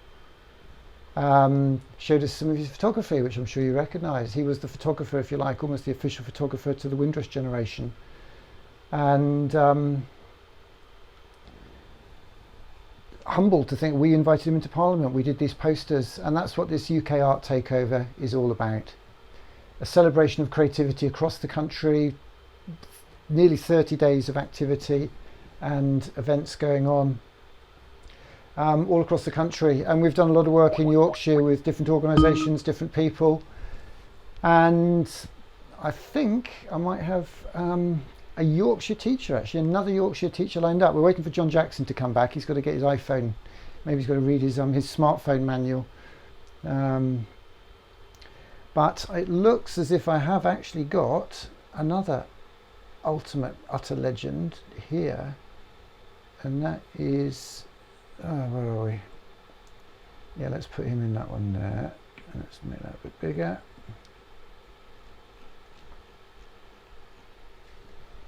Let's see if we've got Jimmy Rotherham, I think, is dialing in for a couple of minutes. He usually gets me to participate, but I'm not participating. It's far too late in the day now. Jimmy Rotherham is in the house. Can you hear us, Jimmy Rotherham? I can hear you, Nick. Can you hear me? Fantastic, I can. Yeah, it works, doesn't it? I've got about a quarter of your head and a bit of your nose here. So that's all right. Is it the nice quarter of my head? Well, I don't know if there is such a thing as there. It's not too. Oh, I tell you what, it's my fault. Hang on, it's my fault because I've got this zoomed in. Hold on. I do clever things. Yeah, that's right. You're like a little blip in the screen now. So Jimmy, just a couple of minutes really, because I've got John Jackson coming back in. I mean, I know you've done some stuff and you're going to be working with us as we do stuff around the UK and been very generous. Give us a couple of minutes about you and your thoughts at the moment. I mean, you're in fact, I'm going to put you up in committee room, put you up properly in committee room 14 where you deserve, because this is your address to the government, to policymakers about music, creativity and art in our schools as far as I'm concerned. So let me do that properly. Let me get you up there. and this is going to be taught by Jimmy Rotherham on the greatest. Have you got YouTube on as well, or just Skype? I've switched it off because I've only got one device. So I'm just looking at your armpit at the moment from here. Well, ideally, I would just turn that off, you see, and then you don't see anything. But then we don't see a little box in the corner. Can you see yourself on your screen? I can't. No, I'm not so used to using Skype, unfortunately. But, I assumed I've shared my screen now. I didn't mean to do that. No, you haven't. I assumed it puts you in the middle. It shows you where you are, because you could do with being a bit more central in both directions, really. That's good. That's perfect. That is absolutely perfect. So Jimmy Rotherham, you are a music teacher in Bradford. You were shortlisted for the Global Teacher Prize, $1 million. Give us 2 minutes on your thoughts at this time. Well, I think we're really seeing the value of creativity now. Now that people have a lot of people have a little bit more leisure time. Why the policymakers aren't seeing the value of creativity, I'm not so sure. I mean, the music industry is bringing in 5.2 billion a year. The creative industries are bringing in 111 billion pounds per year. There's been, I think, about 4,000 different studies showing how music can benefit from a health and well-being point of view, and that's been echoed in the Matt Hancock doing social prescribing. So there's so many benefits to it. We've got the fourth industrial revolution happening now, and reports have suggested that there's skills such as persistence, resilience, all these things that we develop through music and the arts are going to become increasingly important. The director of Education and Skills at the OECD has said that art may be even more important than maths in this brave new world, and certainly there's very little sense in offering a very narrow curriculum like a lot of schools do. And I'm baffled by the government. The government have very quietly opted out of the PISA creativity tables. Have they? Are you sure they have? Are you sure they have? Or they just haven't? I'm sure. They have. They've opted out of it, and I think they know that's because we may not do very well. So there's this huge disconnect between what's happening in schools and what's needed in industry and what's needed in health and well-being. And I think there's the work that people like you and everyone who's been on here today will hopefully do is I feel like there's a bit of momentum now, and I think if we can keep this up, we might have a brighter future for children. No, I think this is our time, don't you? This is an opportunity to embrace, engage. I mean, I guess it depends if the same kind of legal structures are placed on kids that they have in schools placed on them at home, because so far it's been fairly relaxed, hasn't it, really? Do your best, don't criticise teachers, don't expect too much of schools. Teachers are busy doing other things. A lot of people think they're not terribly busy, hence the Andrew Adonis comment possibly, which... Yeah, the Andrew Adonis comment was baffling. I mean, maybe he's seeing different things to what I'm seeing, but I'm seeing teachers working even harder now to make sure they're reaching those kids, because it's even harder to get through to these children now. So I'm just seeing a huge increase in effort. I know everyone's working round the clock. We didn't get an Easter holiday. Most teachers didn't get an Easter holiday. They gave up their time, and the suggestion that most teachers are kind of not making the effort was frankly quite disgusting from Adonis. I was appalled by it. Well, it's interesting because, I mean, he hasn't got kids, I don't believe. So I think that there's a perspective there, because I think a lot of parents are questioning what's going on with schools. They're not seeing, it's a bit like an iceberg. I think a lot of parents aren't seeing the work teachers are doing below the waterline, looking after the cared for children, the safeguarded children. I personally regretted the onslaught against Andrew Adonis yesterday. I'm not saying he was right or wrong. I'm not going to go down that line. I don't want to get binary on it. But it really was a very aggressive response, and I understand that from people who are on their knees and really, really working and grafting.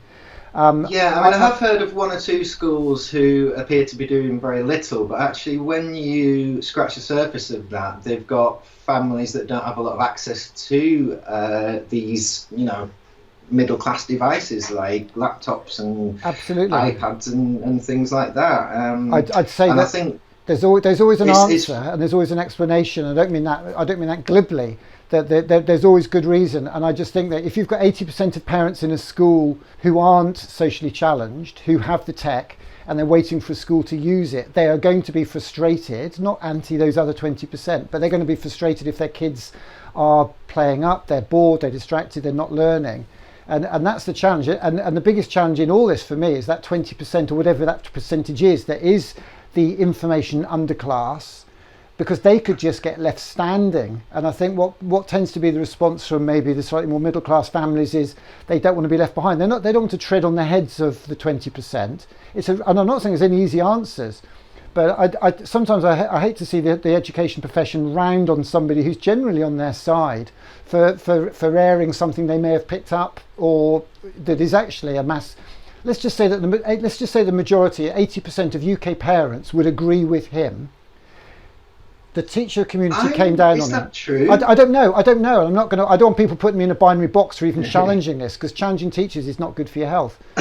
But no, I mean, at the bottom line, teachers are flat out, and they're nearly literally killing themselves at the moment, and it was insensitive as far as I see it. But I just worry about teacher reputation. I think if you just said, I'm concerned that some schools are not reaching children, they're not setting up enough learning online, etc. Yeah. I think that would have been taken completely differently. But he by the way he worded it, sounded like the majority of schools are doing very little.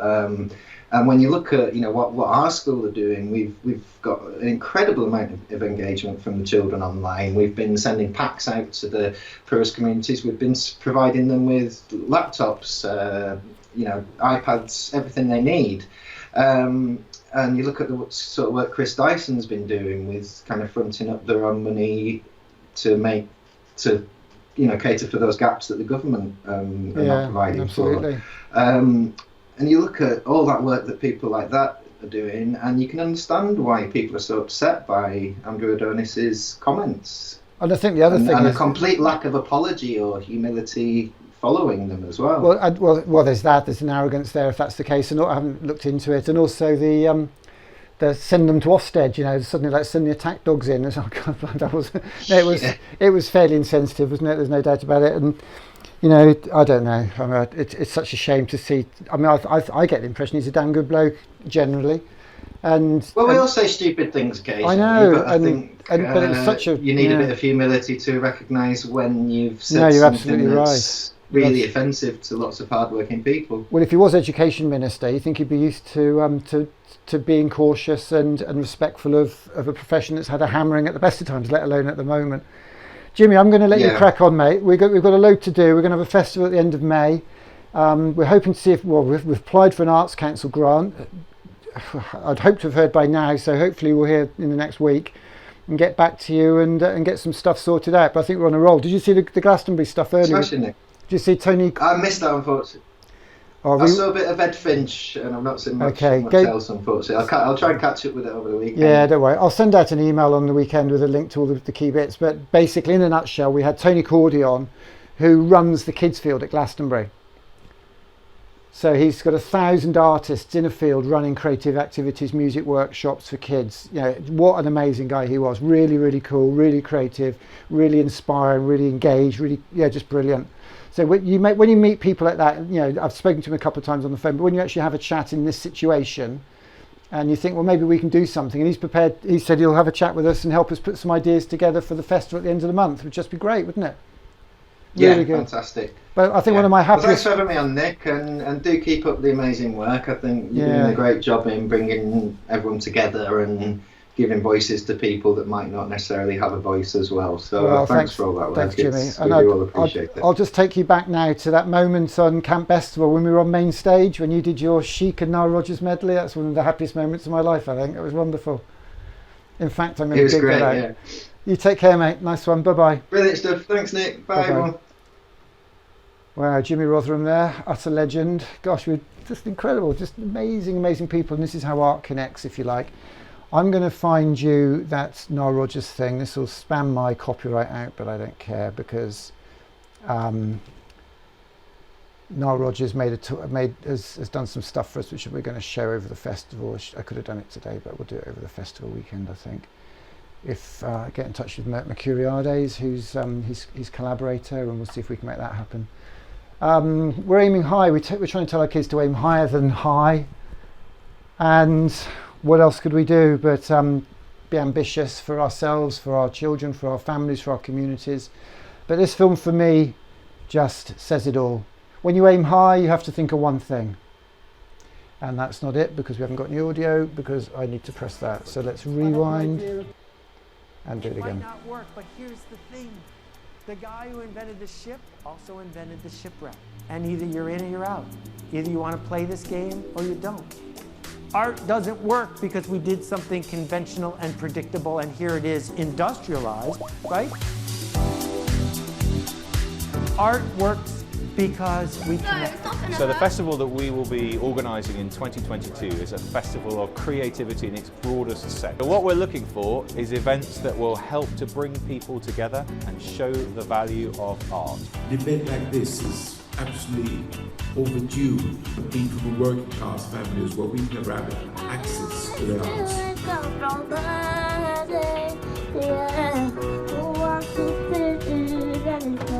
I think this is amazing, and we should encourage Nick to do more of this so that we can connect friends through art. Is actually amazing. Well, a lot of schools have taken music out of their curriculum, and I find that really important. This book is going to change lives. There are 7 stories. Keep doing what you do, and I love your passion. Please keep doing what you're doing, inspiring the kids. I think it's great. Not enough parents spend enough time with the kids. They leave them on the iPads and things like that, and I absolutely love it. Keep doing what you do, and I love your passion. Again, boys will be boys, better let them have their toys. Girls will be girls, cute ponytails and curls. Must put an end to this stress and strife. I think I want to live that sporting life. I'm going to make it happen for you, Nick. I appreciate that. Well, I'm going to make it happen for you because what you're doing is, in the end, absolutely brilliant. I had the idea of getting a big screen to come here and celebrate. And I did a thing called a crowdfunder. I said to lots of people, I only gave myself 24 hours, and they said, you'll never do it.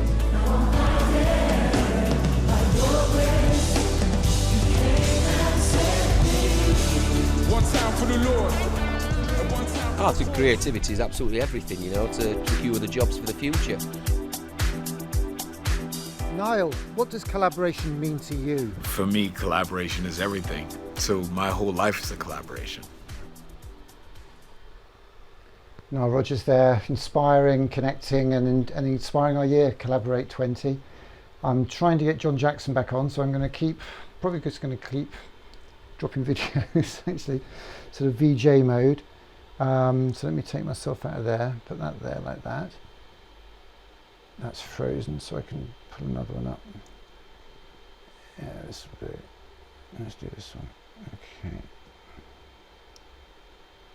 So this was our promo film yesterday. Let's stop that, rewind it. If you didn't see this, I don't know if there's anybody still watching. At the moment, let's get that back there and release that and this. Personal helicopters up there. Country image. 3 of them lent to us by Bobby Bennett.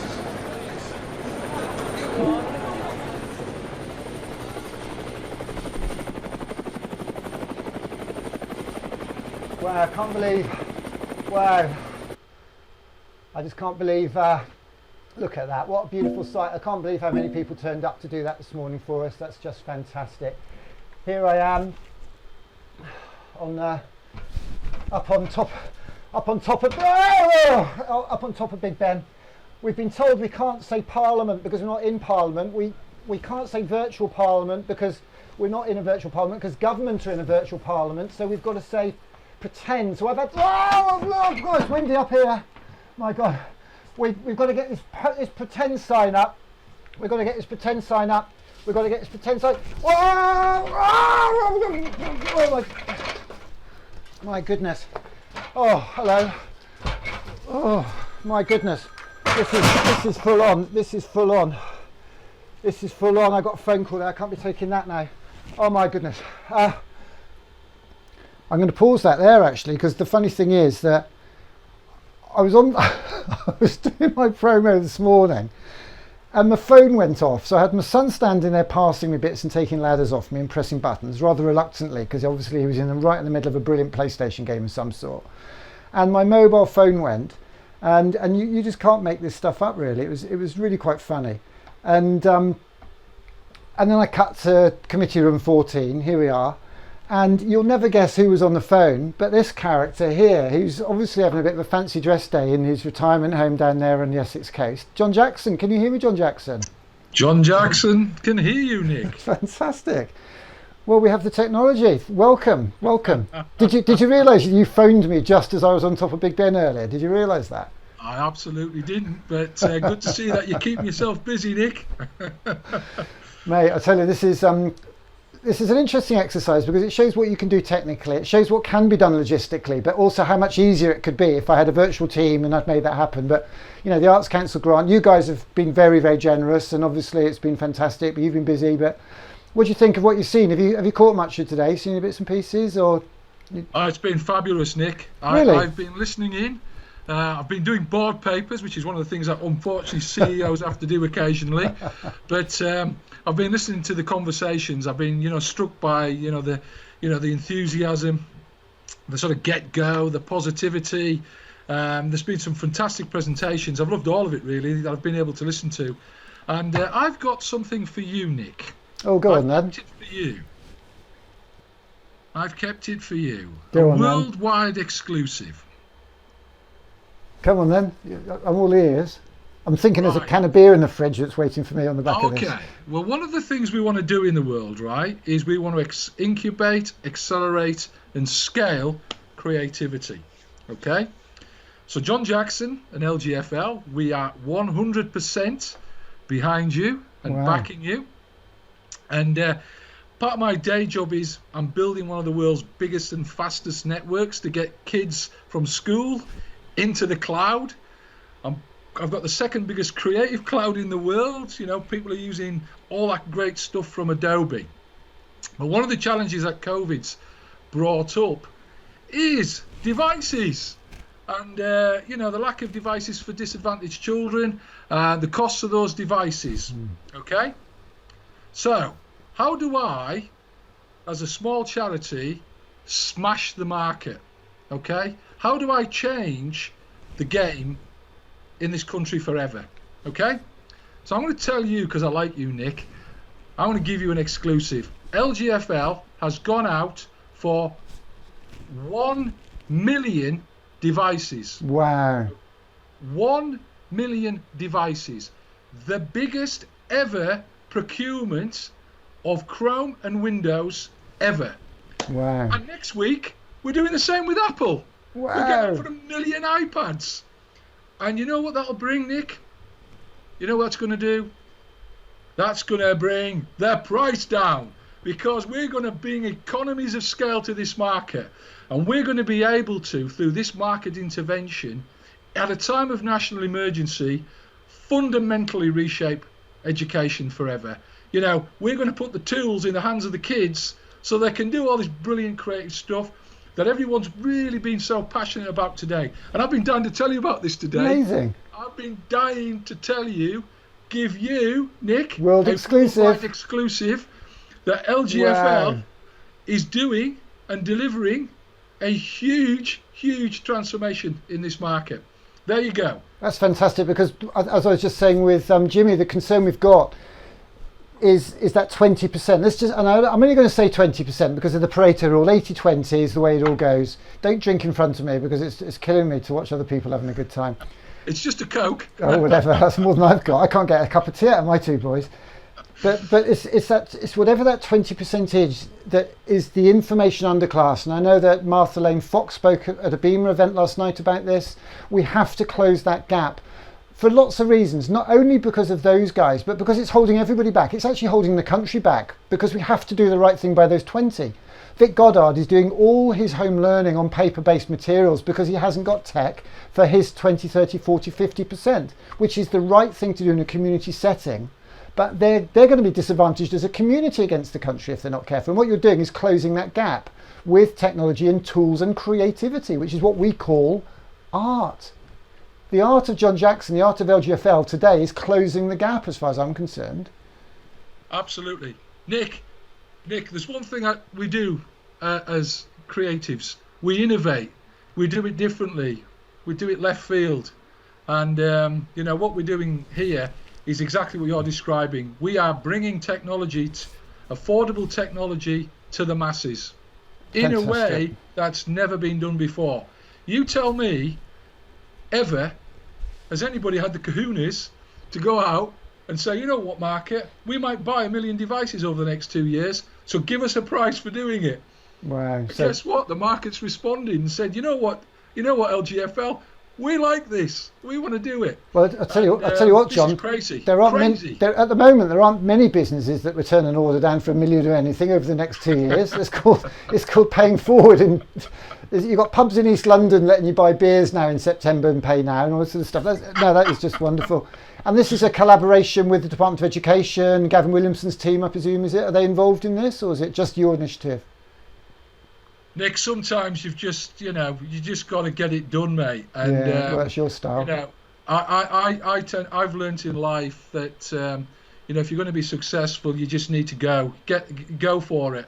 If you seek approval, to do anything in life and wait around, you're not going to get there. I always think of the 100 meters race. The guys who win the race aren't the ones looking sideways, are the guys that are looking at the finish line. Yeah, and that's very much my approach to business and the way I approach life. And I just want to get things done. And once I see the goal, I'll go for it. And this is why LGFL can build one of the biggest schools networks. This is why LGFL has built the Creative Cloud and accelerated Adobe into lots of schools. And I've been struck. I mean, your point about this digital divide has been bugging me because I don't like to make a big thing of it. But I grew up on an estate like Parklands. My life, early life, was very difficult and challenging.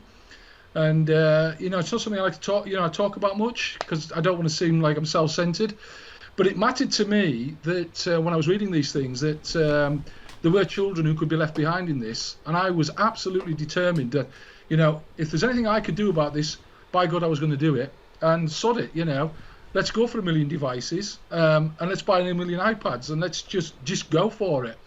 And I think whatever happens in life, when from now on, the price of that kit's going to drop. It's going to be available on a much more mass scale. I look forward to hand delivering a load of this stuff with you to Vic Goddard and to the likes of Chris Dyson, because these are figureheads and leaders who are just doing some amazing things for kids, and it would just be wonderful for me to enable them, to give them the tools to transform teaching and learning in this country. Fantastic. I mean, and one of the things, I mean, I don't want to say this to demean what you and I do, but we're agile. I say I'm making it up as I go along. Now that sounds like you're blagging it and bobbing it. No, you're not, because you have to be agile enough to see a good idea when it comes along, and to take advantage of that, as far as I'm concerned. And I had a 5-year plan. Phase 1 was to establish profile and build a network and see if what we do works, and I believe that's happened. Phase 2 was to cautiously prove it can scale and be sustainable. We'll have 3 or 4 people like me running around with vans and pop-up trucks, and if that works, roll it out nationally as a non-profit community franchise. And what's happened, I think, and then maybe one day do an after-school club and a social media thing. I think what's happened, because we're locked in, we're doing everything. And I've actually brought a 5-year business plan into 2 weeks. And you've made that possible by supporting the community lock-in, by enabling this kit so we can deliver an event for you one day. And because of that, I'm watching Sugata Mitra. I think I'll get him on, he'll be good, he'll pull the crowds. And I thought, actually, what did he do a TED Talk about? Have you seen his TED Talk? You know his TED Talk, Sugata Mitra? No, I'm going to watch it. I'm going to watch it the weekend. Okay, so basically, he put a computer in a hole-in-the-wall ATM in Delhi and watched what happened. Within a week, the kids had taught themselves to use a computer. 2 weeks later, they said they wanted a faster processor because they'd found out that there were faster processors. He said, hang on, why are you speaking English? Oh, we had to learn English to use the computer. So they've taught themselves English in 2 weeks. Then they were doing biotechnology, unraveling DNA structures. And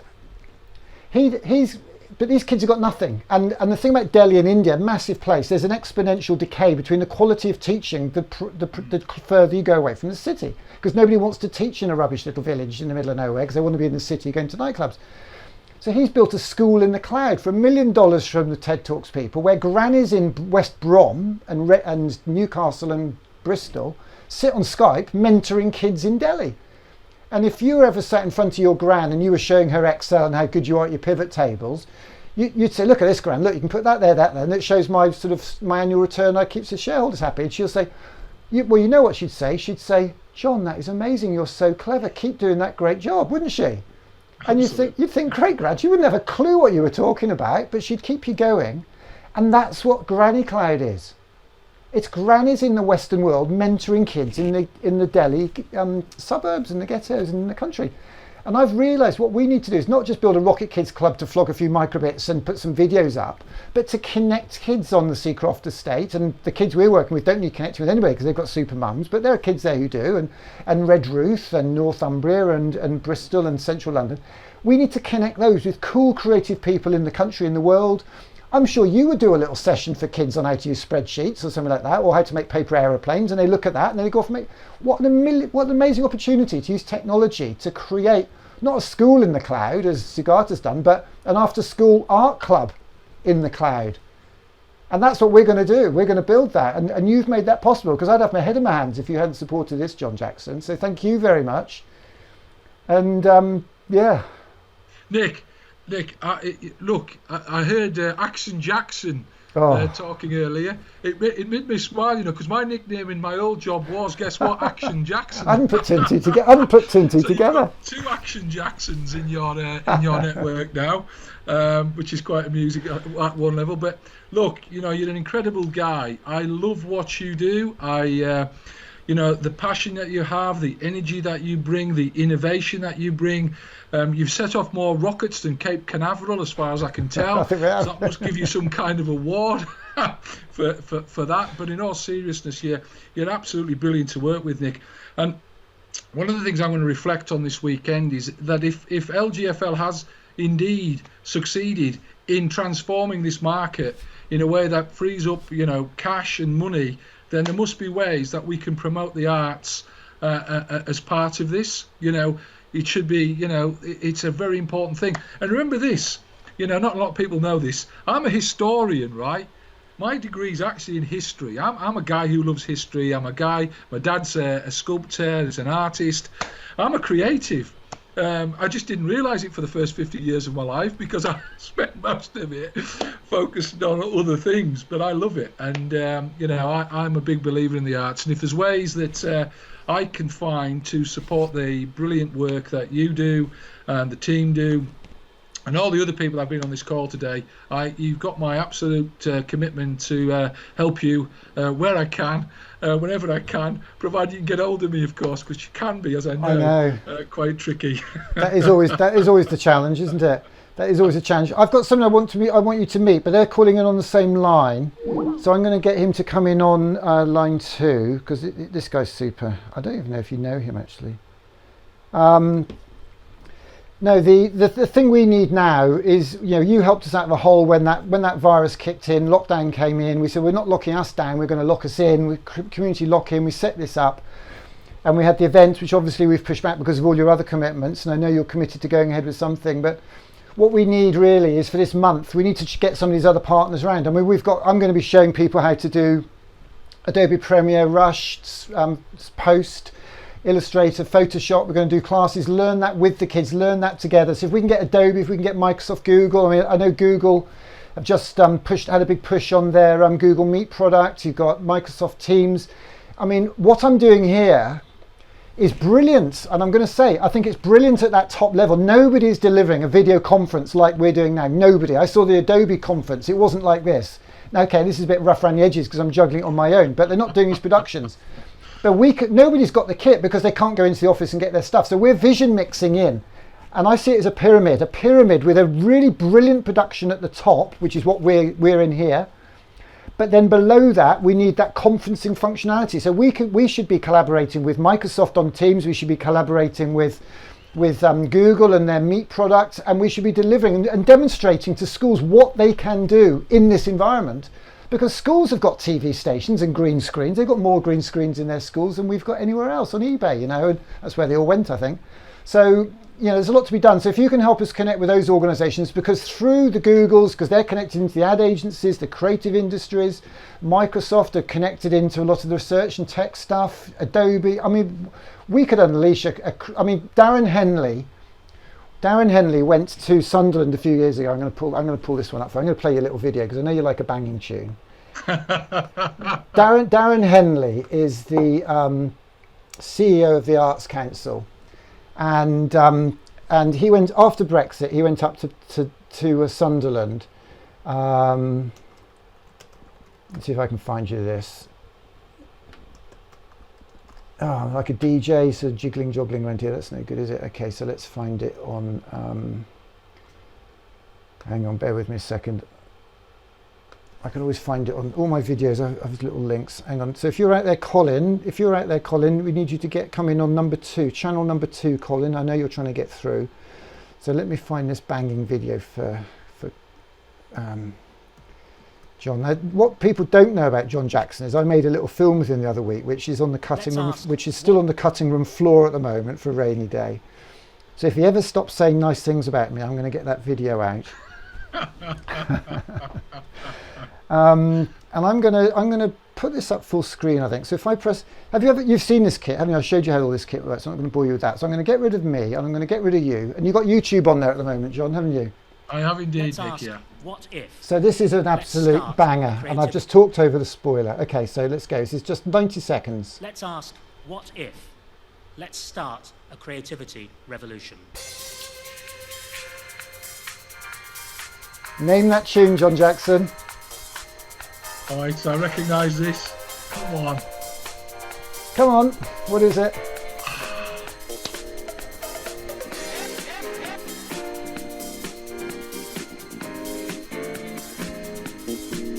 Oh, this is a 70s rocket, isn't it?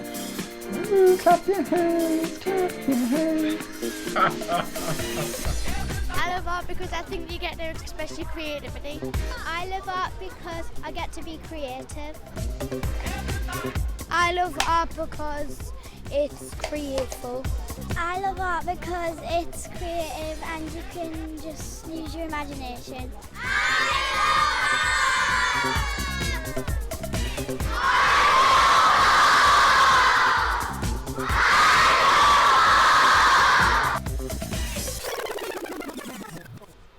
One day, one of those children from Sunderland will have an idea that will change the world.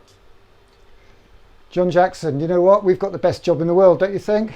I think we have. Sometimes, if we can do this on a Friday night, if I can go to work with a mirror ball under my desk, with an Essex Soul Boy, what we've got to do is get you, Vic Goddard, and a few other ravers on the dance floor.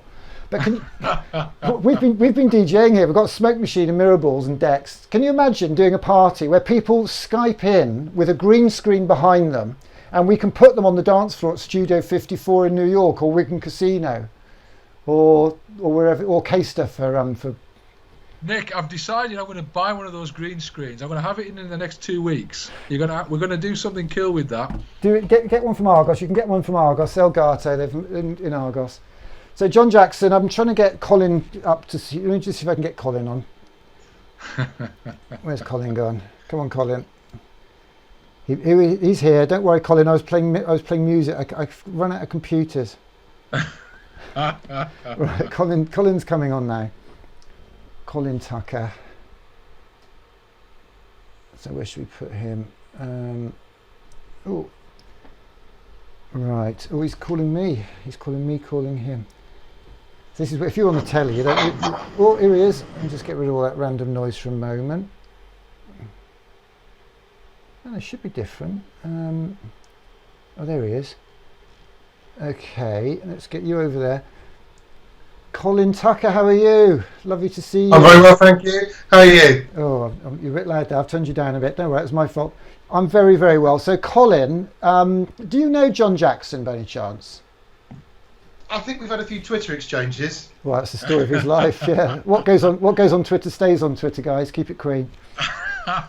So, John, let me explain to you. So, I went to an event last year. I had no work, nothing lined up to do, and I went to a literacy event that Ed Finch was organising. I had the idea to write a book.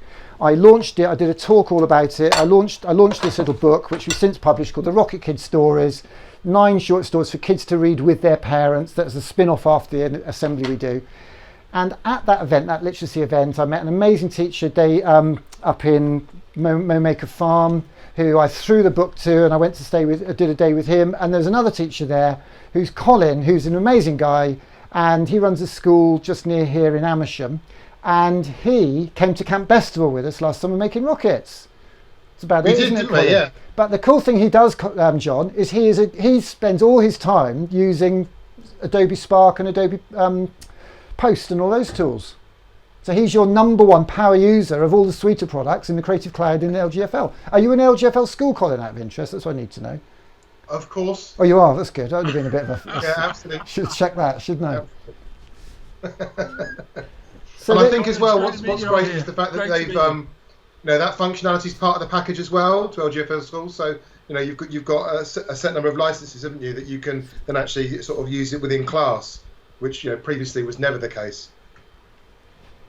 And I think for us, when you think about art, creativity, tools and people, that tools bit is tools or technology. It's whatever you need to express your creativity. In some cases, it's Adobe Cloud.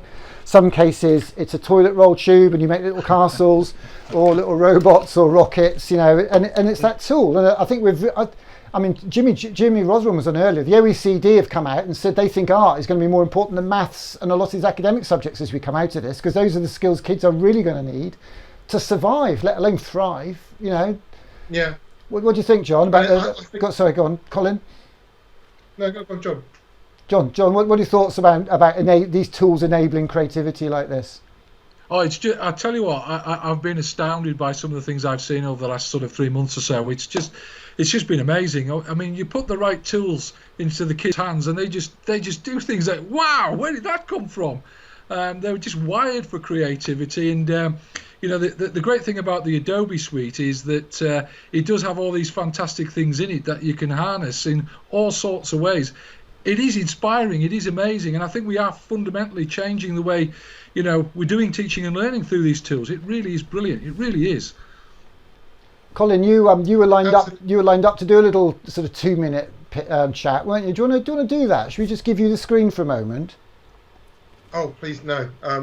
Or you're just going to keep it relaxed? That's fine. I'm happy to waffle. No, I think absolutely. In this time of lockdown, I think more and more people are turning to the arts as a way of getting through it, as much as anything else. And I think when you're looking at creativity and technology, you go back to when I was trying to be creative as a teenager. That involved kind of, if you're doing video editing, always trying to line up 2 VHS recorders together and do stuff with sort of editing on the fly. Now you can do it on your phone, and often there are apps for free. I think Adobe, which I love and have loved for a long time, but it was quite expensive.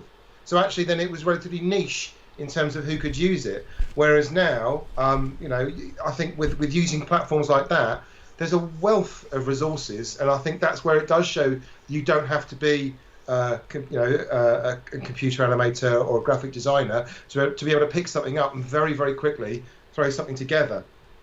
So for me, at this moment in time, as a head teacher of a school trying to keep a community together, parents don't want a lengthy newsletter waffling on. What they want is in some way to be able to connect and to see what's going on in the wider community.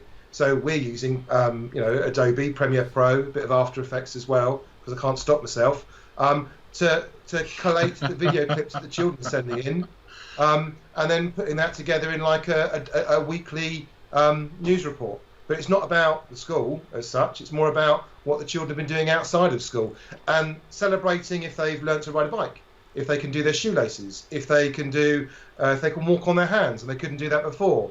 Because they're the moments that you look back and remember. No one looks back and go, oh, I did a really good times tables test in lockdown. But you look back and you remember when you learnt to ride a bike. No, absolutely. It's interesting because I had the first version of Adobe Premiere on 15 floppy disks in 1999 or something. And I used to do these rubbish little videos, really, really tiny little videos in little thumbnails, because that was the only video. In fact, I had the first version of video for Windows from Microsoft in Redmond. And I wouldn't interview anybody if they either didn't do video themselves or weren't prepared to have a go, you know, because for me these are the tools, just like word processing, you know, getting words on a piece of paper, getting videos onto your smartphone is the equivalent skill set now that kids really have to embrace, as far as I'm concerned. And it's becoming more and more intuitive as well. And describe your setting, Colin, as well, so we get an idea that's, you know, of where you're at on that. So what, Ryfield? Yeah, well, your sort of social setting and what access to this kind of empowerment means. Yeah, so I mean, Ryfield's a school in Hillingdon, so just on the edge of London, and I think it serves, much like most London schools do, they serve quite a diverse community, both in terms of kind of the social demographics and the sort of the cultural. So we're kind of a melting pot for what makes London a great city. I think. And I think historically over recent years within London, there's been a great lot of pupil movement and sort of transience. And I think one of the things you look to do as any school is to make it the heart of your community. And I think, you know, that's where sometimes, particularly this moment, that's where technology is at its greatest, because you can really utilise something in quite an engaging way. I think particularly if parents struggle with language, and if you're writing a lengthy newsletter, it's not necessarily the most interesting or engaging way of doing it. Whereas if you've got an attractive video showing your wares, immediately it's much more appealing. But and I think the main point here is you are giving your kids, in a fairly challenged social setting, access to world-class tools and technologies with which they can express themselves and compete against the best. And from what John's quite a modest guy, but from what he intimated earlier, this is ringing a bell, because he wants those kids to have the best chance. He wants a level playing field, because do you know what? However many jobs there are, it's not about jobs at the moment. It's about survival and communicating and getting on as a community and society again. And these tools and communication is absolutely key for that, isn't it? I think ironically, when we started Steamco, we were going to sort of focus on creativity. We used to talk about empowering people with creativity, and people didn't really know what creativity was. So we went with art because we thought they might know what that was, and then we totally redefined it. But the Arts Council did a 10-year strategy, and it hasn't got the word art in it, because their word is creativity. So they've gone down the creativity route. So they don't have artists, they have creative practitioners. And their strapline, the hashtag is Let's Create. So we're waiting on an Arts Council grant. I hope we get it, and I hope the reason we don't, if we don't, is because we used the word art. And in fact, they've gone down because my goodness, you can't keep up with this stuff sometimes. But I hope they'll see what we're doing, because I honestly believe if art is about connection, human connections, as Seth Godin says, art is what we call it when what we do connect us. Today has been about art. Would you agree? Lord Mayor of Westminster, head of Kidsfield from Glastonbury, Action Jackson has just had a kid, John Jackson breaking world exclusive news, 2 million units from across different vendors, or 1 million units across how many vendors, whatever. We're just counting zeros now. You, Colin, meeting you.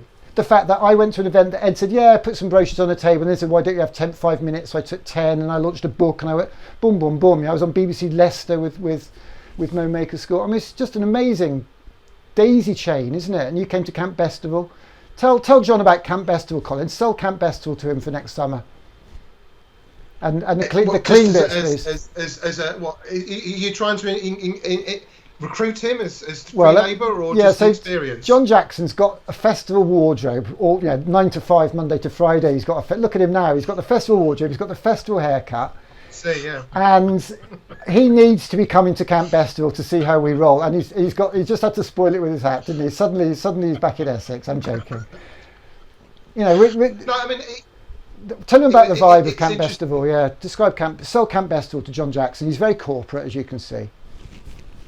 Absolutely. Well, I think Camp Bestival is fabulous because it's primarily it's geared towards a sort of a family event, isn't it? It's not quite as sprawling as Glastonbury is, and as a family, having gone there before with my own kids, it's quite nice to let them go off free rein. But it's just a great atmosphere, and a lot of like-minded people as well. That because I think it's smaller, you come across some really good conversations, whether that was I think we had a good meeting in the literacy tent, and you make sort of contacts and connections that you can then use that come in, that certainly I brought into school to enrich the sort of the learning experience at Ryfield. Hang on, smaller than what? Definitely, I want to know. It's a great one. I want to know what festivals you've been going to that it's smaller than. There's 40,000 people at Camp Festival, Colin. Did you leave the kids' field?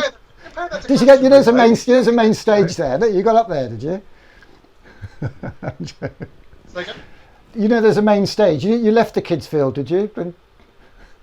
No, you took the children onto the kids. The kids, they're the main stage. The kids had a good time. But, of course, your kids are up there with Jimmy Rotherham. Compare it to Glastonbury, though. You know, it's a different beast, isn't it? Yeah, no, absolutely. But John Jackson's going to have to buff up on his chic floor fillers. If he doesn't know Everybody Dance. Oh yes, it's chic. Chic. Right. There you go. Come on, clap your hands, Everybody Dance. It was a bit of a remix. Well, gentlemen, I'm going to let you crack on. I know we're well into gin o'clock where John Jackson lives. I think he's got a drink booked with his PA later on. Actually, he's one to combine work and pleasure. Lovely to speak to you both. Thank you, Colin, for all your support. You've been amazing. That's all right. And I'm so glad to connect an LGFL school with the LGFL CEO and to hear the stories firsthand, and also to hear the festival experiences, because we've got a month festival coming up. 14-day tour, starts Monday, South Wales. We've got a cardboard challenge day next Thursday. We're going to do an EdTech festival, some sort, one way or another, whether it's a lunchtime bag of crisps thing or if we can get John Jackson to give us his address book. We've got a Hay book fest for kids and a 3-day weekend. Who wants some of that? You up for some of that, John Jackson?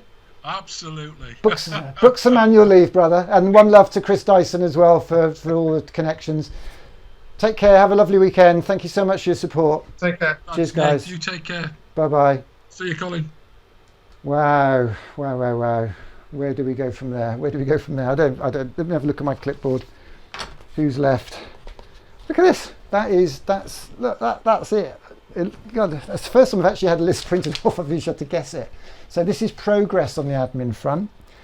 So Tracy Brabin, she got taken off. She's an MP, and they do get quite busy, believe it or not. And not to patronise, but obviously, coronavirus crisis. MPs, I will not have the House and the role of politics and politicians slagged off. I just won't have it, because it denigrates the commitment that a lot of good people put into it. And I personally believe it's part of some populist meme to discredit politics, and I'm not having that. So Tracy Brabin, Conservative MPs, Labour MPs, Liberal Democrats. I know Layla Moran was hoping to get on today. She's going to support us in Oxford. And I know there are Conservative MPs. We're going to be contacting the local MP wherever we go to get them involved.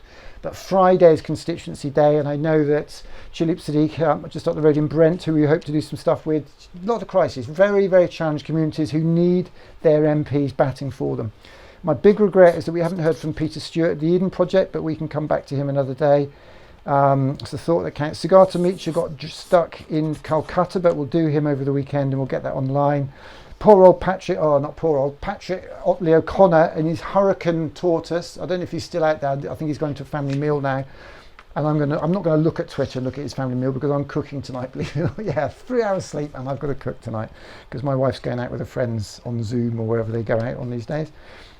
John Jackson, we can tick him off. David and Goliath. That was the theme of that. David and Goliath, not slaying each other, but companies big like LGFL. Well, they're not big, but they've got clout. Bigger organisations like LGFL, Google, Microsoft, Apple, collaborating together with him. Back in the day, I remember going to an IT organisation. They had a dartboard with the CEO of their competitor on it, and they threw darts at that. They did end up in a massive court case a few years later, so I think they stopped that sort of behaviour. But it's not about that anymore. It's about coming together and realising what we've got in common. More in common, better together. And that was the David and Goliath thing. Malcolm Gladwell wrote a book called David and Goliath, where David talks about Davids and slaying giants. It's not about slaying giants, we're about collaborating with them.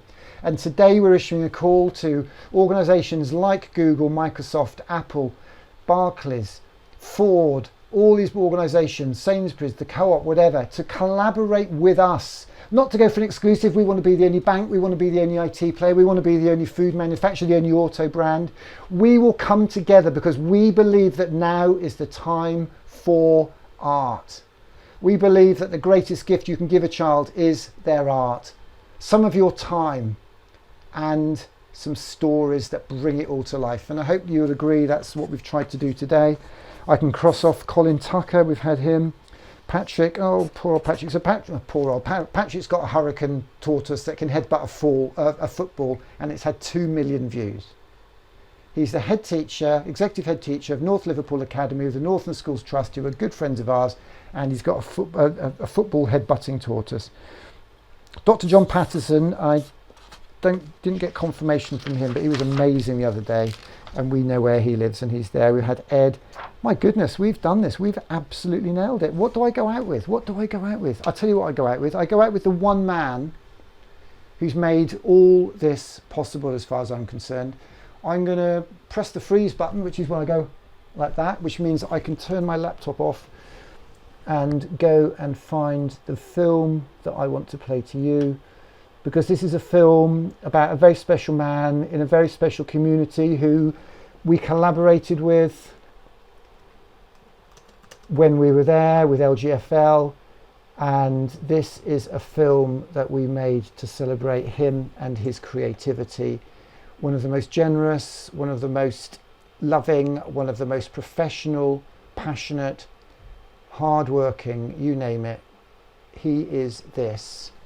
And you will hear his story, you'll hear some music, which again will get me copyright struck, so somebody's going to have to write me a get out of jail card for this one, because this is a film about a man who's the head teacher of a school up there in Leeds, which is one of the most socially challenged communities in this country, who's made everything that we've done here possible. He's connected, he's inspired, he's supported, and he's paid us to do what we do. Because what we do at STEAMco is we connect our kids with their art and our communities with their schools. And if you've sat through any of this today, I thank you for supporting us by doing that. Retweet it, share it. But let's collaborate for creativity. You know, Parklands is an extraordinary example in terms of the work that the school is doing within the community. You know, the work that Chris Dyson has done. Well, as you said, I'm Chris Dyson. I'm head teacher at a school up in the most deprived area of Leeds, Parklands. I inherited the school 3 years ago that had 150 exclusions, 5 head teachers in the same year, 5 different behaviour policies. Exclusions was the easy option, and it wasn't the best place to actually be. The school was inadequate, but the same team that have worked together have seen now we have no exclusions whatsoever in school, and we've actually started taking excluded children from other schools to bring them into our environment. I mean, there's been a lot of talk about behaviour, especially this week with the Lose the Boobs event. Well, we've got to be respecting everyone's different ways of doing things. I mean, for myself, I love Paul Dix, and I think this is one of the best books that I personally have ever read. But I think behaviour can be encouraged by inspiration, you know, by getting the children to do exciting, innovative things through the curriculum, through the arts, through collaboration. So the key to the outstanding behaviour we've got here at Parklands is empathy, it's love, it's giving opportunities, it's believing in the children and giving them those opportunities to excel at things and to take a risk, you know. When the sharpest words wanna cut me down, I'm gonna send a blood, gonna drown a mind. This is brave, this is bruised, this is who I'm meant to be. This is me. And it shows that you believe in the people, you believe in these teachers, you believe in these kids. Absolutely anything is possible.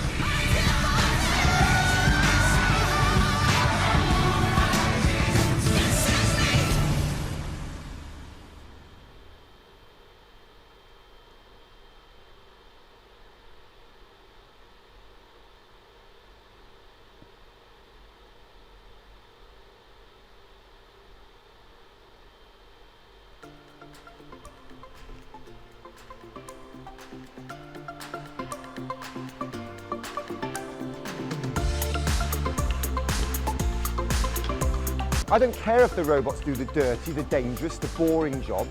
What we've got to make sure we do in school is educate all of you to have the skills to do the jobs that the robots won't be able to do. everyone was in awe of it, that you talked about the importance of literacy and reading, that you inspired them. That's exactly what you did, and that's what we want. You're raising the aspirations of those children, you're giving them possibilities, you're making their dreams come true. The kids have thoroughly enjoyed it, I've thoroughly enjoyed it, and we've learned so much. Nick Corsten, now you're doing a fantastic initiative, bringing creativity back amongst young communities. You said it yourself, Jamie, we're about art. Art is whatever we do that connects us to somebody else. That's a great way of describing art, actually. I've never heard it described. Yeah, I've never heard it described like that. I mean, art is just something that touches other people, isn't it? It's just about creating, isn't it? It's great, and at these times, it's like you say, it doesn't matter how good you are. It's just about creating, isn't it? I mean, the Arts Council, they've launched a 10-year strategy a couple of months ago, and it's all about creativity. It's all about let's create, empowering people to make something. It's about putting paint or cardboard boxes or computer code or even some DJ decks or a camera in the hands of kids and saying, you know, aim high. What can you do with that? Is that something you might be able to make a career out of, make some money?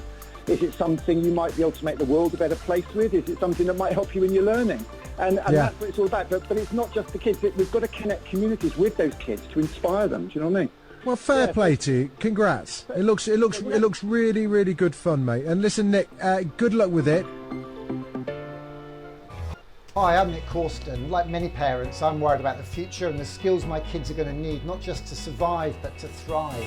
And 8 years ago, I started a project in my son's primary school in Paddington to bring the community in to help connect our kids with their art, whether it's painting or photography, cooking, coding, dancing, DJing, design, robots like this, or rockets like this one made out of toilet rolls, and this one which actually flies with dynamite. I started a project called STEAMco to bring the community into the school to run special creativity days. I gave my career up 5 years ago to roll it out across the country as a non-profit community enterprise. It was slow but sure, and then the virus hit and all my work got cancelled, apart from one speaker gig. And I convinced the organisers of that event to sponsor me to start a TV studio. And I've built a full green screen TV studio in my spare room at home. I've been broadcasting 4 channels of content for the last 2 weeks, about 20 hours. We've done the hashtag Art Connect show where we've been talking about the power of art and creativity in schools, work and lives. We've had amazing creatives, parents, teachers on that. We've also launched the hashtag Rocket Kids Club, a safe place for kids and their creative carers to be inspired, to make and create and to share. And next week we're actually launching our own Facebook type programme that we've built. For the next month in May, we've got the UK Art Takeover, a whole month-long creativity festival. We're doing a 2-week tour of Britain, where every day we're going to go to a different town or village or city, virtually from our green studio. The best thing about being in a green screen is I can be anywhere. So already I've pretended I was on BBC Breakfast on the 1st of April, before lunchtime. I've been in a cardboard box warehouse full of robots on World Cardboard Box Day. I was down in a toilet roll factory for World Loo Roll Day, and I was even at Cape Collaboration to watch a rocket take off. Absolutely fantastic. In fact, we fired a dynamite rocket from the window of my 3rd floor house here in Paddington, and you won't believe it landed in the backyard of a family on a really socially deprived council estate up there in Leeds. We passionately believe that our parents, our carers, can be our children's best teachers, and this is our time. We really hope you'll support us and tell everybody what we're up to. Well, Mr. Dyson, if you were here now and we sort of got our act together, I'd have had a big sign up that said hashtag art of leadership, art of community, art of empathy, art of love. You do amazing work and I can't thank you enough. So this is what we call a creativity survival kit, a STEAMco creativity survival kit. Everything you need in there to keep you inspired, to keep your children engaged, and I'll be honest with you, you guys are just amazing anyway. You don't need much of this because you'll find stuff, but you've got some instructions, you've got some stickers, you've got some lovely coloured paper, you've got some STEAMco stickers there, you've got some instructions for making rockets, you've got a t-shirt each. You're going to put those t-shirts on for me in a minute, boys. You've got a STEAMco newspaper, and then you've got everything you need to make a rocket. So you can make a rocket this afternoon with that. We're going to teach you how to do that later on when Homer Hickam comes on. And then if you lift that out, underneath you have got a copy of the Rocket Kids book, which we wrote with Mr. Dyson and Macaulay there from Parklands. You've got a Rubik's Cube. I don't know if you know how to do Rubik's Cubes, but you've got one of those. And we are going to teach you not only to do a Rubik's Cube, but how to program and to get robots to do a Rubik's Cube. We've got a little computer here, which is called a BBC Microbit. That is a BBC Microbit that you can all code. And we're going to teach you how to code that. And I'm going to do that in a minute, actually. I'm going to hopefully show you how to do that in a few minutes. And in here, we've got a little orange box, and that's an Edison robot, which is one of these. Or you've got some coloured crayons there.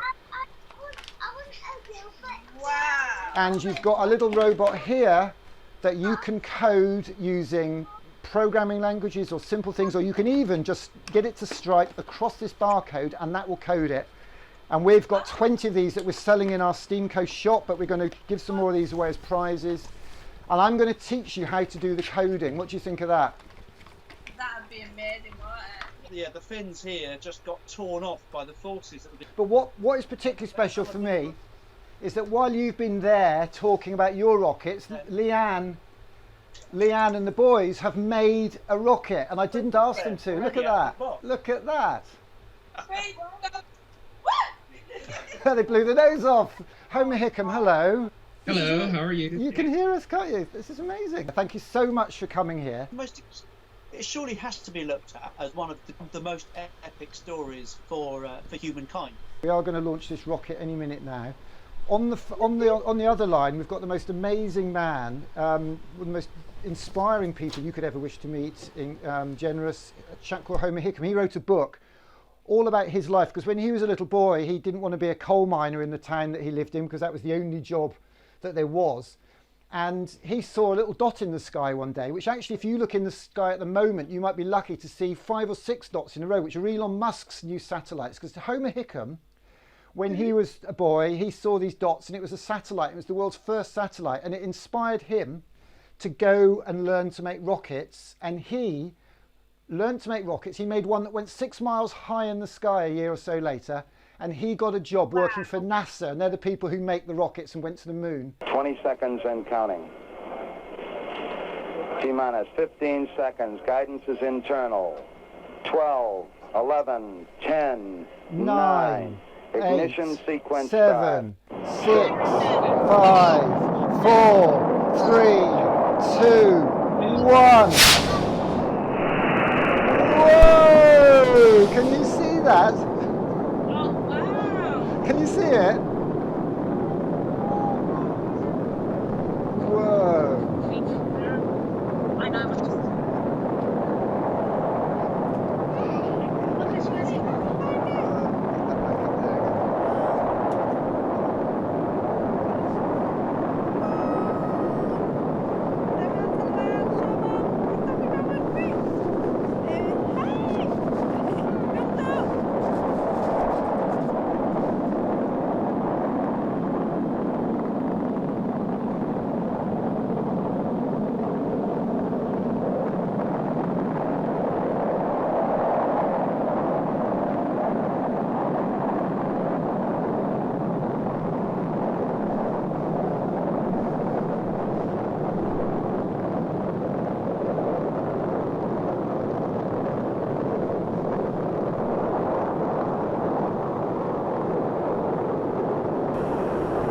One small step for man, one giant leap for mankind.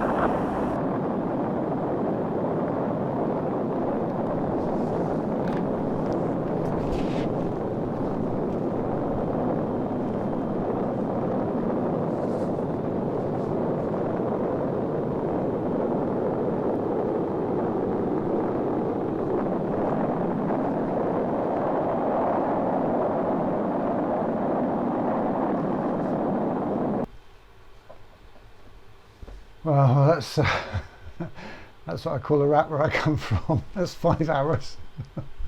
I teach you to learn to code the robot. Shut up. I actually started on time this morning at this afternoon at 3 o'clock. Got to bed at 2:30. Up at 6:30. still missed a load of stuff, did my best. I don't know if there's anybody watching now, but thank you. Thanks for your support. It's what we do from here, not what we did today, not what we said, the connections, how we build on these connections. I started putting a sign up because I was told yesterday by the Lord Mayor of Westminster's office that she can't attend an event that says it's in Parliament when it's not, because Parliament's shut. So I said, we'll do it in a virtual Parliament. And she said, well, there is a virtual Parliament because the government's in the virtual Parliament, so they've already grabbed that. So she said, you could do it in a pretend Parliament. So this morning, if you saw, I was here with a ladder, pretending I was on Big Ben, in a pretend Parliament. And I've just noticed I've even spelt pretend wrong. But I didn't on the little version, which is the one we actually used. Because here somewhere is a paper clip, a little sky hook. Kids today don't know about sky hooks, but sky hooks are invisible things that hold things up in the sky. And they're amazing things that engineers need to know a little bit about. And there should be another sky hook over here, which you probably can't see because it's using invisible sky hook technology. And I can hang that up there. I don't know where to put this one. I don't know if you know this bloke on screen here. This is, I don't think he's a pretender, but I think he'd credit me for being a bit of a pretender. That's Seth Godin. A lot of people talk about Ken Robinson inspiring us, and yes, he has, and yeah, he's done some great stuff. He's been very generous, spoken for us, said nice things on screens, endorsed me for a TED Fellowship, just wonderful. But this man is interesting, very, very interesting. He gave us a line, he sent me a couple of books, he let me go to his event for free, and that's it. He doesn't have anything, he just spins people like me off, I guess. I'm not pretending he's my guru or anything, but I owe a lot to Seth Godin for giving us a line which is in his film. I'm going to play this and then I'm going to go and sit down and have a beer because I am shattered. So thank you for checking this out. That's what happens when I press that button, and this is what happens when I press this button. Nothing. It's always about one thing: connection. Chat, email, Facebook, go down the list. They are about connection. Airbnb works because it connects someone who has a house with someone who needs a house.